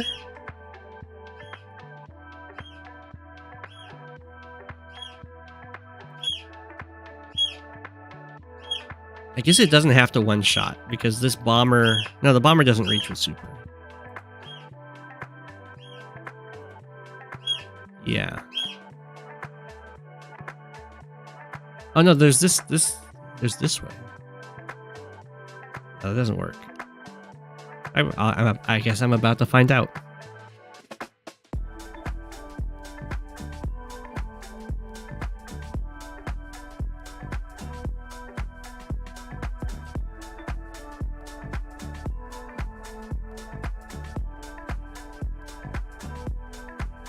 Okay.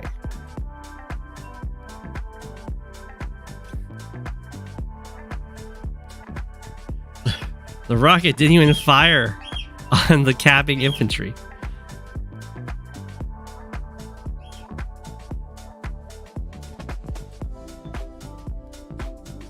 Okay, so Brasmac can get the super, I think, from the fights down here.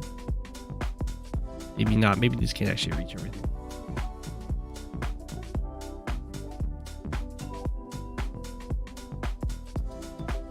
Gonna sacrifice a lot of stuff to try and get the super. Don't see how the super actually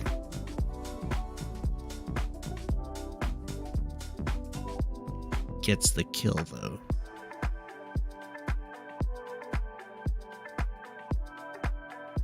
Sacrificing the medium tank.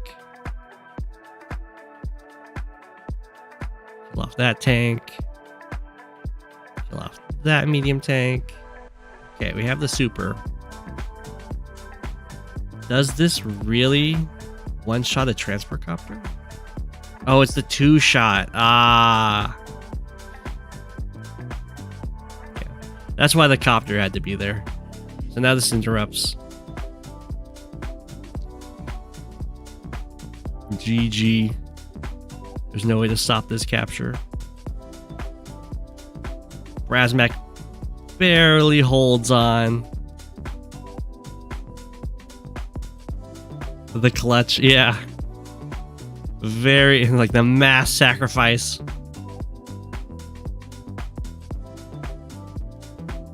Blue Games almost had it.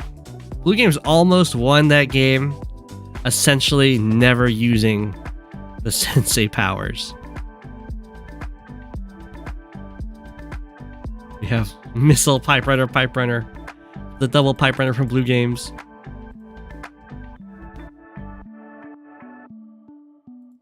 Blue Games was eliminated by capture. GG. What a game.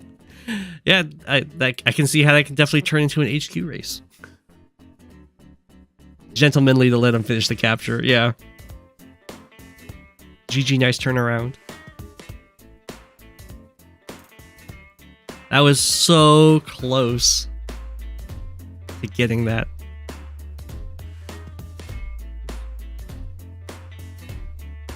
20 minutes over. Okay. I'll call it there then.